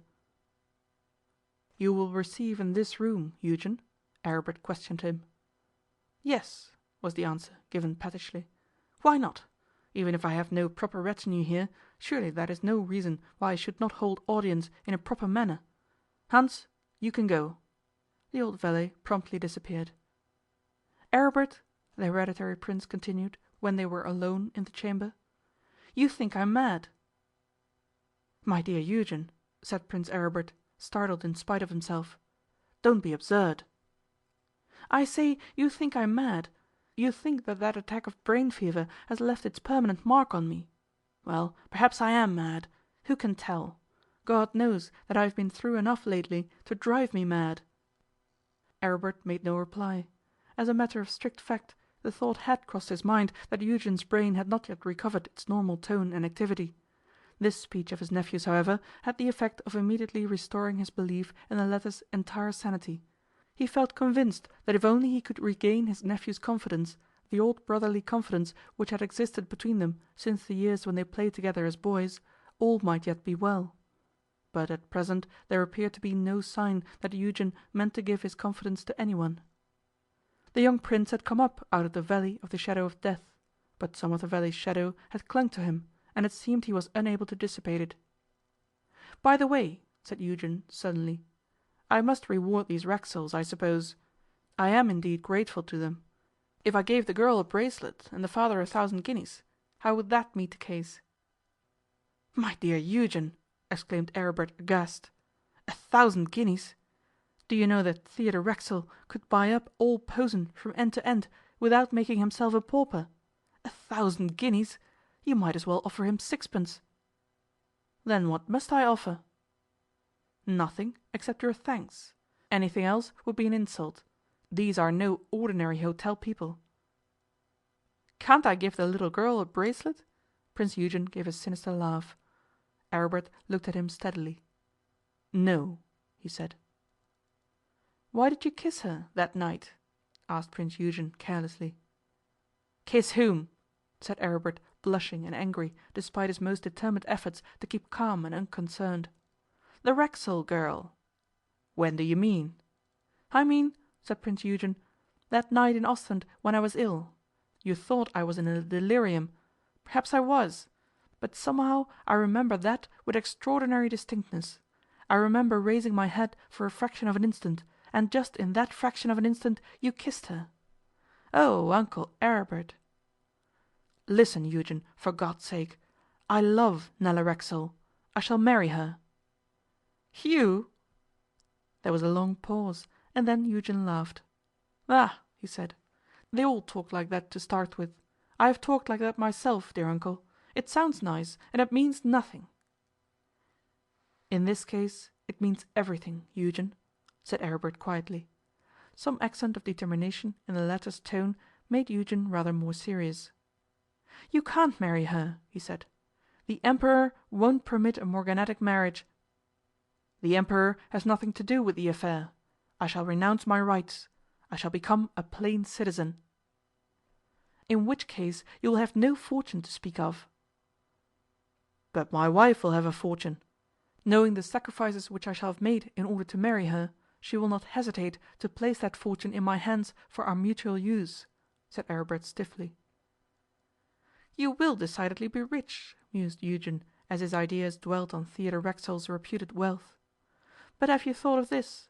he asked, and his mild eyes glowed again in a sort of madness. "Have you thought that I am unmarried, and might die at any moment, and then the throne will descend to you? To you, Aribert." "The throne will never descend to me, Eugen," said Aribert softly, "for you will live. You are thoroughly convalescent. You have nothing to fear." "It is the next 7 days that I fear," said Eugen. "The next 7 days? Why?" "I do not know, but I fear them. If I can survive them—" "Mr Sampson Levi, sire," Hans announced in a loud tone. Chapter 20. Mr Sampson Levi bids Prince Eugen good morning. Prince Eugen started. "I will see him," he said, with a gesture to Hans as if to indicate that Mr Sampson Levi might enter at once. "I beg one moment first," said Aribert, laying a hand gently on his nephew's arm, and giving old Hans a glance which had the effect of precipitating that admirably trained servant through the doorway. "What is it?" asked Prince Eugen crossly. "Why this sudden seriousness? Don't forget that I have an appointment with Mr Sampson Levi, and must not keep him waiting. Someone said that punctuality is the politeness of princes." "Eugen," said Aribert, "I wish you to be as serious as I am. Why cannot we have faith in each other? I want to help you. I have helped you. You are my titular sovereign, but on the other hand I have the honour to be your uncle. I have the honour to be the same age as you, and to have been your companion from youth up. Give me your confidence. I thought you had given it me years ago, but have lately discovered that you had your secrets even then. And now, since your illness, you are still more secretive." "What do you mean, Aribert?" said Eugen, in a tone which might have been either inimical or friendly. "What do you want to say?" "Well, in the first place, I want to say that you will not succeed with the estimable Mr Sampson Levi." "Shall I not?" said Eugen lightly. "How do you know what my business is with him?" "Suffice it to say that I know. You will never get that £1,000,000 out of him." Prince Eugen gasped, and then swallowed his excitement. "Who has been talking? What million?" His eyes wandered uneasily round the room. "Ah!" he said, pretending to laugh. "I see how it is. I have been chattering in my delirium. You mustn't take any notice of that, Aribert. When one has a fever, one's ideas become grotesque and fanciful." "You never talked in your delirium," Aribert replied. "At least not about yourself. I knew about this projected loan before I saw you in Ostend." "Who told you?" demanded Eugen fiercely. "Then you admit that you are trying to raise a loan?" "I admit nothing. Who told you?" "Theodore Racksole, the millionaire. These rich men have no secrets from each other. They form a coterie, closer than any coterie of ours, Eugen, and far more powerful. They talk, and in talking they rule the world, these millionaires. They are the real monarchs." "Curse them!" said Eugen. "Yes, perhaps so. But let me return to your case. Imagine my shame, my disgust, when I found that Racksole could tell me more about your affairs than I knew myself. Happily he is a good fellow, one can trust him. Otherwise I should have been tempted to do something desperate when I discovered that all your private history was in his hands. Eugen, let us come to the point. Why do you want that million? Is it actually true that you are so deeply in debt? I have no desire to improve the occasion. I merely ask." "And what if I do owe a million?" said Prince Eugen with assumed valour. "Oh, nothing, my dear Eugen, nothing. Only it is rather a large sum to have scattered in 10 years, is it not? How did you manage it?"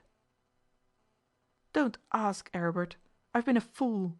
But I swear to you that the woman whom you call the lady in the red hat is the last of my follies. I am about to take a wife and become a respectable prince." "Then the engagement with Princess Anna is an accomplished fact?" "Practically so. As soon as I have settled with Levi, all will be smooth. Aribert, I wouldn't lose Anna for the imperial throne. She is a good and pure woman, and I love her as a man might love an angel." "And yet you would deceive her as to your debts, Eugen."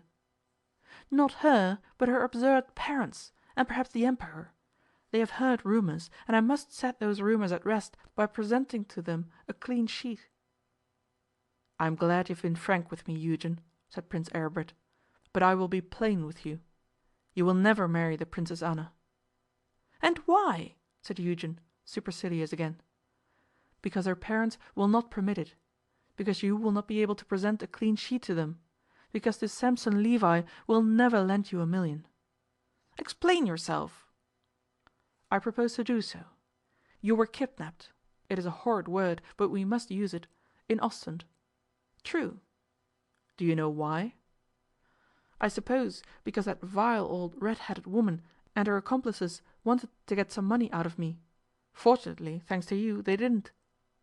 "Not at all," said Aribert. "They wanted no money from you. They knew well enough that you had no money. They knew you were the naughty schoolboy among European princes, with no sense of responsibility or of duty towards your kingdom. Shall I tell you why they kidnapped you?" "When you have done abusing me, my dear uncle." "They kidnapped you merely to keep you out of England for a few days, merely to compel you to fail in your appointment with Sampson Levi, and it appears to me that they succeeded.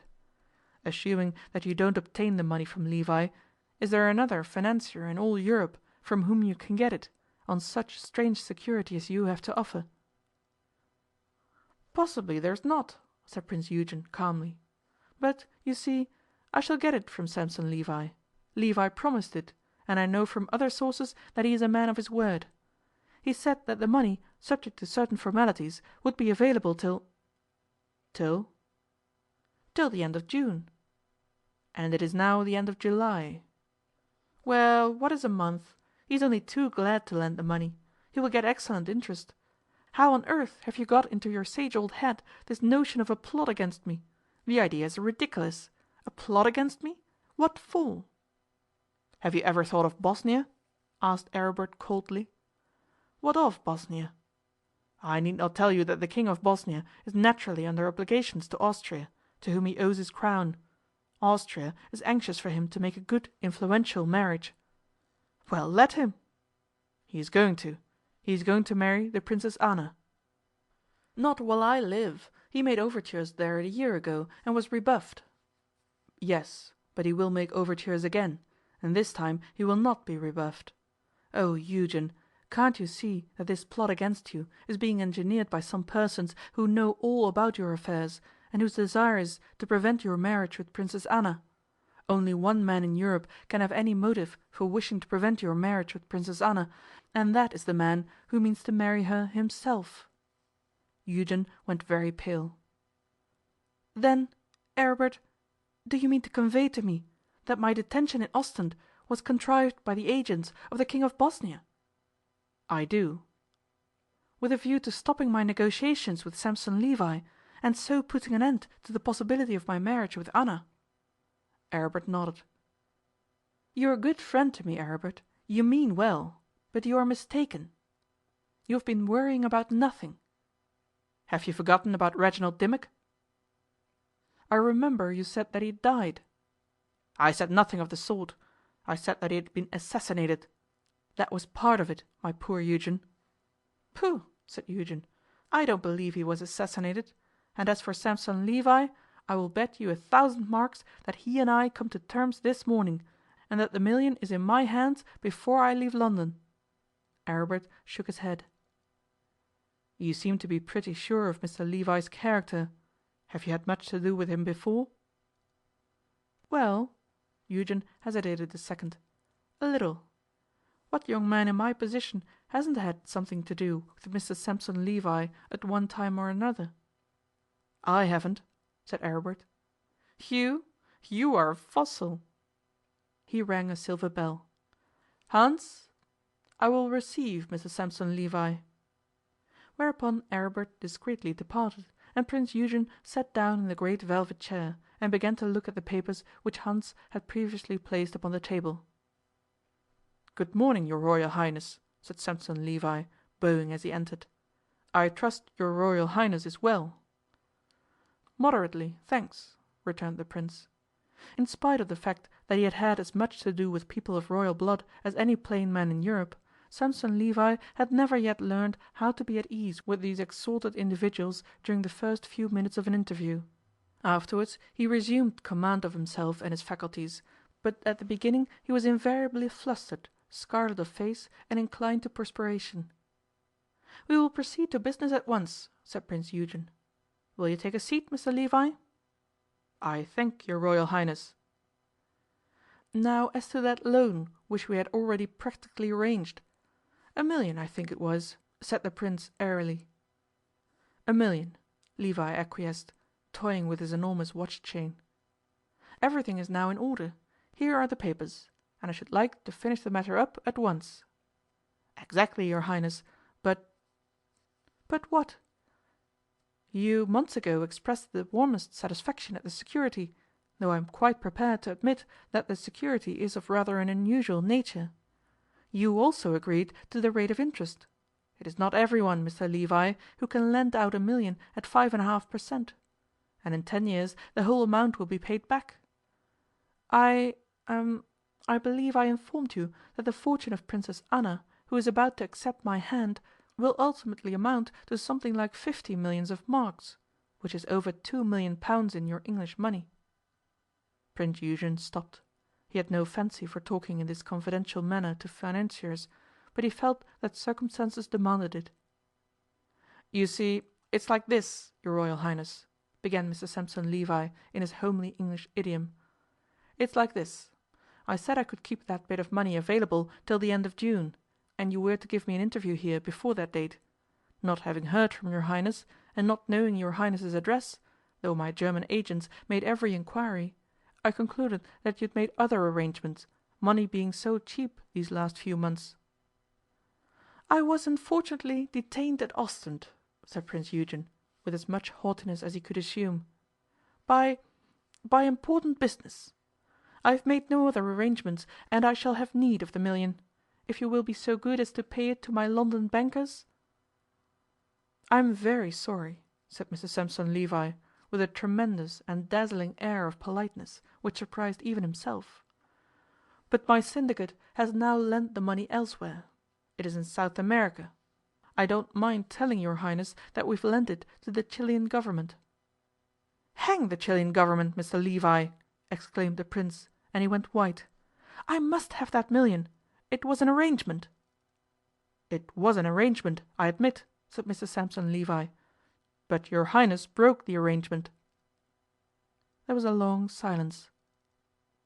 "Do you mean to say," began the Prince with tense calmness, "that you are not in a position to let me have that million?" "I could let your Highness have a million in a couple of years' time." The Prince made a gesture of annoyance. "Mr Levi," he said, "if you do not place the money in my hands tomorrow, you will ruin one of the oldest of reigning families, and incidentally you will alter the map of Europe. You are not keeping faith, and I had relied on you." "Pardon me, your Highness," said little Levi, rising in resentment. "It is not I who have not kept faith. I beg to repeat that the money is no longer at my disposal, and to bid your Highness good morning." And Mr Sampson Levi left the audience chamber with an awkward, aggrieved bow.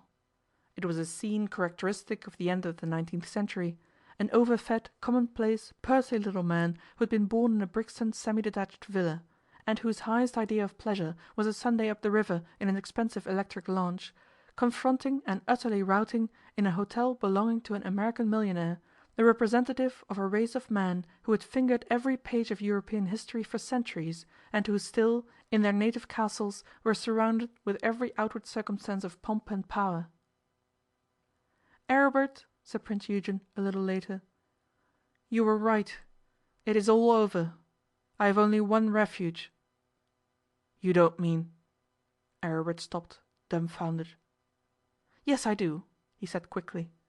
"I can manage it so that it will look like an accident." End of chapter 19 and 20.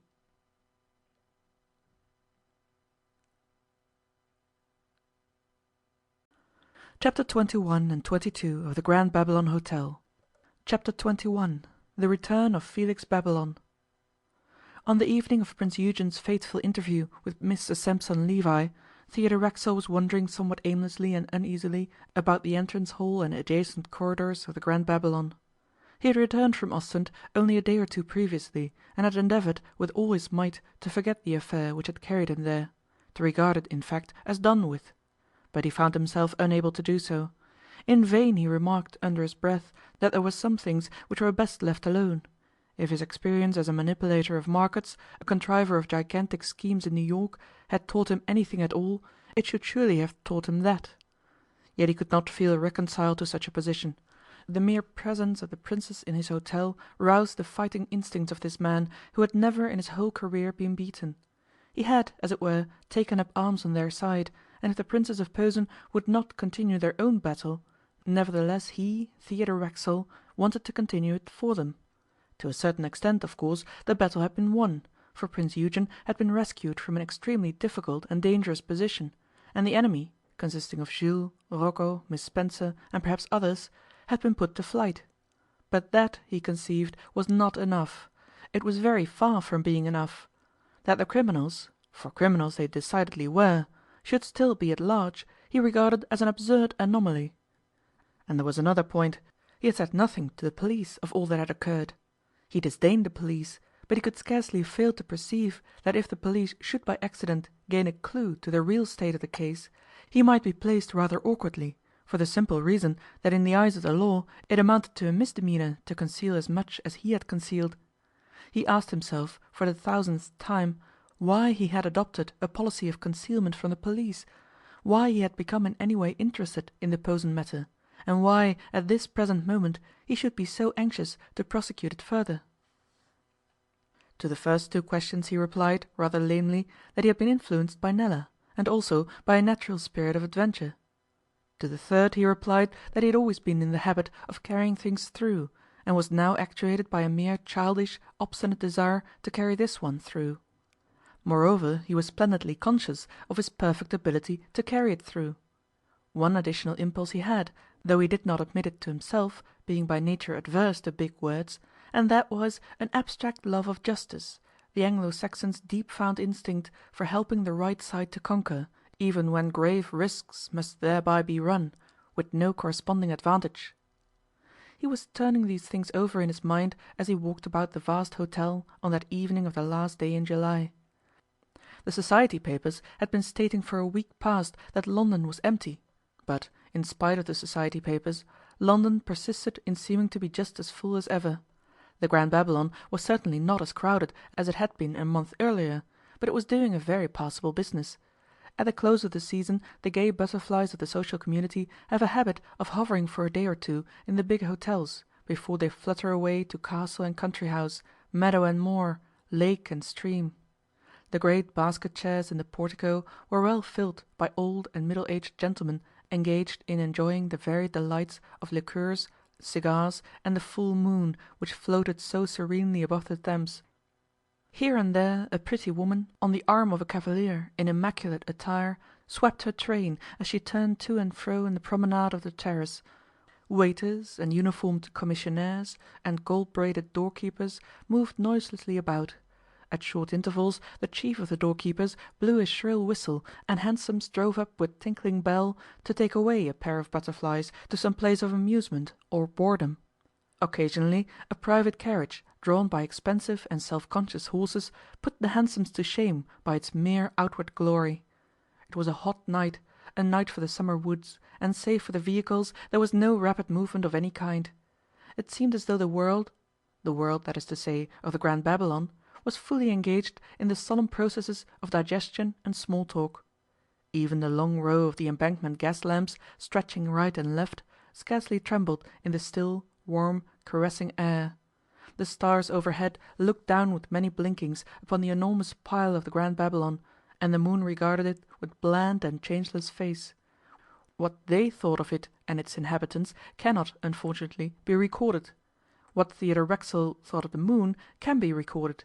He thought it was a nuisance. It somehow fascinated his gaze with its silly stare, and so interfered with his complex meditations. He glanced round at the well-dressed and satisfied people, his guests, his customers. They appeared to ignore him absolutely. Probably only a very small percentage of them had the least idea that this tall, spare man, with the iron grey hair and the thin, firm, resolute face, who wore his American-cut evening clothes with such careless ease, was the sole proprietor of the Grand Babylon, and possibly the richest man in Europe. As has already been stated, Racksole was not a celebrity in England. The guests of the Grand Babylon saw merely a restless male person, whose restlessness was rather a disturber of their quietude, but with whom, to judge by his countenance, it would be inadvisable to remonstrate. Therefore Theodore Racksole continued his perambulations unchallenged, and kept saying to himself, "I must do something." But what? He could think of no course to pursue. At last he walked straight through the hotel and out at the other entrance, and so up the little unassuming side street into the roaring torrent of the narrow and crowded Strand. He jumped on a Putney bus and paid his fare to Putney, 5d, and then, finding that the humble occupants of the vehicle stared at the spectacle of a man in evening dress but without a dust coat, he jumped off again, oblivious of the fact that the conductor jerked a thumb towards him and winked at the passengers as who should say, "There goes a lunatic." He went into a tobacconist's shop and asked for a cigar. The shopman mildly inquired what price. "What are the best you've got?" asked Theodore Racksole. 5 shillings each, sir," said the man promptly. "Give me a penny one," was Theodore Racksole's laconic request, and he walked out of the shop smoking the penny cigar. It was a new sensation for him. He was inhaling the aromatic odours of Eugene Rimmel's establishment for the sale of scents, when a gentleman, walking slowly in the opposite direction, accosted him with a quiet, "Good evening, Mr Racksole." The millionaire did not at first recognize his interlocutor, who wore a travelling overcoat and was carrying a handbag. Then a slight, pleased smile passed over his features, and he held out his hand. "Well, Mr Babylon," he greeted the other, "of all persons in the wide world you are the man I would most have wished to meet." "You flatter me," said the little anglicized Swiss. "No, I don't," answered Racksole. "It isn't my custom, any more than it's yours. I wanted to have a real good long yarn with you, and lo, here you are. Where have you sprung from?" "From Lausanne," said Felix Babylon. "I had finished my duties there, and I had nothing else to do, and I felt homesick. I felt the nostalgia of London, and so I came over, just as you see," and he raised the handbag for Racksole's notice. "1 toothbrush, 1 razor, 2 slippers, eh?" He laughed. "I was wondering as I walked along where I should stay. Me, Felix Babylon, homeless in London." "I should advise you to stay at the Grand Babylon," Racksole laughed back. "It is a good hotel, and I know the proprietor personally." "Rather expensive, is it not?" said Babylon. "To you, sir," answered Racksole, "the inclusive terms will be exactly ½ a crown a week. Do you accept?" "I accept," said Babylon, and added, "You are very good, Mr Racksole." They strolled together back to the hotel, saying nothing in particular, but feeling very content with each other's company. "Many customers?" asked Felix Babylon. "Very tolerable," said Racksole, assuming as much of the air of the professional hotel proprietor as he could. "I think I may say, in the storekeeper's phrase, that if there is any business about, I'm doing it. Tonight the people are all on the terrace in the portico. It's so confoundedly hot, and the consumption of ice is simply enormous, nearly as large as it would be in New York." "In that case," said Babylon politely, "let me offer you another cigar." "But I have not finished this one." "That is just why I wish to offer you another one. A cigar such as yours, my good friend, ought never to be smoked within the precincts of the Grand Babylon, not even by the proprietor of the Grand Babylon, and especially when all the guests are assembled in the portico. The fumes of it would ruin any hotel." Theodore Racksole laughingly lighted the Rothschild Havana which Babylon gave him, and they entered the hotel arm in arm.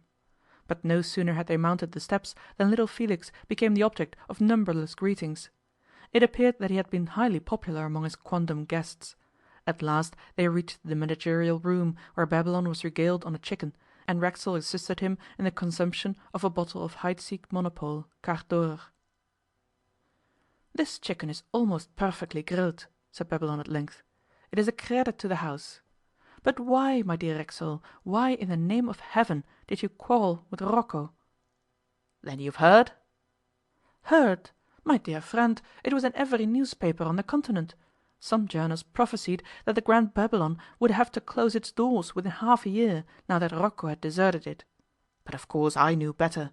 I knew that you must have a good reason for allowing Rocco to depart, and that you must have made arrangements in advance for a substitute." "As a matter of fact, I had not made arrangements in advance," said Theodore Racksole, a little ruefully. "But happily we have found in our second sous chef an artist inferior only to Rocco himself. That, however, was mere good fortune." "Surely," said Babylon, "it was indiscreet to trust to mere good fortune in such a serious matter." "I didn't trust to mere good fortune. I didn't trust to anything except Rocco, and he deceived me." "But why did you quarrel with him?" "I didn't quarrel with him. I found him embalming a corpse in the state bedroom one night." "You what?" Babylon almost screamed. "I found him embalming a corpse in the state bedroom," repeated Racksole in his quietest tones. The two men gazed at each other, and then Racksole replenished Babylon's glass. "Tell me," said Babylon, settling himself deep in an easy chair and lighting a cigar. And Racksole thereupon recounted to him the whole of the Posen episode, with every circumstantial detail so far as he knew it. It was a long and complicated recital, and occupied about an hour. During that time little Felix never spoke a word, scarcely moved a muscle. Only his small eyes gazed through the bluish haze of smoke. The clock on the mantelpiece tinkled midnight. "Time for whisky and soda," said Racksole, and got up as if to ring the bell, but Babylon waved him back.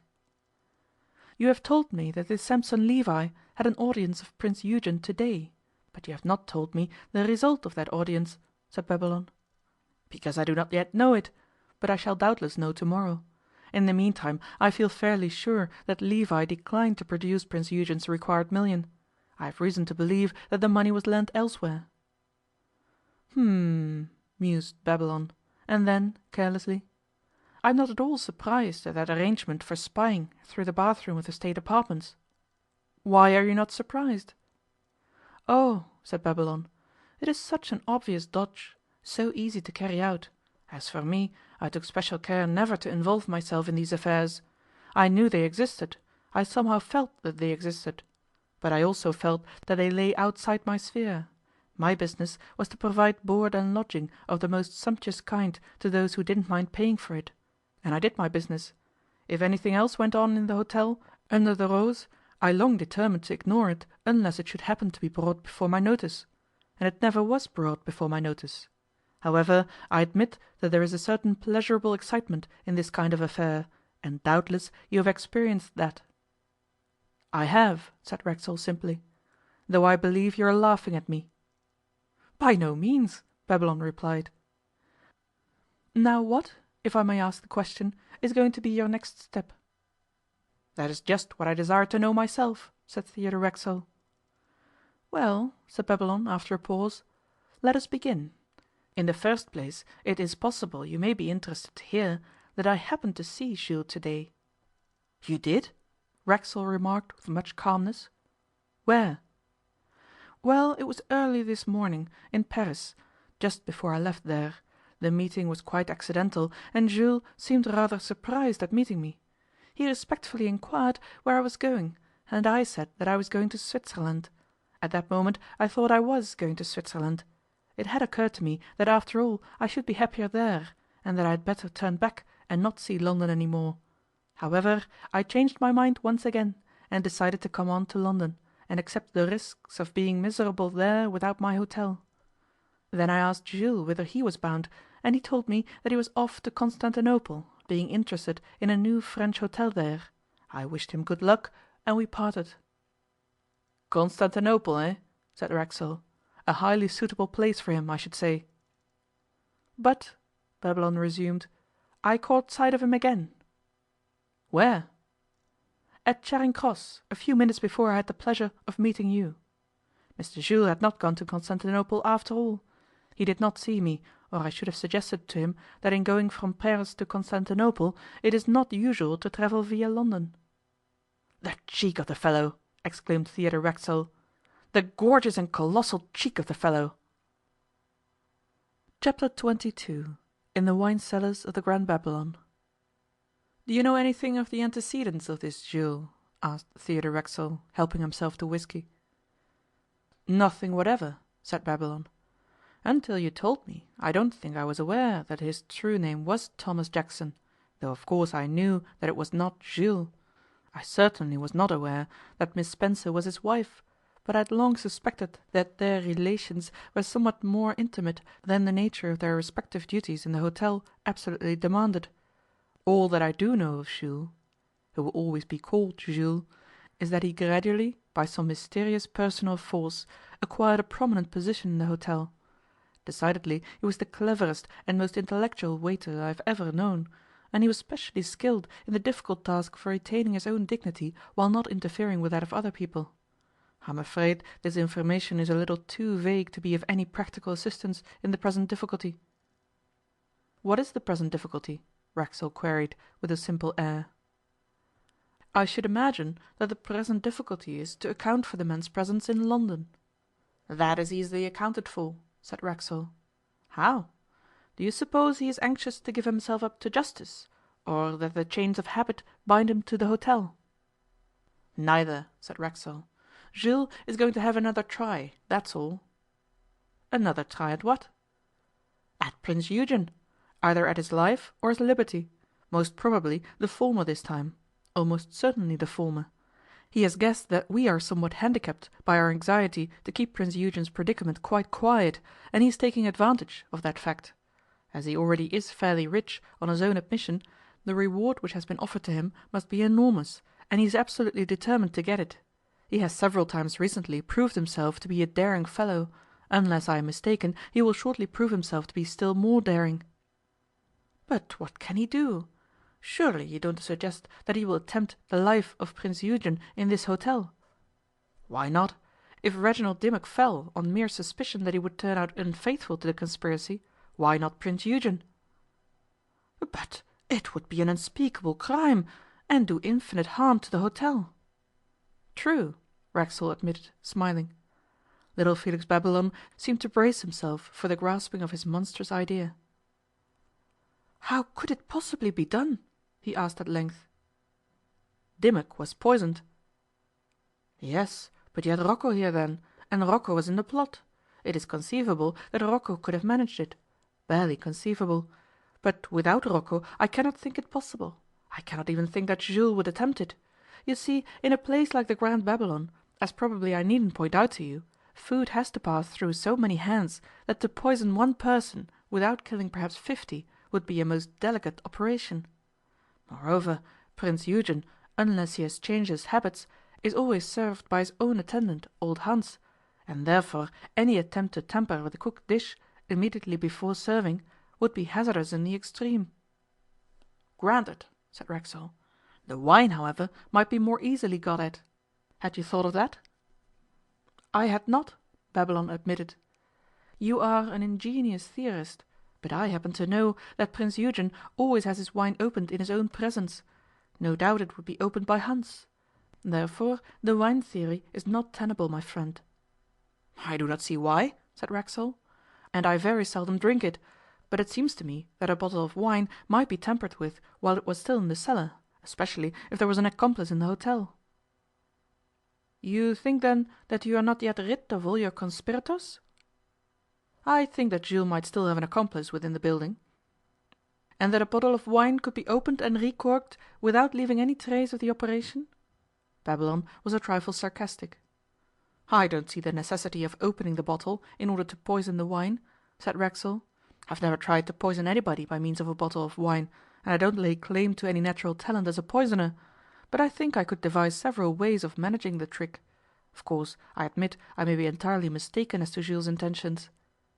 "Ah," said Felix Babylon, "the wine cellars beneath us are one of the wonders of London.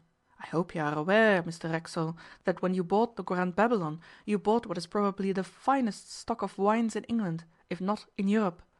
In the valuation I reckoned them at £60,000, and I may say that I always took care that the cellars were properly guarded. Even Jules would experience a serious difficulty in breaking into the cellars without the connivance of the wine clerk, and the wine clerk is, or was, incorruptible." "I am ashamed to say that I have not yet inspected my wines," smiled Racksole. "I have never given them a thought. Once or twice I have taken the trouble to make a tour of the hotel, but I omitted the cellars in my excursions." "Impossible, my dear fellow," said Babylon, amused at such a confession, to him, a great connoisseur and lover of fine wines, almost incredible. "But really you must see them tomorrow. If I may, I will accompany you." "Why not tonight?" Racksole suggested calmly. "Tonight? It is very late. Hubbard will have gone to bed." "And may I ask who is Hubbard? I remember the name but dimly." "Hubbard is the wine clerk of the Grand Babylon," said Felix with a certain emphasis. "A sedate man of 40. He has the keys of the cellars. He knows every bottle of every bin, its date, its qualities, its value. And he is a teetotaler. Hubbard is a curiosity. No wine can leave the cellars without his knowledge, and no person can enter the cellars without his knowledge. At least that is how it was in my time," Babylon added. "We will wake him," said Racksole. "But it is 1 o'clock in the morning," Babylon protested. "Never mind. That is, if you consent to accompany me. A cellar is the same by night as by day. Therefore, why not now?" Babylon shrugged his shoulders. "As you wish," he agreed, with his indestructible politeness. "And now to find this Mr Hubbard, with his key of the cupboard," said Racksole, as they walked out of the room together. Although the hour was so late, the hotel was not, of course, closed for the night. A few guests still remained about in the public rooms, and a few fatigued waiters were still in attendance. One of these latter was dispatched in search of the singular Mr Hubbard, and it fortunately turned out that this gentleman had not actually retired, though he was on the point of doing so. He brought the keys to Mr Racksole in person, and after he had had a little chat with his former master, the proprietor and the ex-proprietor of the Grand Babylon Hotel proceeded on their way to the cellars. These cellars extend over, or rather under, quite half the superficial areas of the whole hotel. the longitudinal half, which lies next to the Strand. Owing to the fact that the ground slopes sharply from the Strand to the river, the Grand Babylon is, so to speak, deeper near the Strand than it is near the Thames. Towards the Thames there is, below the entrance level, a basement and a sub-basement. Towards the Strand there is basement, sub-basement, and the huge wine cellars beneath all. After descending the 4 flights of the service stairs, and traversing a long passage running parallel with the kitchen, the two found themselves opposite a door, which, on being unlocked, gave access to another flight of stairs. At the foot of this was the main entrance to the cellars. Outside the entrance was the wine lift, for the ascension of delicious fluids to the upper floors, and opposite, Mr Hubbard's little office. There was electric light everywhere. Babylon, who, as being most accustomed to them, held the bunch of keys, opened the great door, and then they were in the first cellar, the first of a suite of 5. Racksole was struck not only by the icy coolness of the place, but also by its vastness. Babylon had seized a portable electric hand light, attached to a long wire, which lay handy, and, waving it about, disclosed the dimensions of the place. By that flashing illumination the subterranean chamber looked unutterably weird and mysterious, with its rows of numbered bins stretching away into the distance till their radiance was reduced to the occasional far gleam of the light on the shoulder of a bottle. Then Babylon switched on the fixed electric lights, and Theodore Racksole entered upon a personally conducted tour of what was quite the most interesting part of his own property. To see the innocent enthusiasm of Felix Babylon for these stores of exhilarating liquid was what is called in the North a sight for saireen. He displayed to Racksole's bewildered gaze, in their due order, all the wines of 3 continents, nay, of 4, for the superb and luscious Constantia wine of Cape Colony was not wanting in that most catholic collection of vintages. Beginning with the unsurpassed products of Burgundy, he continued with the clarets of Medoc, Bordeaux, and Sauternes, then to the champagnes of Aix, Hautvilliers, and Pierry, then to the Hocks and Moselle of Germany, and the brilliant imitation champagnes of Maine, Neckar, and Naumburg, then to the famous and adorable Tokay of Hungary, and all the Austrian varieties of French wines, including Karlowitz and Sumlauer, then to the dry sherries of Spain, including purest Manzanilla, and Amontillado, and Vino de Pasto, then to the wines of Malaga, both sweet and dry, and all the Spanish reds from Catalonia, including the dark tent, so often used sacramentally, then to the renowned port of Oporto. Then he proceeded to the Italian cellar, and descanted upon the excellence of Barolo from Piedmont, of Chianti from Tuscany, of Orvieto from the Roman States, of the Tears of Christ from Naples, and the commoner Marsala from Sicily, and so on, to an extent and with a fullness of detail which cannot be rendered here. At the end of the suite of cellars there was a glazed door, which, as could be seen, gave access to a supplemental and smaller cellar, an apartment about 15 or 16 feet square. "Anything special in there?" asked Racksole curiously, as they stood before the door and looked within at the serried ends of bottles. "Ah!" exclaimed Babylon, almost smacking his lips, "therein lies the cream of all." "The best champagne, I suppose," said Racksole. "Yes," said Babylon, "the best champagne is there, a very special Sillery, as exquisite as you will find anywhere. But I see, my friend, that you fall into the common error of putting champagne first among wines. That distinction belongs to Burgundy. You have old Burgundy in that cellar, Mr Racksole, which cost me, how much do you think? £80 a bottle. Probably it will never be drunk," he added with a sigh. "It is too expensive even for princes and plutocrats." "Yes, it will," said Racksole quickly. "You and I will have a bottle up tomorrow." "Then," continued Babylon, still riding his hobby horse, "there is a sample of the Rhine wine, dated 1706, which caused such a sensation at the Vienna exhibition of 1873. There is also a singularly glorious Persian wine from Shiraz, the like of which I have never seen elsewhere. Also there is an unrivalled vintage of Romanée Conti, greatest of all modern Burgundies. If I remember right, Prince Eugen invariably has a bottle when he comes to stay here. It is not on the hotel wine list, of course, and only a few customers know of it. We do not precisely hawk it about the dining room." "Indeed," said Racksole. "Let us go inside." They entered the stone apartment, rendered almost sacred by the preciousness of its contents, and Racksole looked round with a strangely intent and curious air. At the far side was a grating, through which came a feeble light. "What is that?" asked the millionaire sharply. "That is merely a ventilation grating. Good ventilation is absolutely essential." "Looks broken, doesn't it?" Racksole suggested, and then, putting a finger quickly on Babylon's shoulder, "There's someone in the cellar. Can't you hear breathing, down there, behind that bin?" The two men stood tense and silent for a while, listening, under the ray of the single electric light in the ceiling. Half the cellar was involved in gloom. At length Racksole walked firmly down the central passageway between the bins and turned to the corner at the right. "Come out, you villain!" he said in a low, well-nigh vicious tone, and dragged up a cowering figure. He had expected to find a man, but it was his own daughter, Nella Racksole, upon whom he had laid angry hands. End of chapter 21 and 22.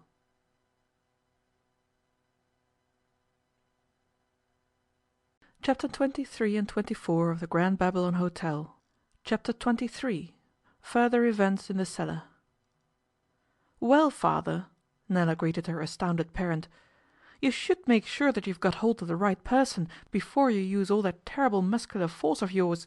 I do believe you have broken my shoulder bone." She rubbed her shoulder with a comical expression of pain, and then stood up before the two men. The skirt of her dark grey dress was torn and dirty, and the usually trim Nella looked as though she had been shot down a canvas fire escape. Mechanically she smoothed her frock and gave a straightening touch to her hair. "Good evening, Mr Racksole," said Felix Babylon, bowing formally. "This is an unexpected pleasure." Felix's drawing-room manners never deserted him upon any occasion whatever. "May I inquire what you are doing in my wine cellar, Nella Racksole?" said the millionaire a little stiffly. He was certainly somewhat annoyed at having mistaken his daughter for a criminal. Moreover, he hated to be surprised, and upon this occasion he had been surprised beyond any ordinary surprise. Lastly, he was not at all pleased that Nella should be observed in that strange predicament by a stranger. "I will tell you," said Nella. "I had been reading rather late in my room. The night was so close. I heard Big Ben strike 12:30, and then I put the book down and went out onto the balcony of my window for a little fresh air before going to bed. I leaned over the balcony very quietly, you will remember that I am on the 3rd floor now, and looked down below into the little sunk yard which separates the wall of the hotel from Salisbury Lane. I was rather astonished to see a figure creeping across the yard. I knew there was no entrance into the hotel from that yard, and besides, it is 15 or 20 feet below the level of the street. So I watched. The figure went close up against the wall and disappeared from my view. I leant over the balcony as far as I dared, but I couldn't see him. I could hear him, however." "What could you hear?" questioned Racksole sharply. "It sounded like a sawing noise," said Nella, "and it went on for quite a long time, nearly a quarter of an hour, I should think. A rasping sort of noise." "Why on earth didn't you come and warn me or someone else in the hotel?" asked Racksole. "Oh, I don't know, Dad," she replied sweetly. "I got interested in it, and I thought I would see it out myself. Well, as I was saying, Mr Babylon," she continued, addressing her remarks to Felix, with a dazzling smile, "that noise went on for quite a long time. At last it stopped, and the figure reappeared from under the wall, crossed the yard, climbed up the opposite wall by some means or other, and so over the railings into Salisbury Lane. I felt rather relieved then, because I knew he hadn't actually broken into the hotel. He walked down Salisbury Lane very slowly. A policeman was just coming up. 'Good night, officer,' I heard him say to the policeman, and he asked him for a match. The policeman supplied the match, and the other man lighted a cigarette and proceeded further down the lane. By cricking your neck from my window, Mr Babylon, you can get a glimpse of the embankment and the river. I saw the man cross the embankment and lean over the river wall, where he seemed to be talking to someone. He then walked along the embankment to Westminster, and that was the last I saw of him. I waited a minute or two for him to come back, but he didn't come back, and so I thought it was about time I began to make inquiries into the affair. I went downstairs instantly and out of the hotel, through the quadrangle, into Salisbury Lane, and I looked over those railings. There was a ladder on the other side, by which it was perfectly easy, once you had got over the railings, to climb down into the yard. I was horribly afraid lest someone might walk up Salisbury Lane and catch me in the act of negotiating those railings, but no one did, and I surmounted them, with no worse damage than a torn skirt. I crossed the yard on tiptoe, and I found that, in the wall, close to the ground and almost exactly under my window, there was an iron grating, about 1 foot by 14 inches. I suspected, as there was no other ironwork near, that the mysterious visitor must have been sawing at this grating for private purposes of his own. I gave it a good shake, and I was not at all surprised that a good part of it came off in my hand, leaving just enough room for a person to creep through. I decided that I would creep through, and now I wish I hadn't. I don't know, Mr. Babylon, whether you have ever tried to creep through a small hole with a skirt on. Have you? I have not had that pleasure, said little Felix, bowing again, and absently taking up a bottle which lay to his hand. Well, you are fortunate, the imperturbable Nella resumed. For quite 3 minutes I thought I should perish in that grating, Dad, with my shoulder inside and the rest of me outside. However, at last, by the most amazing and agonizing efforts, I pulled myself through, and fell into this extraordinary cellar, more dead than alive. Then I wondered what I should do next. Should I wait for the mysterious visitor to return, and stab him with my pocket scissors if he tried to enter, or should I raise an alarm? First of all I replaced the broken grating, then I struck a match, and I saw that I had got landed in a wilderness of bottles. The match went out, and I hadn't another one, so I sat down in the corner to think. I just decided to wait and see if the visitor returned, when I heard footsteps, and then voices, and then you came in. I must say I was rather taken aback, especially as I recognized the voice of Mr. Babylon. You see, I didn't want to frighten you. If I'd bobbed up from behind the bottles and said boo, you would have had a serious shock. I wanted to think of a way of breaking my presence gently to you. But you saved me the trouble, Dad. Was I really breathing so loudly that you could hear me?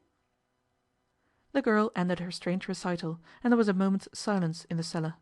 Racksole merely nodded an affirmative to her concluding question. "Well, Nella, my girl," said the millionaire at length, "we are much obliged for your gymnastic efforts, very much obliged. But now I think you had better go off to bed. There is going to be some serious trouble here, I'll lay my last dollar on that." "But if there is to be a burglary, I should so like to see it, Dad," Nella pleaded. "I've never seen a burglar caught red-handed." "This isn't a burglary, my dear. I calculate it's something far worse than a burglary." "What?" she cried. "Murder? Arson? Dynamite plot? How perfectly splendid!" "Mr. Babylon informs me that Jules is in London," said Racksole quietly. "Jules!" she exclaimed under her breath, and her tone changed instantly to the utmost seriousness. "Switch off the light, quick!" Springing to the switch, she put the cellar in darkness. "What's that for?" said her father. "If he comes back he would see the light and be frightened away," said Nella. "That wouldn't do at all." "It wouldn't, Miss Racksole," said Babylon, and there was in his voice a note of admiration for the girl's sagacity which Racksole heard with high paternal pride. "Listen, Nella," said the latter, drawing his daughter to him in the profound gloom of the cellar. "We fancy that Jules may be trying to tamper with a certain bottle of wine, a bottle which might possibly be drunk by Prince Eugen. Now do you think that the man you saw might have been Jules?" "I hadn't previously thought of him as being Jules, but immediately you mentioned the name I somehow knew that he was. Yes, I'm sure it was Jules." "Well, just hear what I have to say. There's no time to lose. If he is coming at all, he will be here very soon, and you can help." Racksole explained what he thought Jules' tactics might be.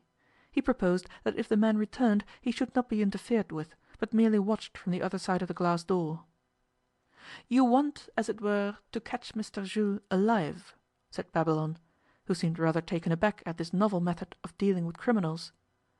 "Surely," he added, "it would be simpler and easier to inform the police of your suspicion, and to leave everything to them."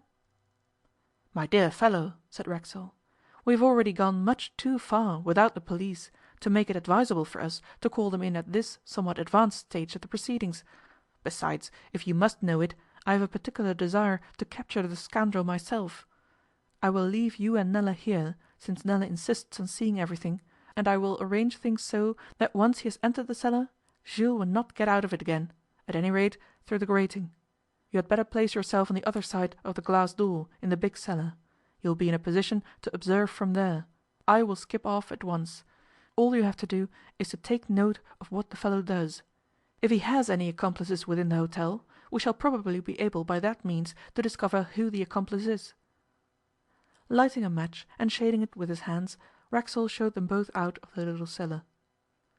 "Now, if you lock this glass door on the outside, he can't escape this way. The panes of glass are too small and the woodwork too stout.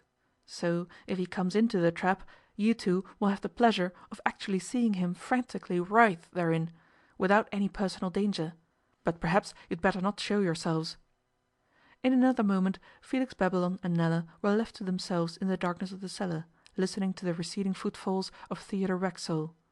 But the sound of these footfalls had not died away before another sound greeted their ears. The grating of the small cellar was being removed. "I hope your father will be in time," whispered Felix. "Hush!" the girl warned him, and they stood side by side in tense silence. A man, cautiously but very neatly, wormed his body through the aperture of the grating. The watchers could only see his form indistinctly in the darkness. Then, being fairly within the cellar, he walked without the least hesitation to the electric switch and turned on the light. It was unmistakably Jules, and he knew the geography of the cellar very well. Babylon could with difficulty repress a start as he saw this bold and unscrupulous ex-waiter moving with such an air of assurance and determination about the precious cellar. Jules went directly to a small bin which was numbered 17, and took therefrom the topmost bottle. "The Romani Conti, Prince Eugen's wine," Babylon exclaimed under his breath. Jules neatly and quickly removed the seal with an instrument which he had clearly brought for the purpose. He then took a little flat box from his pocket, which seemed to contain a sort of black salve. Rubbing his finger on this, he smeared the top of the neck of the bottle with it, just where the cork came against the glass. In another instant he had deftly replaced the seal and restored the bottle to its position. He then turned off the light and made for the aperture. When he was halfway through, Nella exclaimed, "He will escape, after all! Dad has not had time! We must stop him!" But Babylon, that embodiment of caution, forcibly, but nevertheless politely, restrained this Yankee girl, whom he deemed so rash and imprudent, and before she could free herself the lithe form of Jules had disappeared. Chapter 24. The Bottle of Wine. As regards Theodore Racksole, who was to have caught this man from the outside of the cellar, he made his way as rapidly as possible from the wine cellars up to the ground floor, out of the hotel by the quadrangle, through the quadrangle, and out into the top of Salisbury Lane. Now, owing to the vastness of the structure of the Grand Babylon, the mere distance thus to be traversed amounted to a little short of 1/4 of a mile, and, as it included a number of stairs, about 24 turnings, and several passages which at that time of night were in darkness more or less complete, Racksole could not have been expected to accomplish the journey in less than 5 minutes. As a matter of fact, 6 minutes had elapsed before he reached the top of Salisbury Lane, because he had been delayed nearly a minute by some questions addressed to him by a muddled and whisky-laden guest who had got lost in the corridors. As everybody knows, there is a sharp, short bend in Salisbury Lane near the top. Racksole ran round this at good racing speed, but he was unfortunate enough to run straight up against the very policeman who had not long before so courteously supplied Jules with a match. The policeman seemed to be scarcely in so pliant a mood just then. "Hullo," he said, his naturally suspicious nature being doubtless aroused by the spectacle of a bareheaded man in evening dress running violently down the lane. "What's this? Where are you for in such a hurry?" And he forcibly detained Theodore Racksole for a moment and scrutinized his face. "Now, officer," said Racksole quietly, "none of your larks, if you please. I've no time to lose." "Beg your pardon, sir," the policeman remarked, though hesitatingly and not quite with good temper, and Racksole was allowed to proceed on his way. The millionaire's scheme for trapping Jules was to get down into the little sunk yard by means of the ladder, and then to secrete himself behind some convenient abutment of brickwork until Mr Tom Jackson should have got into the cellar. He therefore nimbly surmounted the railings of his own hotel, and was gingerly descending the ladder, when lo! a rough hand seized him by the coat collar and with a ferocious jerk urged him backwards. The fact was, Theodore Racksole had counted without the policeman. That guardian of the peace, mistrusting Racksole's manner, quietly followed him down the lane. The sight of the millionaire climbing the railings had put him on his mettle, and the result was the ignominious capture of Racksole. In vain Theodore expostulated, explained, anathematized. Only one thing would satisfy the stolid policeman, namely that Racksole should return with him to the hotel and there establish his identity. If Racksole then proved to be Racksole, owner of the Grand Babylon, well and good, the policeman promised to apologize. So Theodore had no alternative but to accept the suggestion. To prove his identity was, of course, the work of only a few minutes, after which Racksole, annoyed, but cool as ever, returned to his railings, while the policeman went off to another part of his beat, where he would be likely to meet a comrade and have a chat. In the meantime our friend Jules, sublimely unconscious of the altercation going on outside, and of the special risk which he ran, was of course actually in the cellar, which he had reached before Racksole got to the railings for the first time. It was indeed a happy chance for Jules that his exit from the cellar coincided with the period during which Racksole was absent from the railings. As Racksole came down the lane for the second time, he saw a figure walking about 50 yards in front of him towards the embankment. Instantly he divined that it was Jules, and that the policeman had thrown him just too late. He ran, and Jules, hearing the noise of pursuit, ran also. The ex-waiter was fleet. He made direct for a certain spot in the embankment wall, and, to the intense astonishment of Racksole, jumped clean over the wall, as it seemed, into the river. "Is he so desperate as to commit suicide?" Racksole exclaimed as he rang. But a second later the puff and snort of a steam launch told him that Jules was not quite driven to suicide. As the millionaire crossed the embankment roadway he saw the funnel of the launch move out from under the river wall. It swerved into midstream and headed towards London Bridge. There was a silent mist over the river. Racksole was helpless. Although Racksole had now been twice worsted in a contest of wits within the precincts of the Grand Babylon, once by Rocco and once by Jules, he could not fairly blame himself for the present miscarriage of his plans, a miscarriage due to the meddlesomeness of an extraneous person, combined with pure ill fortune. He did not, therefore, permit the accident to interfere with his sleep that night. On the following day he sought out Prince Aribert, between whom and himself there now existed a feeling of unmistakable, frank friendship, and disclosed to him the happenings of the previous night, and particularly the tampering with a bottle of Romanée Conti. "I believe you dined with Prince Eugen last night?" "I did, and curiously enough we had a bottle of Romanée Conti, an admirable wine, of which Eugen is passionately fond." "And you will dine with him tonight?" "Most probably. Today will, I fear, be our last day here. Eugen wishes to return to Posen early tomorrow." "Has it struck you, Prince," said Racksole, "that if Jules had succeeded in poisoning your nephew, he would probably have succeeded also in poisoning you?" "I had not thought of it," laughed Aribert, "but it would seem so. It appears that so long as he brings down his particular quarry, Jules is careless of anything else that may be accidentally involved in the destruction. However, we need have no fear on that score now. You know the bottle, and you can destroy it at once." "But I do not propose to destroy it," said Racksole calmly. "If Prince Eugen asks for Romanée Conti to be served tonight, as he probably will, I propose that that precise bottle shall be served to him, and to you." "Then you would poison us in spite of ourselves?" "Scarcely," Racksole smiled. "My notion is to discover the accomplices within the hotel. I have already inquired as to the wine clerk, Hubbard. Now, does it not occur to you as extraordinary that on this particular day Mr Hubbard should be ill in bed? Mr Hubbard, I am informed, is suffering from an attack of stomach poisoning, which has supervened during the night. He says that he does not know what can have caused it. His place in the wine cellars will be taken today by his assistant, a mere youth, but to all appearances a fairly smart youth. I need not say that we shall keep an eye on that youth." "One moment," Prince Aribert interrupted. "I do not quite understand how you think the poisoning was to have been effected." "The bottle is now under examination by an expert, who has instructions to remove as little as possible of the stuff which Jules put on the rim of the mouth of it. It will be secretly replaced in its bin during the day. My idea is that by the mere action of pouring out, the wine takes up some of the poison, which I deem to be very strong, and thus becomes fatal as it enters the glass." "But surely the servant in attendance would wipe the mouth of the bottle?"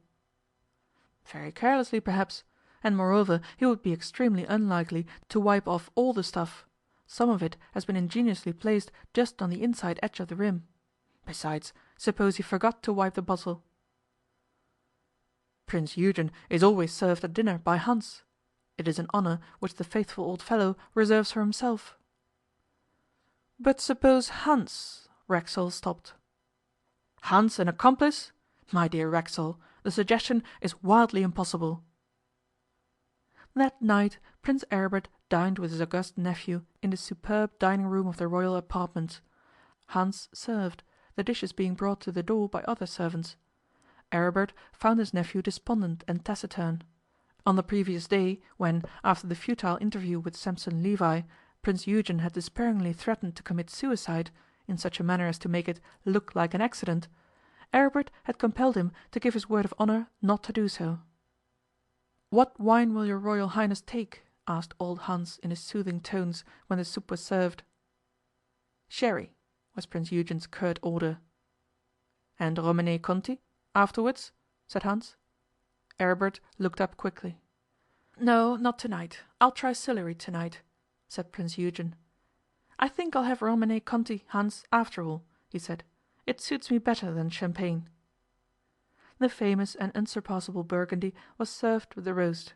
Old Hans brought it tenderly in its wicker cradle, inserted the corkscrew with mathematical precision, and drew the cork, which he offered for his master's inspection.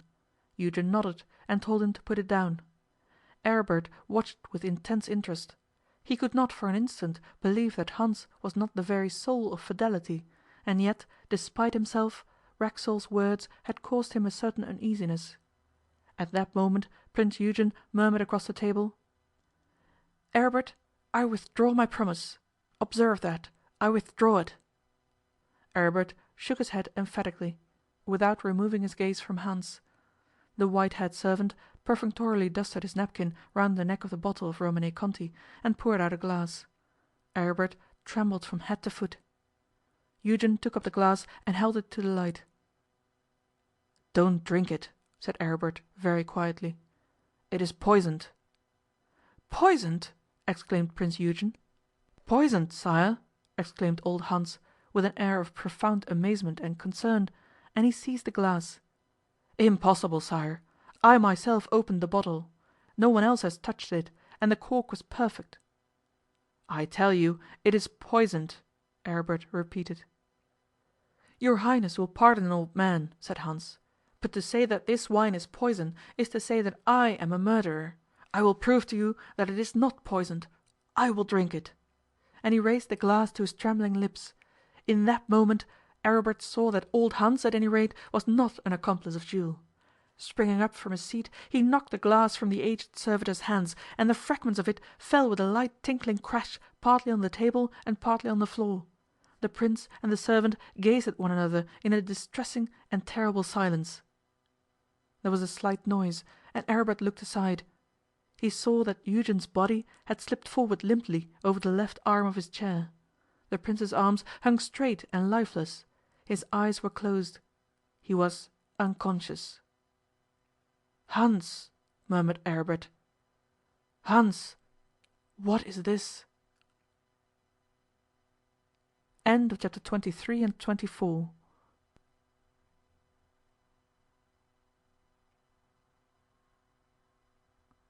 Chapter 25 and 26 of the Grand Babylon Hotel. Chapter 25. The Steam Launch.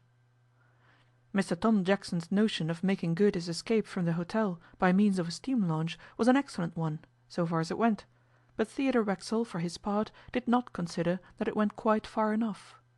Theodore Racksole opined, with peculiar glee, that he now had a tangible and definite clue for the catching of the Grand Babylon's ex-waiter. He knew nothing of the port of London, but he happened to know a good deal of the far more complicated, though somewhat smaller, port of New York, and he felt sure there ought to be no extraordinary difficulty in getting hold of Jules' steam launch.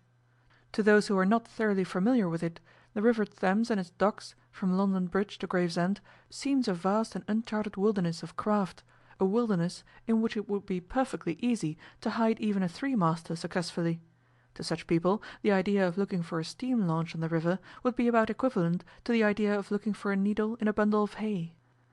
But the fact is, there are hundreds of men between St. Catherine's Wharf and Blackwall who literally know the Thames as the suburban householder knows his back garden, who can recognize thousands of ships and put a name to them at a distance of half a mile, who are informed as to every movement of vessels on the great stream, who know all the captains, all the engineers, all the lightermen, all the pilots, all the licensed watermen, and all the unlicensed scoundrels from the Tower to Gravesend, and a lot further. By these experts of the Thames the slightest unusual event on the water is noticed and discussed. A wherry cannot change hands, but they will guess shrewdly upon the price paid and the intentions of the new owner with regard to it. They have a habit of watching the river for the mere interest of the sight, and they talk about everything, like housewives gathered of an evening round the cottage door. If the first mate of a castle liner gets the sack, they will be able to tell you what he said to the captain, what the old man said to him, and what both said to the board, and having finished off that affair, they will cheerfully turn to discussing whether Bill Stevens sank his barge outside the West Indian No. 2 by accident or on purpose.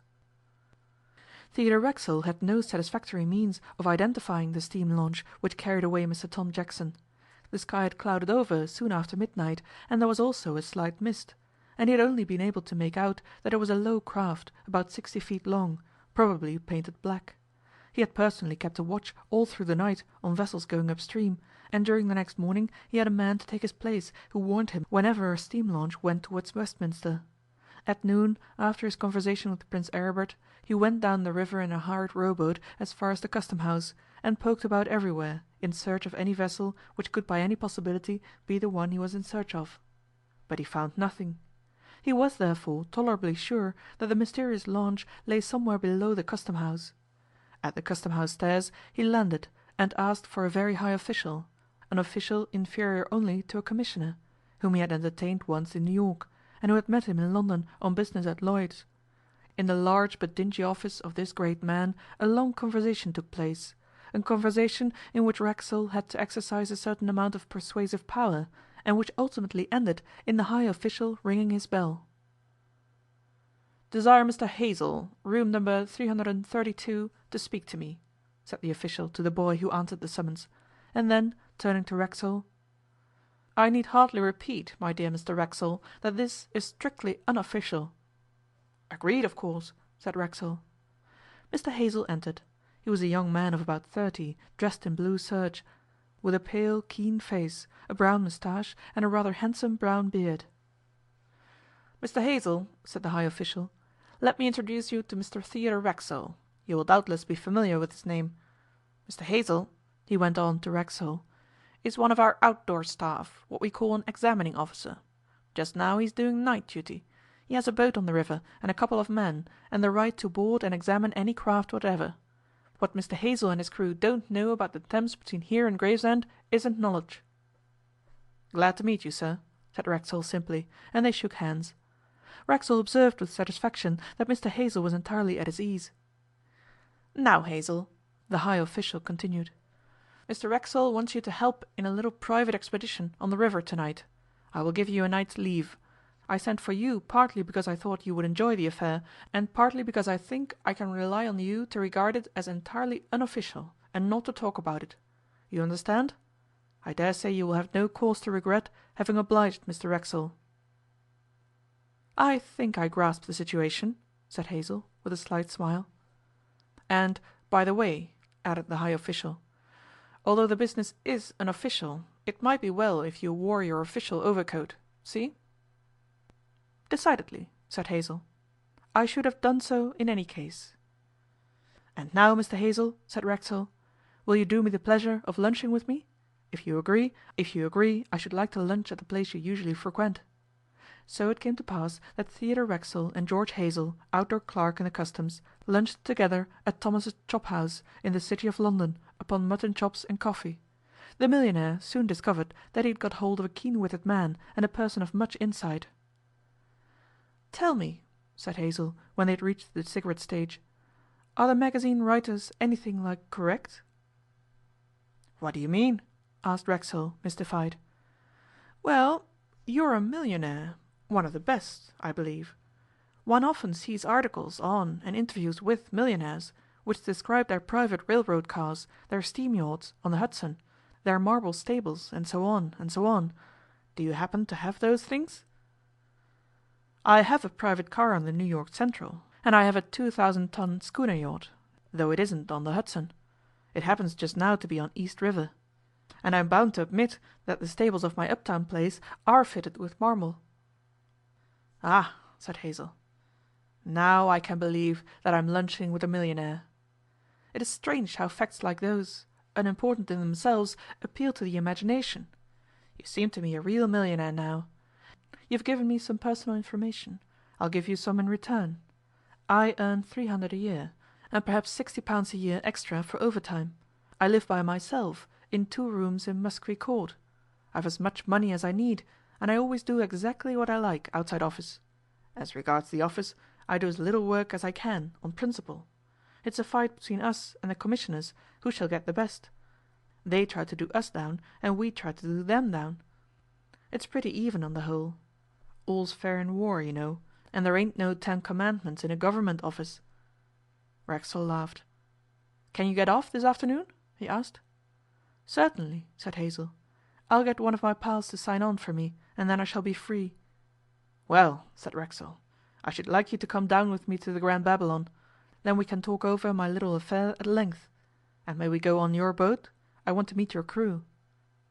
"That will be all right," Hazell remarked. "My 2 men are the idlest, most soulless chaps you ever saw.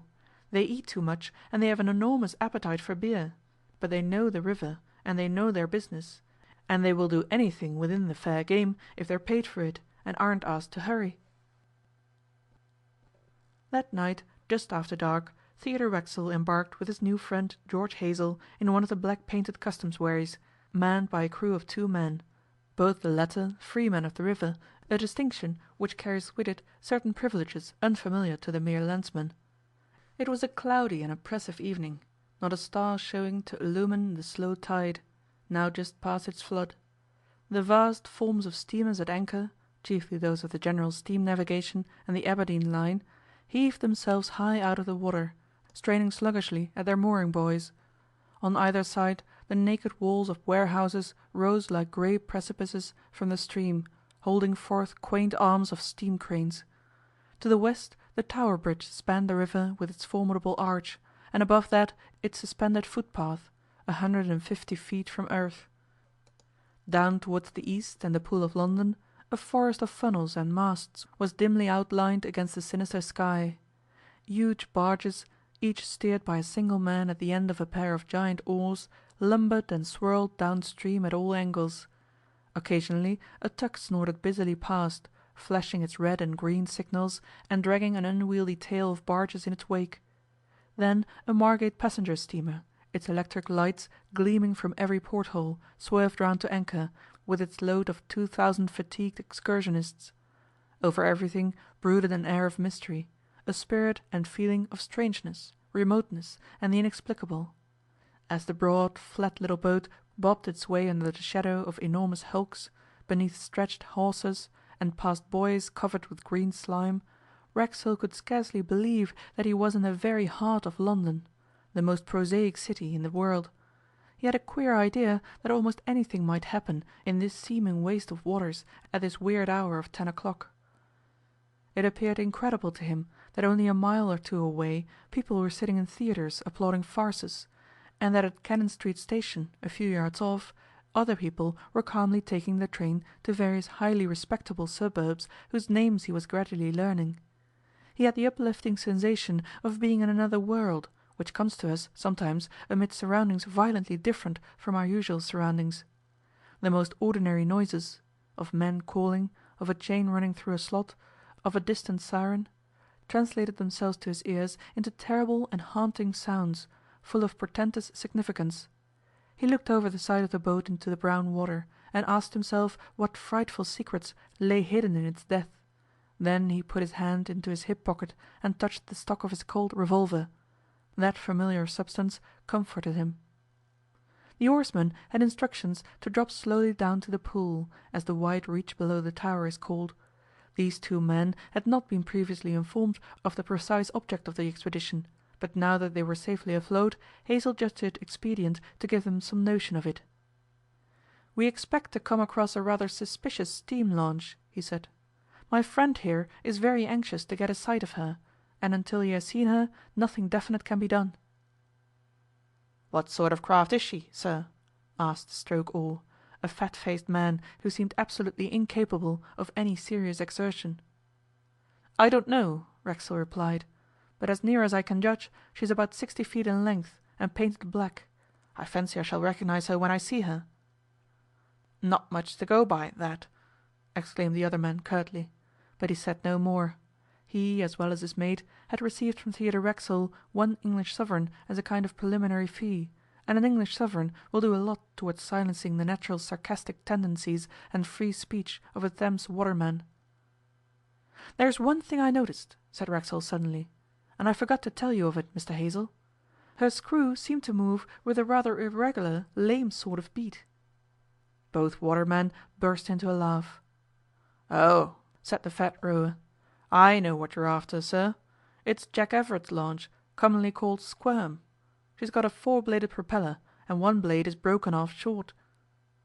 "Aye, that's it, sure enough," agreed the man in the bows. "And if it's her you want, I seed her lying up against Cherry Gardens Pier this very morning." "Let us go to Cherry Gardens Pier, by all means, as soon as possible," Racksole said, and the boat swung across stream and then began to creep down by the right bank, feeling its way past wharves, many of which, even at that hour, were still busy with their cranes, that descended empty into the bellies of ships and came up full. As the two watermen gingerly manoeuvred the boat on the ebbing tide, Hazell explained to the millionaire that the Squirm was one of the most notorious craft on the river. It appeared that when anyone had a nefarious or underhand scheme afoot which necessitated river work, Everett's launch was always available for a suitable monetary consideration. The Squirm had got itself into 1,000 scrapes, and out of those scrapes again with safety, if not precisely with honour.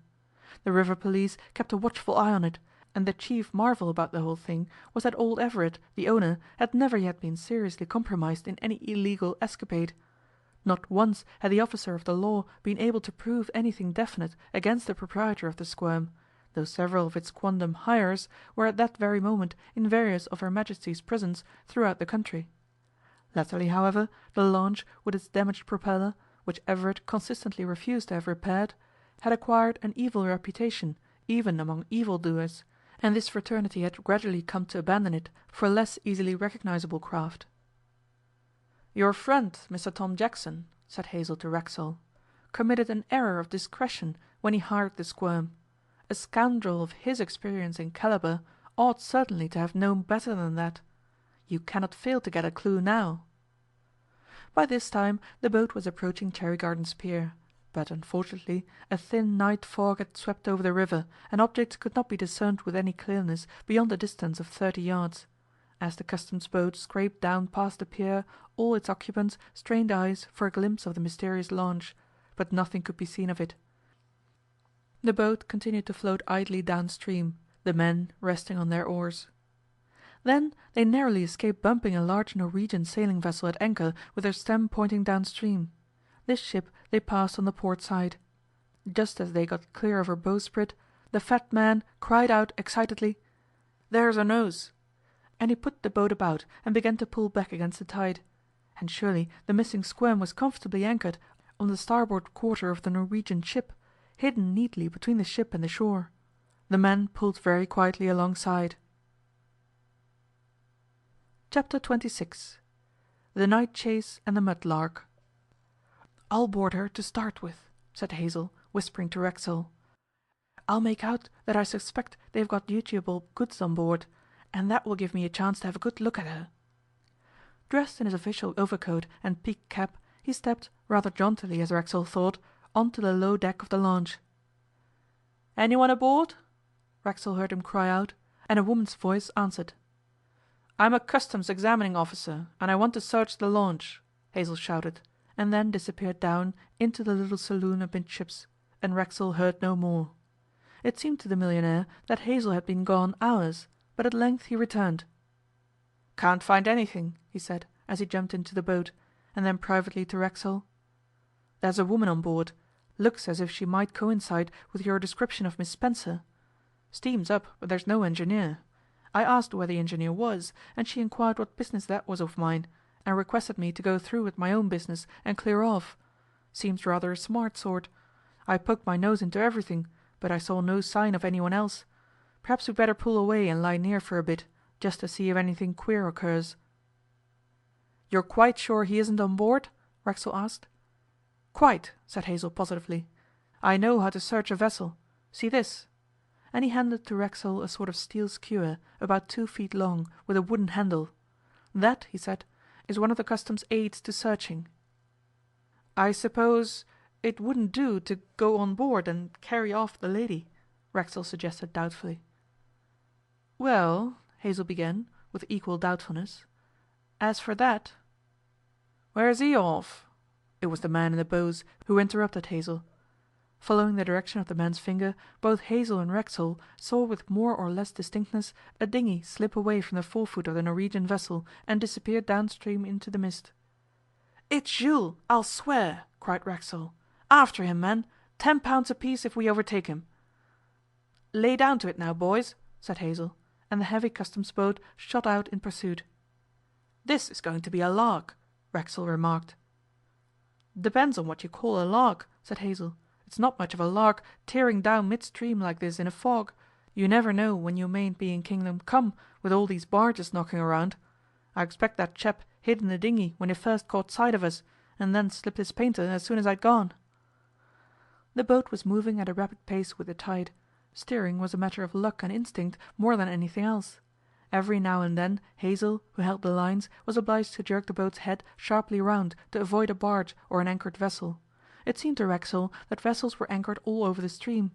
He looked about him anxiously, but for a long time he could see nothing but mist and vague nautical forms. Then suddenly he said, quietly enough: "We're on the right road. I can see him ahead. We're gaining on him." In another minute the dinghy was plainly visible, not 20 yards away, and the sculler, sculling frantically now, was unmistakably Jules. Jules in a light tweed suit and a bowler hat. "You were right," Hazel said. "This is a lark. I believe I'm getting quite excited. It's more exciting than playing the trombone in an orchestra. I'll run him down, eh? And then we can drag the chap in from the water." Racksole nodded, but at that moment a barge, with her red sails set, stood out of the fog clean across the bows of the customs boat, which narrowly escaped instant destruction. When they got clear and the usual interchange of calm, nonchalant swearing was over, the dinghy was barely to be discerned in the mist, and the fat man was breathing in such a manner that his sighs might almost have been heard on the banks. Racksole wanted violently to do something, but there was nothing to do, and he could only sit supine by Hazel's side in the stern sheets. Gradually they began again to overtake the dinghy, whose one-man crew was evidently tiring. As they came up, hand over fist, the dinghy's nose swerved aside, and the tiny craft passed down a water lane between 2 anchored mineral barges, which lay black and deserted about 50 yards from the Surrey shore. "To starboard," said Racksole. "No, man," Hazel replied. "We can't get through there. He's bound to come out below. It's only a feint. I'll keep our nose straight ahead." And they went on, the fat man pounding away, with a face which glistened even in the thick gloom. It was an empty dinghy which emerged from between the 2 barges and went drifting and revolving down towards Greenwich. The fat man gasped a word to his comrade, and the customs boat stopped dead. "He's all right," said the man in the bows. "If it's him you want, he's on one of them barges, so you've only got to step on and take him off."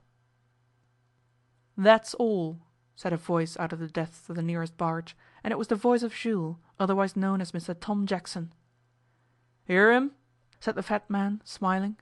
"He's a good one, he is. But if I was you, Mr Hazel, or you, sir, I shouldn't step on to that barge so quick as all that." They backed the boat under the stem of the nearest barge and gazed upwards. "It's all right," said Racksole to Hazel. "I've got a revolver. How can I clamber up there?" "Yes, I dare say you've got a revolver all right," Hazel replied sharply. "But you mustn't use it. There mustn't be any noise. We should have the river police down on us in a twinkling if there was a revolver shot, and it would be the ruin of me. If an inquiry was held, the commissioners wouldn't take any official notice of the fact that my superior officer had put me on to this job, and I should be requested to leave the service." "Have no fear on that score," said Racksole. "I shall, of course, take all responsibility." "It wouldn't matter how much responsibility you took," Hazel retorted. You wouldn't put me back into the service, and my career would be at an end.' 'But there are other careers,' said Racksole, who was really anxious to lame his ex-waiter by means of a judiciously aimed bullet. 'There are other careers.' 'The Customs is my career,' said Hazell, 'so let's have no shooting. We'll wait about a bit. He can't escape. You can have my skewer if you like,' and he gave Racksole his searching instrument. 'And you can do what you please, provided you do it neatly and don't make a row over it.' For a few moments the four men were passive in the boat, surrounded by swirling mist, with black water beneath them and towering above them a half-loaded barge with a desperate and resourceful man on board. Suddenly the mist parted and shrivelled away in patches, as though before the breath of some monster. The sky was visible. It was a clear sky, and the moon was shining. The transformation was just one of those meteorological quick changes which happen most frequently on a great river. 'That's a sight better,' said the fat man. At the same moment a head appeared over the edge of the barge. It was Jules' face, dark, sinister, and leering. 'Is it Mr Racksole in that boat?' he inquired calmly. 'Because if so, let Mr Racksole step up. Mr Racksole has caught me, and he can have me for the asking. Here I am.' He stood up to his full height on the barge, tall against the night sky, and all the occupants of the boat could see that he held firmly clasped in his right hand a short dagger. 'Now, Mr Racksole, you've been after me for a long time,' he continued. 'Here I am. Why don't you step up?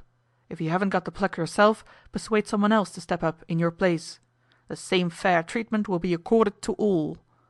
And Jules laughed a low, penetrating laugh. He was in the midst of this laugh when he lurched suddenly forward. 'What are you doing off aboard my barge? Off you goes!' It was a boy's small shrill voice that sounded in the night. A ragged boy's small form had appeared silently behind Jules, and two small arms with a vicious shove precipitated him into the water. He fell with a fine gurgling splash. It was at once obvious that swimming was not among Jules' accomplishments. He floundered wildly and sank. When he reappeared he was dragged into the Customs boat. Rope was produced, and in a minute or two the man lay ignominiously bound in the bottom of the boat. With the aid of a mud lark, a mere barge boy who probably had no more right on the barge than Jules himself, Racksole had won his game. For the first time for several weeks the millionaire experienced the sensation of equanimity and satisfaction. He leaned over the prostrate form of Jules, Hazell's professional skewer in his hand. 'What are you going to do with him now?' asked Hazell. 'We'll row up to the landing steps in front of the Grand Babylon. He shall be well lodged at my hotel, I promise him.' Jules spoke no word. Before Racksole parted company with the Customs man that night, Jules had been safely transported into the Grand Babylon Hotel, and the two watermen had received their £10 apiece. 'You will sleep here?' said the millionaire to Mr George Hazell. 'It is late.' 'With pleasure,' said Hazell.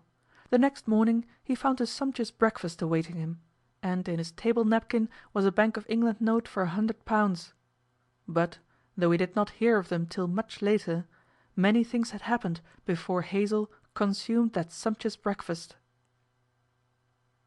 End of chapter 25 and 26.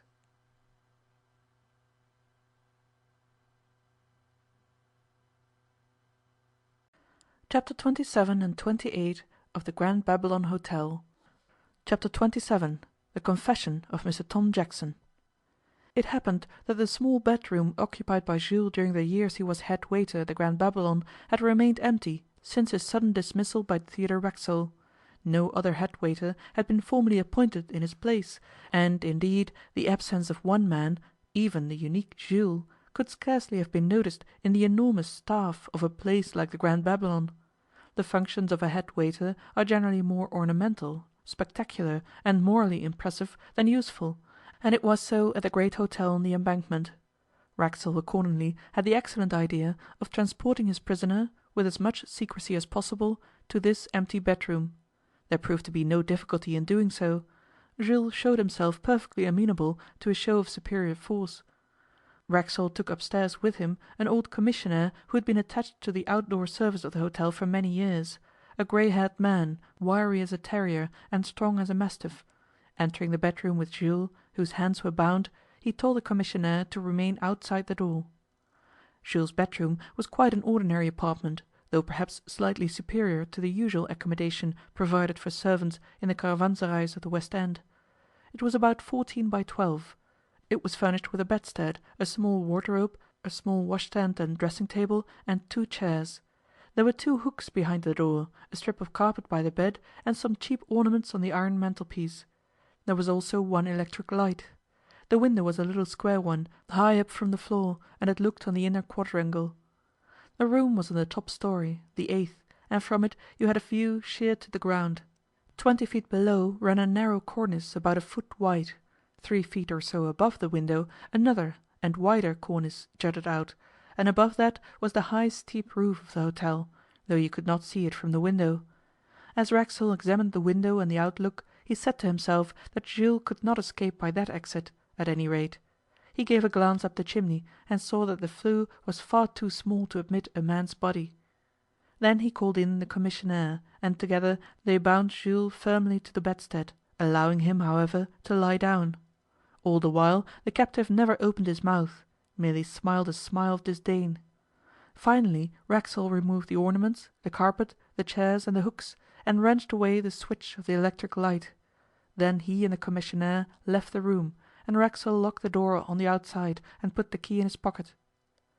"You will keep watch here," he said to the commissionaire, "through the night. You can sit on this chair. Don't go to sleep. If you hear the slightest noise in the room, blow your cab whistle.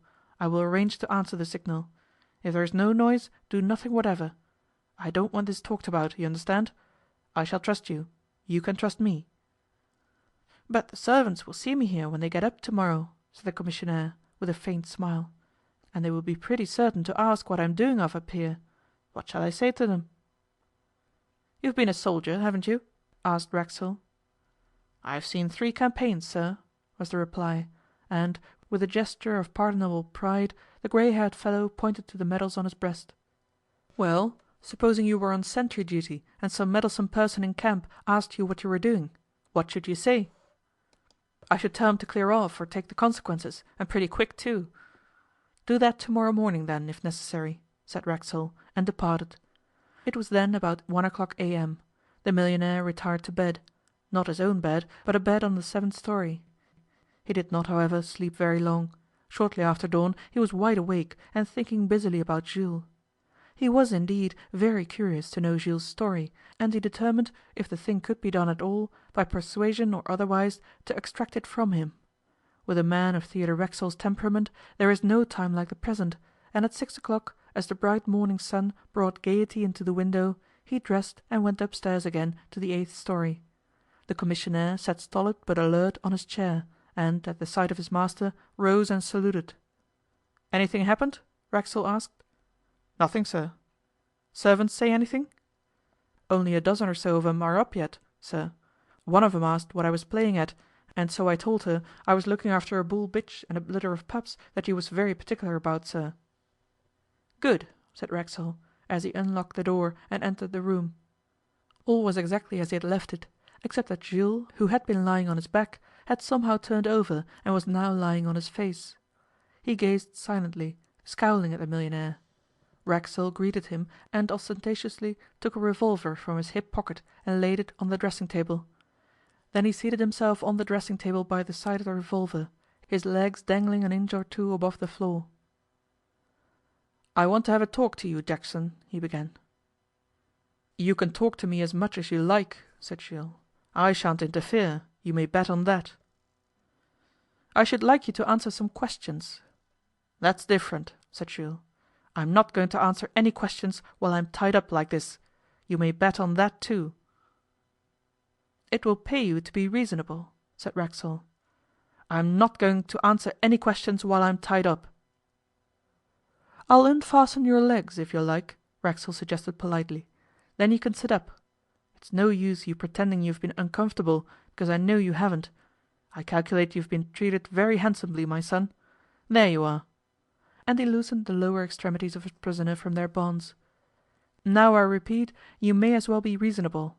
You may as well admit that you've been fairly beaten in the game and act accordingly.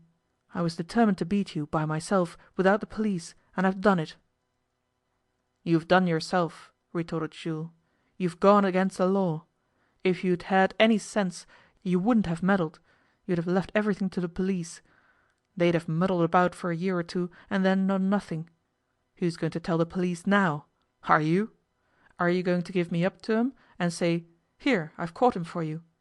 If you do, they'll ask you to explain several things, and then you'll look foolish. One crime doesn't excuse another, and you'll find that out." With unerring insight, Jules had perceived exactly the difficulty of Racksole's position, and it was certainly a difficulty which Racksole did not attempt to minimize to himself. He knew well that it would have to be faced. He did not, however, allow Jules to guess his thoughts. "Meanwhile," he said calmly to the other, "you're here and my prisoner. You've committed a variegated assortment of crimes, and among them is murder. You are due to be hung. You know that. There is no reason why I should call in the police at all. It will be perfectly easy for me to finish you off, as you deserve, myself. I shall only be carrying out justice and robbing the hangman of his fee. Precisely as I brought you into the hotel, I can take you out again. A few days ago you borrowed or stole a steam yacht at Ostend. What you have done with it I don't know, nor do I care, but I strongly suspect that my daughter had a narrow escape of being murdered on your steam yacht. Now I have a steam yacht of my own. Suppose I use it as you used yours. Suppose I smuggle you onto it, steam out to sea, and then ask you to step off it into the ocean one night. Such things have been done. Such things will be done again. If I acted so, I should at least have the satisfaction of knowing that I had relieved society from the incubus of a scoundrel." "But you won't," Jules murmured. "No," said Racksole steadily, "I won't, if you behave yourself this morning. But I swear to you that if you don't, I will never rest till you're dead, police or no police. You don't know Theodore Racksole." "I believe you mean it," Jules exclaimed, with an air of surprised interest, as though he had discovered something of importance. "I believe I do," Racksole resumed. "Now listen. At the best you will be given up to the police. At the worst I shall deal with you myself. With the police you may have a chance. You may get off with 20 years penal servitude, because, though it is absolutely certain that you murdered Reginald Dimmock, it would be a little difficult to prove the case against you. But with me you would have no chance whatever. I have a few questions to put to you, and it will depend on how you answer them whether I give you up to the police or take the law into my own hands. And let me tell you that the latter course would be much simpler for me. And I would take it too, did I not feel that you were a very clever and exceptional man. Did I not have a sort of sneaking admiration for your detestable skill and ingenuity." "You think, then, that I am clever?" said Jules. "You are right. I am. I should have been much too clever for you if luck had not been against me. You owe your victory not to skill but to luck." "That is what the vanquished always say. Waterloo was a bit of pure luck for the English, no doubt, but it was Waterloo all the same." Jules yawned elaborately. "What do you want to know?" he inquired, with politeness. "First and foremost, I want to know the names of your accomplices inside this hotel." "I have no more," said Jules. "Rocco was the last." "Don't begin by lying to me. If you had no accomplice, how did you contrive that one particular bottle of Romanée Conti should be served to His Highness Prince Eugen?" "Then you discovered that in time, did you?" said Jules. "I was afraid so. Let me explain that needed no accomplice. The bottle was topmost in the bin, and naturally it would be taken. Moreover, I left it sticking out a little further than the rest." "You did not arrange, then, that Hubbard should be taken ill the night before last?" "I had no idea," said Jules, "that the excellent Hubbard was not enjoying his accustomed health." "Tell me," said Racksole, "who or what is the origin of your vendetta against the life of Prince Eugen?" "I had no vendetta against the life of Prince Eugen," said Jules, "at least, not to begin with. I merely undertook, for a consideration, to see that Prince Eugen did not have an interview with a certain Mr Sampson Levi in London before a certain date, that was all. It seemed simple enough. I had been engaged in far more complicated transactions before. I was convinced that I could manage it, with the help of Rocco and Miss Spencer." "Is that woman your wife?" She would like to be," he sneered. "Please don't interrupt. I had completed my arrangements when you so inconsiderately bought the hotel. I don't mind admitting now that from the very moment when you came across me that night in the corridor I was secretly afraid of you, though I scarcely admitted the fact even to myself then. I thought it safer to shift the scene of our operations to Ostend. I had meant to deal with Prince Eugen in this hotel, but I decided then to intercept him on the Continent, and I dispatched Miss Spencer with some instructions. Troubles never come singly, and it happened that just then that fool Dimmock, who had been in the swim with us, chose to prove refractory. The slightest hitch would have upset everything, and I was obliged to clear him off the scene. He wanted to back out. He had a bad attack of conscience, and violent measures were essential. I regret his untimely decease, but he brought it on himself. Well, everything was going serenely when you and your brilliant daughter, apparently determined to meddle, turned up again among us at Ostend. Only 24 hours, however, had to elapse before the date which had been mentioned to me by my employers. I kept poor little Eugen for the allotted time, and then you managed to get hold of him. I do not deny that you scored there, though, according to my original instructions, you scored too late. The time had passed, and so far as I knew, it didn't matter a pin whether Prince Eugen saw Mr Sampson Levi or not. But my employers were still uneasy. They were uneasy even after little Eugen had lain ill in Ostend for several weeks. It appears that they feared that even at that date an interview between Prince Eugen and Mr Sampson Levi might work harm to them. So they applied to me again. This time they wanted Prince Eugen to be finished off entirely. They offered high terms. What terms? I had received £50,000 for the first job, of which Rocco had half. Rocco was also to be made a member of a certain famous European order, if things went right. That was what he coveted far more than the money, the vain fellow. For the second job I was offered 100,000, a tolerably large sum. I regret that I have not been able to earn it. Do you mean to tell me, asked Racksole, horror struck by this calm confession in spite of his previous knowledge, that you were offered 100,000 to poison Prince Eugen? You put it rather crudely, said Jules in reply. I prefer to say that I was offered 100,000 if Prince Eugen should die within a reasonable time. And who were your damnable employers? That, honestly, I do not know. You know, I suppose, who paid you the first 50,000 pounds, and who promised you the 100,000. Well, said Jules, I know vaguely. I know that he came via Vienna from Bosnia. My impression was that the affair had some bearing, direct or indirect, on the projected marriage of the King of Bosnia. He is a young monarch, scarcely out of political leading strings, as it were, and doubtless his ministers thought that they had better arrange his marriage for him. They tried last year, and failed because the princess whom they had in mind had cast her sparkling eyes on another prince. That prince happened to be Prince Eugen of Posen. The ministers of the King of Bosnia knew exactly the circumstances of Prince Eugen. They knew that he could not marry without liquidating his debts, and they knew that he could only liquidate his debts through this Jew, Sampson Levi. Unfortunately for me, they ultimately wanted to make too sure of Prince Eugen. They were afraid he might after all arrange his marriage without the aid of Mr Sampson Levi, and so, well, you know the rest. It is a pity that the poor little innocent King of Bosnia can't have the princess of his minister's choice. Then you think that the king himself had no part in this abominable crime? I think decidedly not. I am glad of that, said Racksole simply. And now the name of your immediate employer. He was merely an agent. He called himself Slezak, Slezak. But I imagine that wasn't his real name. I don't know his real name. An old man, he often used to be found at the Hotel Ritz, Paris. Mr Slezak and I will meet, said Racksole. Not in this world, said Jules quickly. He is dead. I heard only last night, just before our little tussle. There was a silence.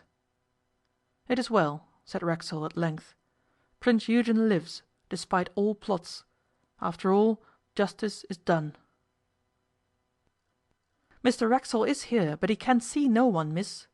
The words came from behind the door, and the voice was the commissionnaire's. Racksole started up and went towards the door. "Nonsense," was the curt reply, in feminine tones. "Move aside instantly." The door opened and Nella entered. There were tears in her eyes. "Oh, Dad!" she exclaimed, "I've only just heard you were in the hotel. We looked for you everywhere.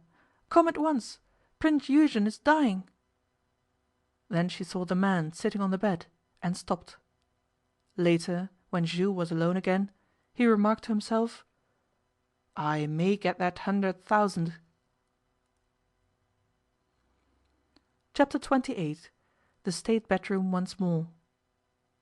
When, immediately after the episode of the bottle of Romanée Conti in the State dining room, Prince Aribert and old Hans found that Prince Eugen had sunk in an unconscious heap over his chair, both the former thought at the first instant that Eugen must have already tasted the poisoned wine. But a moment's reflection showed that this was not possible. If the hereditary Prince of Posen was dying or dead, his condition was due to some other agency than the Romanée Conti. Aribert bent over him, and a powerful odour from the man's lips at once disclosed the cause of the disaster. It was the odour of laudanum. Indeed, the smell of that sinister drug seemed now to float heavily over the whole table. Across Aribert's mind there flashed then the true explanation. Prince Eugen, taking advantage of Aribert's attention being momentarily diverted, and yielding to a sudden impulse of despair, had decided to poison himself, and had carried out his intention on the spot. The laudanum must have been already in his pocket, and this fact went to prove that the unfortunate prince had previously contemplated such a proceeding, even after his definite promise. Aribert remembered now with painful vividness his nephew's words. "I withdraw my promise. Observe that. I withdraw it." It must have been instantly after the utterance of that formal withdrawal that Eugen attempted to destroy himself. "It's laudanum, Hans," Aribert exclaimed, rather helplessly. "Surely his Highness has not taken poison," said Hans. "It is impossible." "I fear it is only too possible," said the other. "It's laudanum.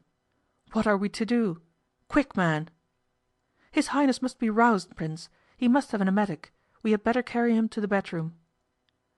They did, and laid him on the great bed. And then Aribert mixed an emetic of mustard and water, and administered it, but without any effect.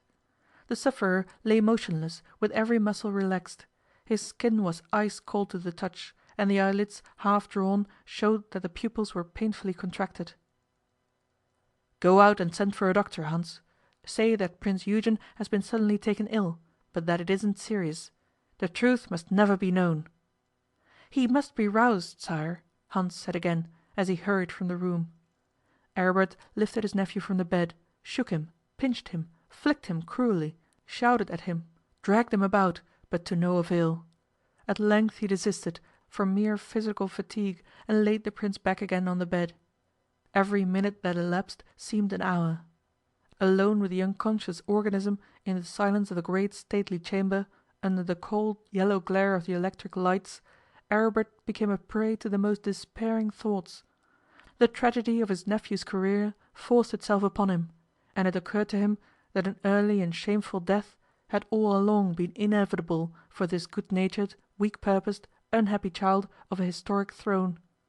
A little good fortune, and his character, so evenly balanced between right and wrong, might have followed the proper path, and Eugen might have figured, at any rate, with dignity on the European stage.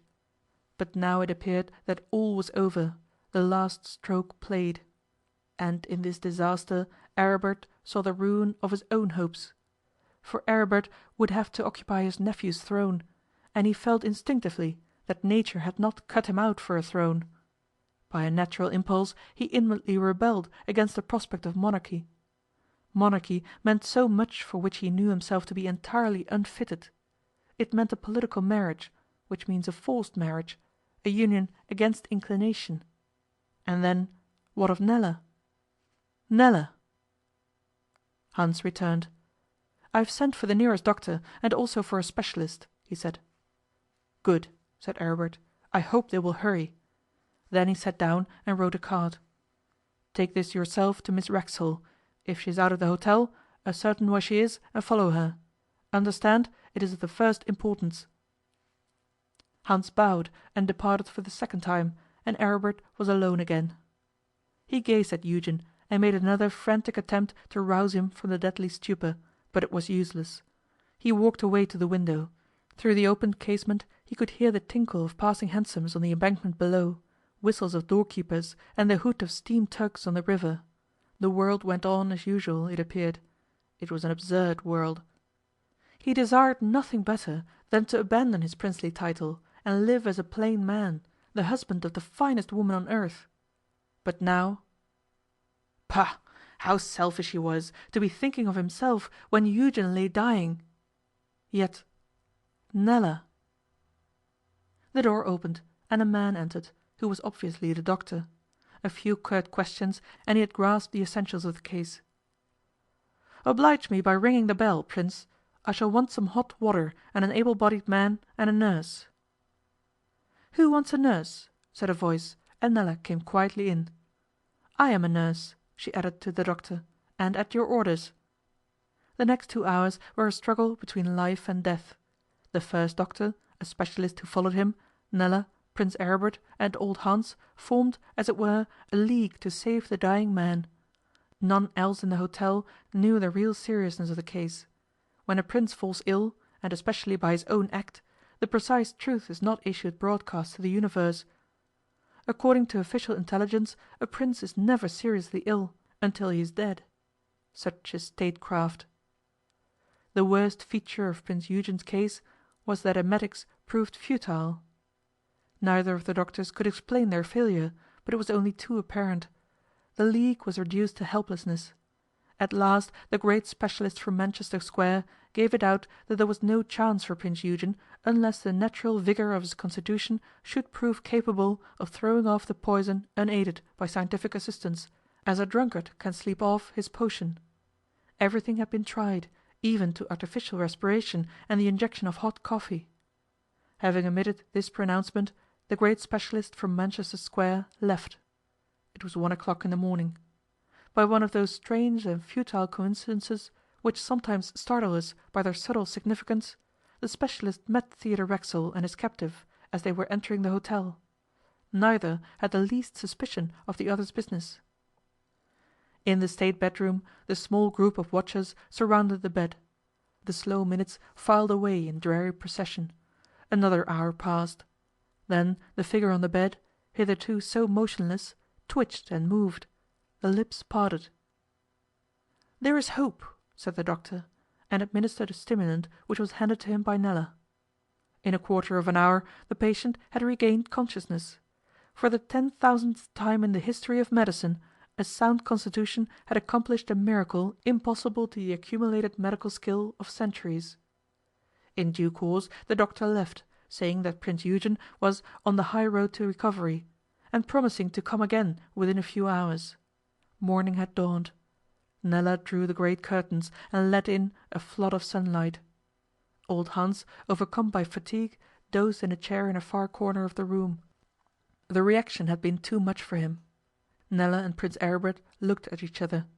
They had not exchanged a word about themselves, yet each knew what the other had been thinking. They clasped hands with a perfect understanding. Their brief love making had been of the silent kind, and it was silent now. No word was uttered. A shadow had passed from over them, but only their eyes expressed relief and joy. 'Aribert!' The faint call came from the bed. Aribert went to the bedside, while Nella remained near the window. 'What is it, Eugen?' he said. 'You are better now.' 'You think so?' murmured the other. 'I want you to forgive me for all this, Aribert. I must have caused you an intolerable trouble. I did it so clumsily, that is what annoys me. Laudanum was a feeble expedient, but I could think of nothing else, and I daren't ask anyone for advice. I was obliged to go out and buy the stuff for myself. It was all very awkward. But, thank goodness, it has not been ineffectual.' 'What do you mean, Eugen? You are better. In a day or so you will be perfectly recovered.' 'I am dying,' said Eugen quietly. Do not be deceived.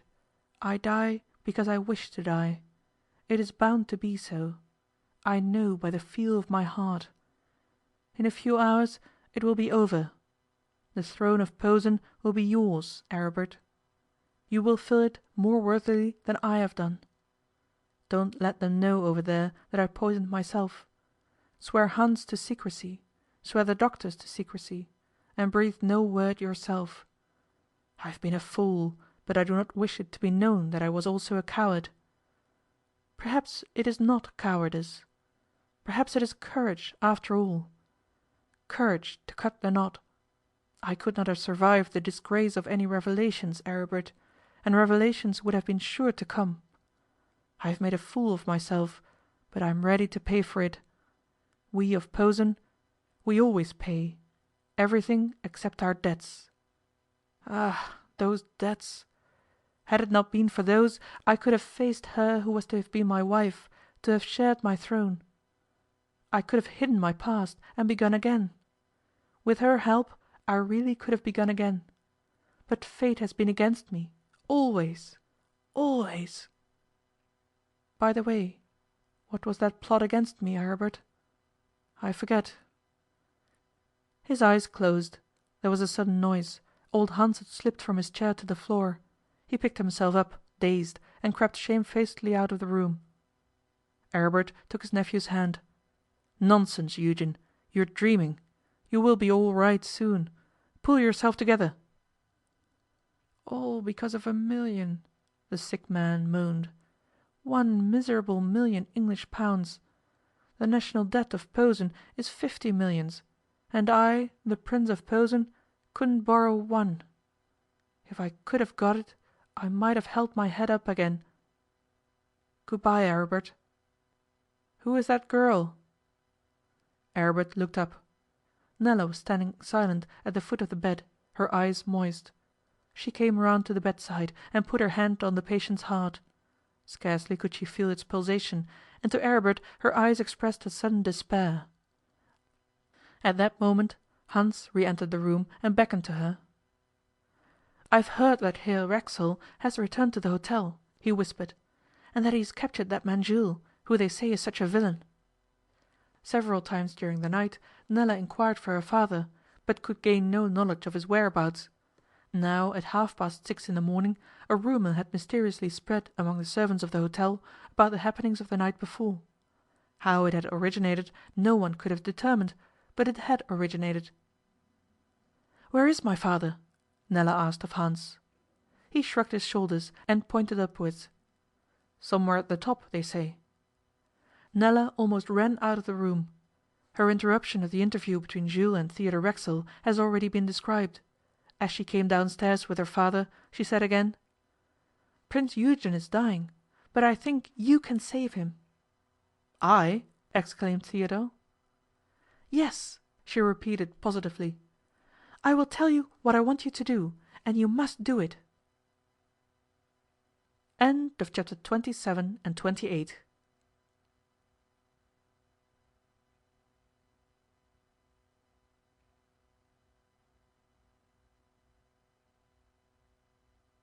Chapter 29 and 30 of the Grand Babylon Hotel. Chapter 29. Theodore is called to the rescue. As Nella passed downstairs from the top story with her father, the lifts had not yet begun to work, she drew him into her own room and closed the door. "What's this all about?" he asked, somewhat mystified, and even alarmed by the extreme seriousness of her face. "Dad," the girl began, "you are very rich, aren't you? Very, very rich?" She smiled anxiously, timidly. He did not remember to have seen that expression on her face before. He wanted to make a facetious reply, but checked himself. "Yes," he said, "I am. You ought to know that by this time." "How soon could you realize £1,000,000?" "1,000,000! What?" he cried. Even he was staggered by her calm reference to this gigantic sum. "What on earth are you driving at?" £1,000,000, I said. That is to say, $5,000,000. How soon could you realize as much as that?" "Oh," he answered, "in about a month if I went about it neatly enough. I could unload as much as that in a month without scaring Wall Street and other places. But it would want some arrangement.' 'Useless!' she exclaimed. 'Couldn't you do it quicker, if you really had to?' 'If I really had to, I could fix it in a week, but it would make things lively, and I should lose on the job.' 'Couldn't you,' she persisted, 'couldn't you go down this morning and raise 1 million, somehow, if it was a matter of life and death?' He hesitated. 'Look here, Nella,' he said. 'What is it you've got up your sleeve?' 'Just answer my question, Dad, and try not to think that I'm a stark, staring lunatic.' 'I rather expect I could get 1 million this morning, even in London. But it would cost pretty dear. It might cost me £50,000, and there would be the dickens of an upset in New York, a sort of grand universal slump in my holdings.' 'Why should New York know anything about it?' 'Why should New York know anything about it?' he repeated. 'My girl, when anyone borrows 1 million sovereigns, the whole world knows about it. Do you reckon that I can go up to the Governor of the Bank of England and say, "Look here, lend Theodore Racksole 1 million for a few weeks, and he'll give you an IOU and a covering note on stocks"?' 'But you could get it?' she asked again. 'If there's 1 million in London, I guess I could handle it,' he replied. 'Well, Dad,' and she put her arms round his neck, 'you've just got to go out and fix it. See? It's for me. I've never asked you for anything really big before, but I do now, and I want it so badly.' He stared at her. 'I award you the prize,' he said at length. 'You deserve it for colossal and immense coolness. Now you can tell me the true inward meaning of all this rigmarole. What is it?'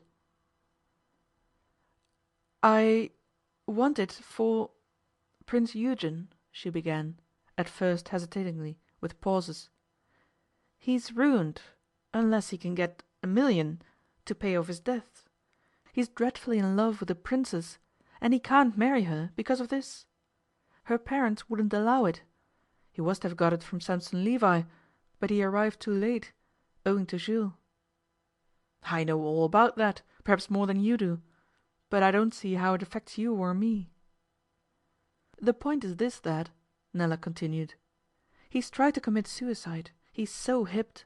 Yes, real suicide. He took laudanum last night. It didn't kill him straight off. He's got over the first shock, but he's in a very weak state, and he means to die. And I truly believe he will die. Now, if you could let him have that 1 million, Dad, you would save his life.' Nella's item of news was a considerable and disconcerting surprise to Racksole, but he hid his feelings fairly well. 'I haven't the least desire to save his life, Nell.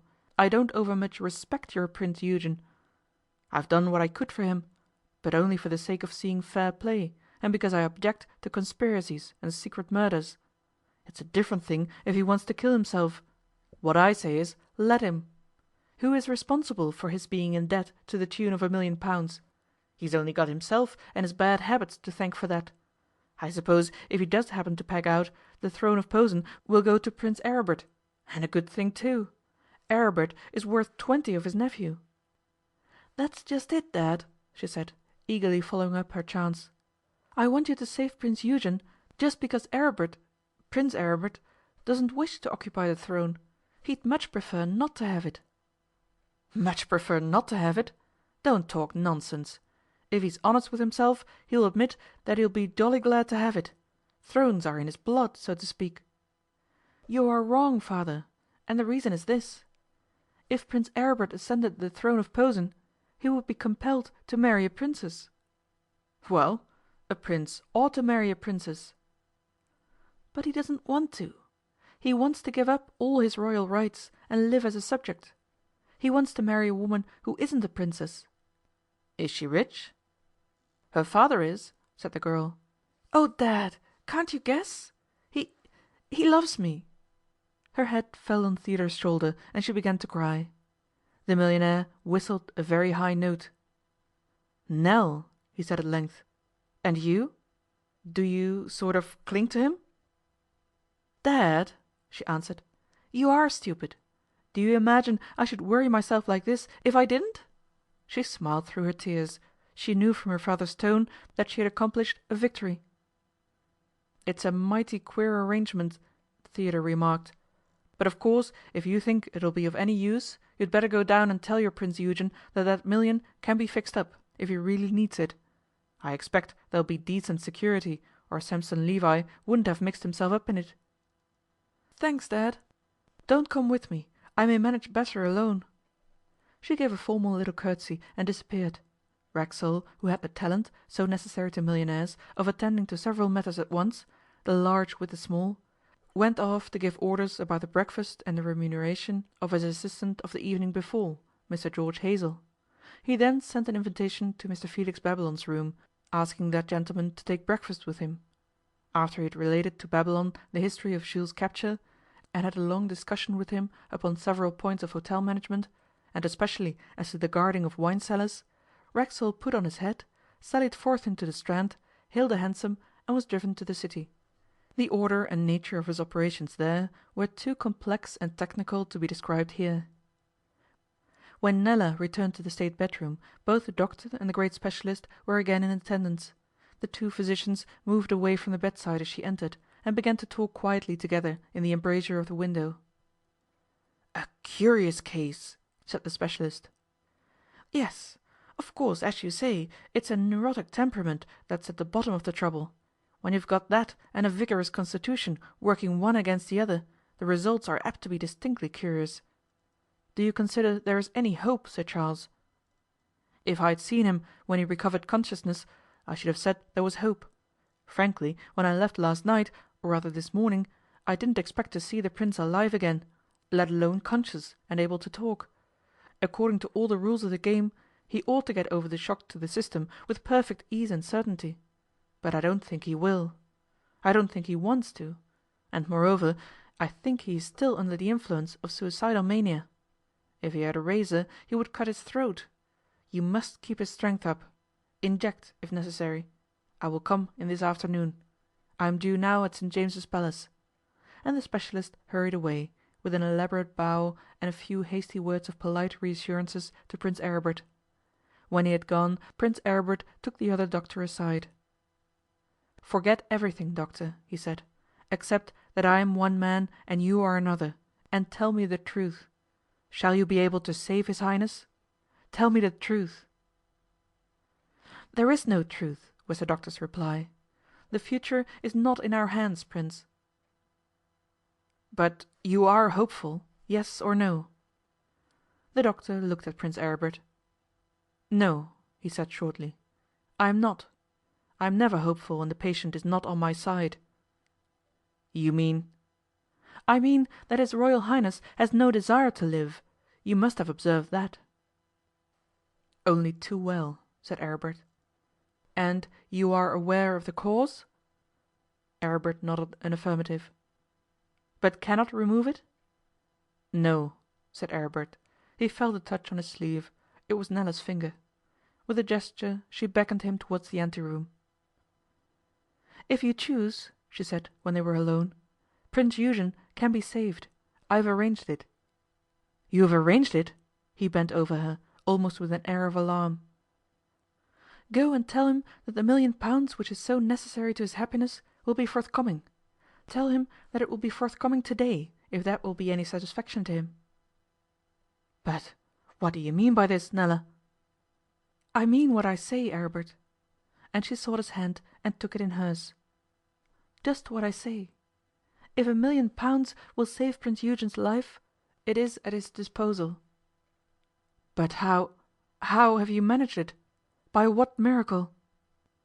"My father," she replied softly, "will do anything that I ask him. Do not let us waste time. Go, and tell Eugen it is arranged, that all will be well. Go."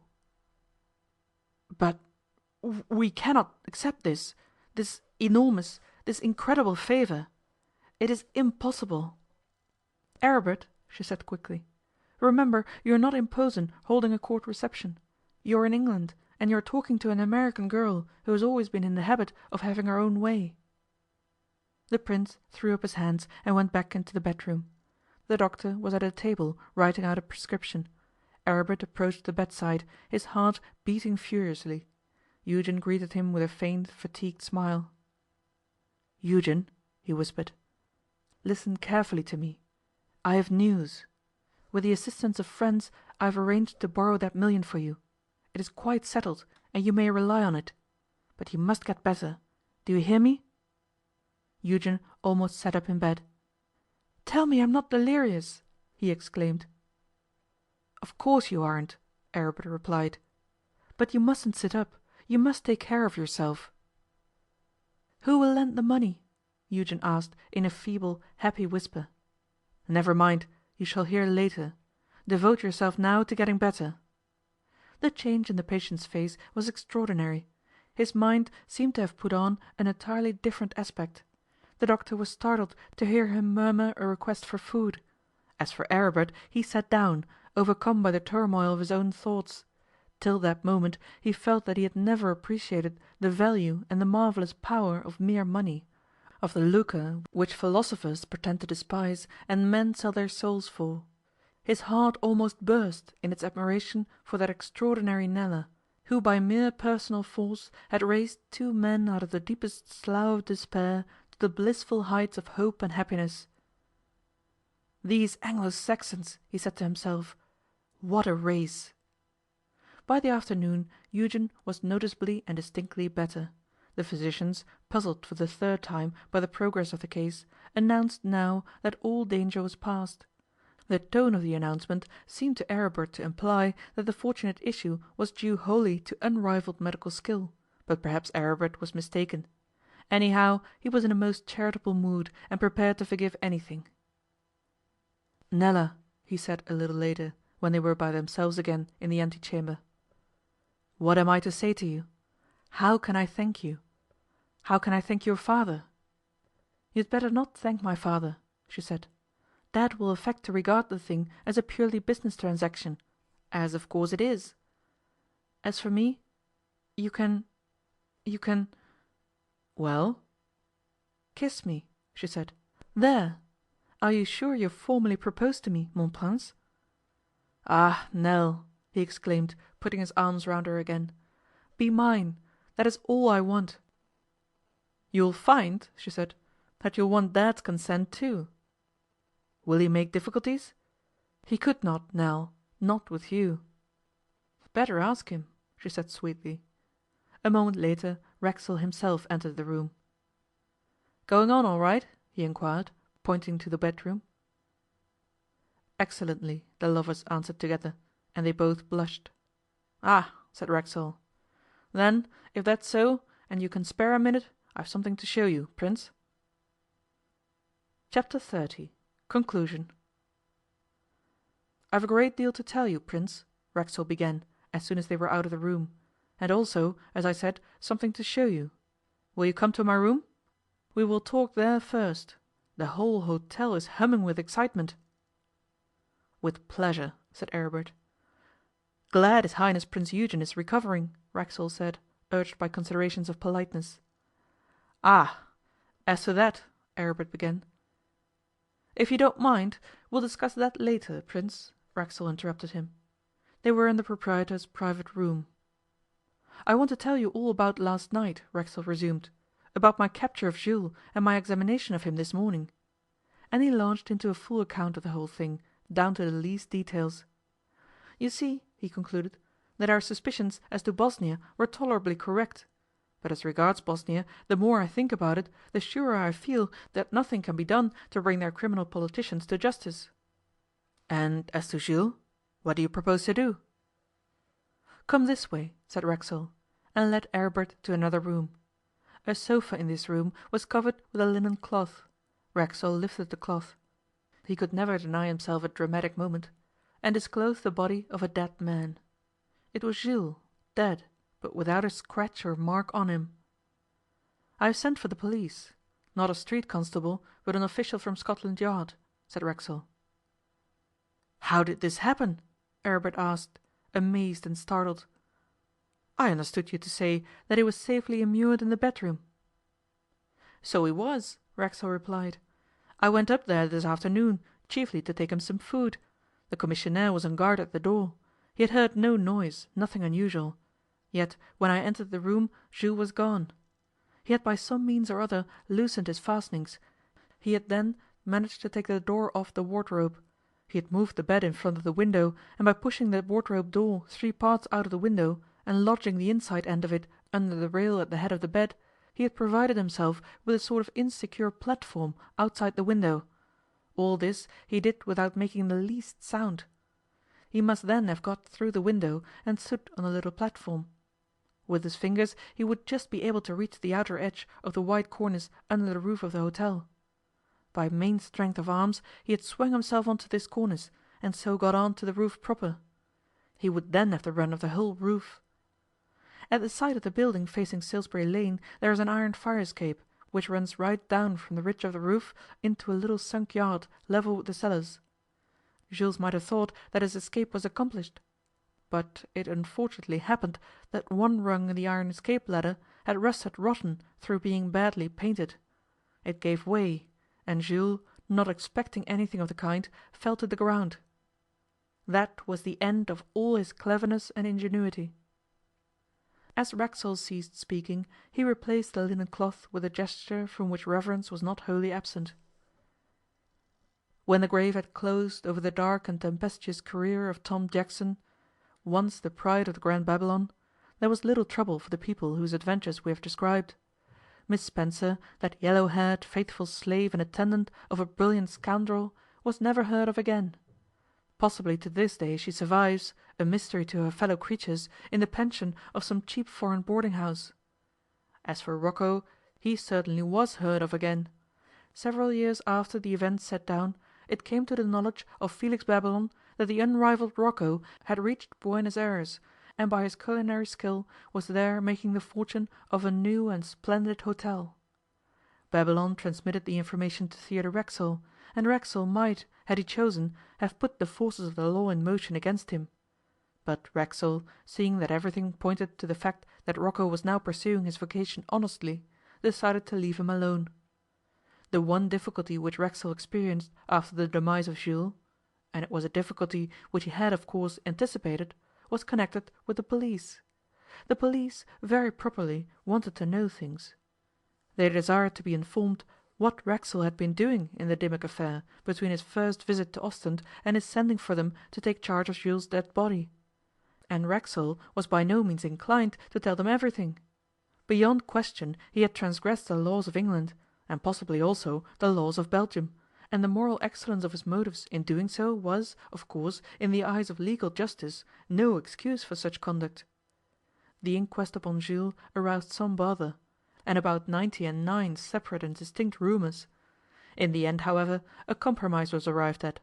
Racksole's first aim was to pacify the inspector whose clue, which by the way was a false one, he had so curtly declined to follow up. That done, the rest needed only tact and patience. He proved to the satisfaction of the authorities that he had acted in a perfectly honest spirit, though with a high hand, and that substantial justice had been done. Also, he subtly indicated that, if it came to the point, he should defy them to do their worst. Lastly, he was able, through the medium of the United States ambassador, to bring certain soothing influences to bear upon the situation. One afternoon, a fortnight after the recovery of the hereditary Prince of Posen, Aribert, who was still staying at the Grand Babylon, expressed a wish to hold converse with a millionaire. Prince Eugen, accompanied by Hans and some court officials whom he had sent for, had departed with immense éclat, armed with a comfortable million, to arrange formally for his betrothal.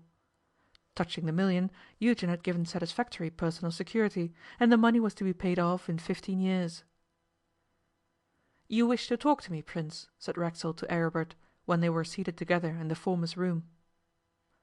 "I wish to tell you," replied Aribert, "that it is my intention to renounce all my rights and titles as a royal Prince of Posen, and to be known in future as Count Hartz, a rank to which I am entitled through my mother.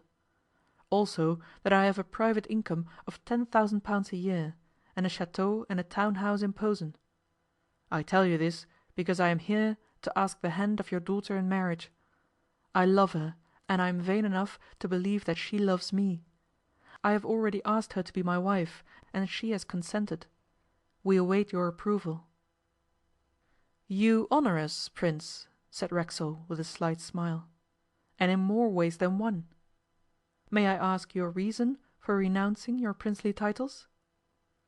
'Simply because the idea of a morganatic marriage would be as repugnant to me as it would be to yourself and to Nella.' 'That is good.' The Prince laughed.